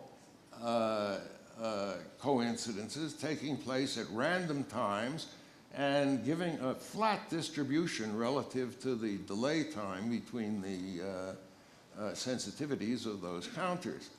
So this absolutely flat distribution is really not very interesting, although we'll come back to this sort of thing in a moment. There were coincidences which took place in addition, and those were demonstrated experimentally by Hanbury, Brown, and Twist themselves. The experiment was repeated a year later at Harvard by Pound and Rebka, using counters and counting the individual ones, not just multiplying, looking for the correlation function of the pulses that emerge.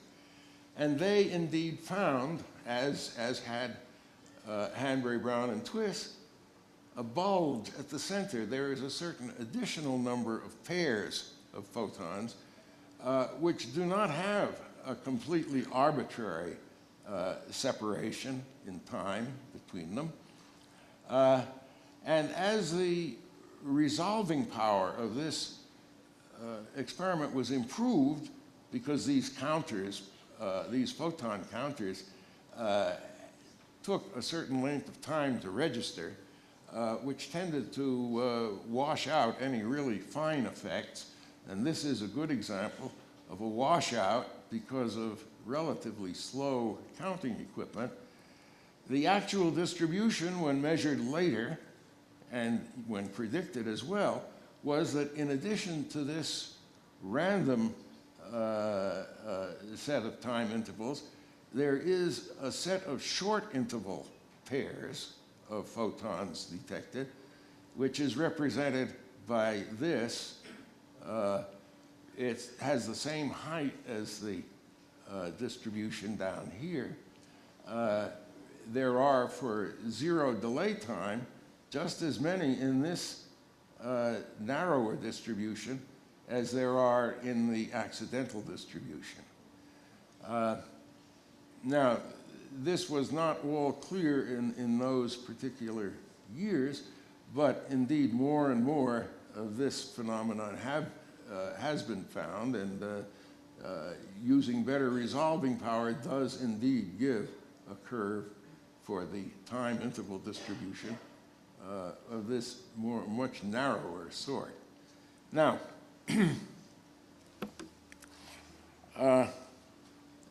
the criticism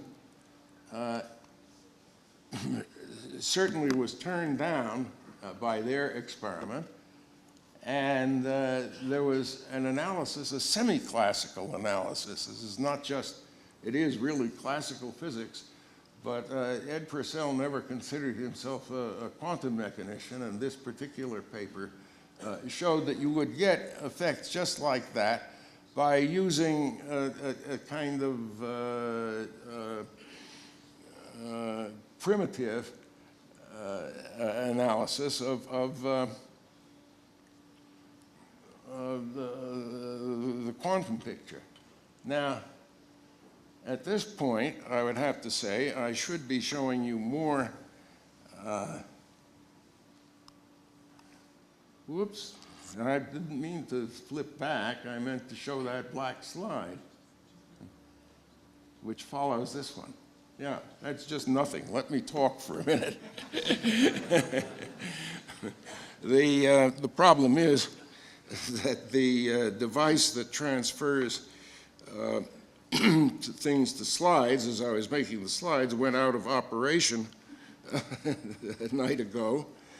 And so there are a couple of slides I'm really missing, but I'll try and say just what is missing in words, if I can. The way to approach this sort of problem, I found, was to use a different set of quantum states. It's the quantum states, again, that are interfering, not photons as such. Those states are the ones I called the coherent states. They have a particular mathematical definition. They are eigenstates of the so-called photon annihilation operator. And all of this is mathematics that I have no time to do here. But the use of these coherent states said, indeed, it gave a very simple derivation of the fact that the distribution of time intervals that you saw has two pieces, one of which is a flat random distribution, and the other of which indeed reflects the fact that there are photon pairs present with relatively small time intervals between them, those time intervals are in order of magnitude the reciprocal of the frequency bandwidth of the light that is being used, and that's supposed to be pretty narrow band light, but that still means that those particular photon pairs have times between them of the order of perhaps 10 to the minus 8 seconds. Now,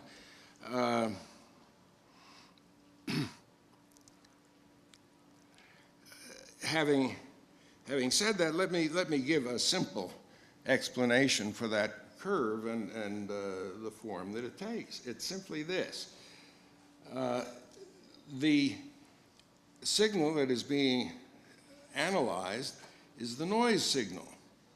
And this noise signal contains, in addition to the literal flat background, which you get inevitably because when on the average photons are being detected by two different counters at random times, you will get a flat background, a completely flat distribution of delay times. But there is a reason why you get an additional distribution of relatively short delay times, and that is simply the random amplitude modulation of the wave. Sometimes the wave is weak and you get no photons in either counter. At other times, the wave happens, the constructive interference gives the wave a greater strength, and in that case you can get a bunch of photons, including, of course, pairs of photons. And that is, in particular, all that there is in that measurement. But it was the start of a new way of dealing with quantum optical counting problems. Here are just a couple of points I've added. One is that coherence, as I've defined it, means really factorization of the this correlation function. Here you have a quartic correlation function. The particular form in which it factorizes, well, I can't see this screen at all practically, is this, as the product of two intensities. This is all done with operators, but suffice it to say you can define higher order forms of coherence. Ordinary optical coherence is when the optical correlation function, which has just two fields in it, happens to factorize. And in this case, we have, in the case I'm illustrating here, it's not what one sees immediately in nature. Here is a fourfold correlation function, which factorizes into two similar intensity factors. What this means when this takes place is you have a new form of interference, a new sort of coherence is present, and I call that second order coherence. And you can go to higher and higher orders, more and more factors defining higher orders of coherence. If all coherence, all of the products that you can average in this way factorize in the same sense, you have what I've called full coherence. And that turns out to be ideally what the laser beam has.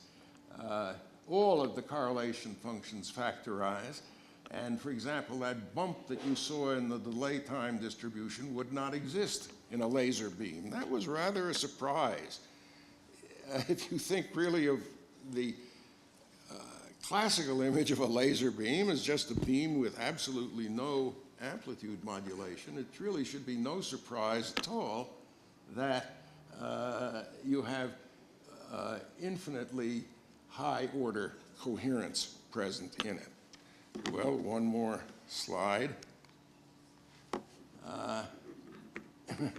which is just to say that that is full coherence when all of the correlation functions factorize in the same way. And a perfect laser beam, however difficult the mathematics may be of establishing that, will have just that property, and most of them have it with great accuracy. Now, having said that, let me say that that's about all that I can reasonably say in a few minutes.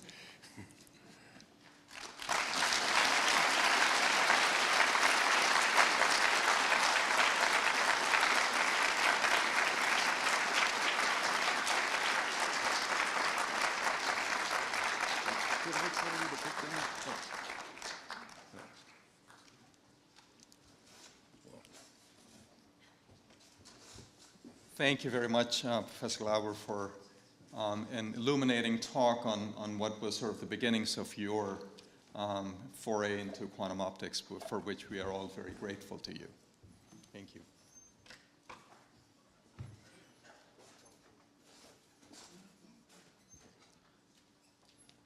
All right, so Majid and I are not going to be standing between you and lunch, but I'm going to break my promise. There's going to be a quiz on Professor Glauber's lecture before we leave. So, do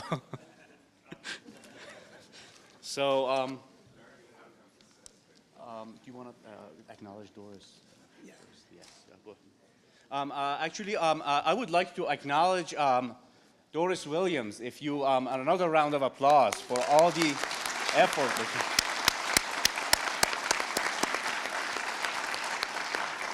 And I don't know whether Pushkara Guna, is she in here, our web developer? So she's probably working hard on the program. Let's another round of applause for her as well. And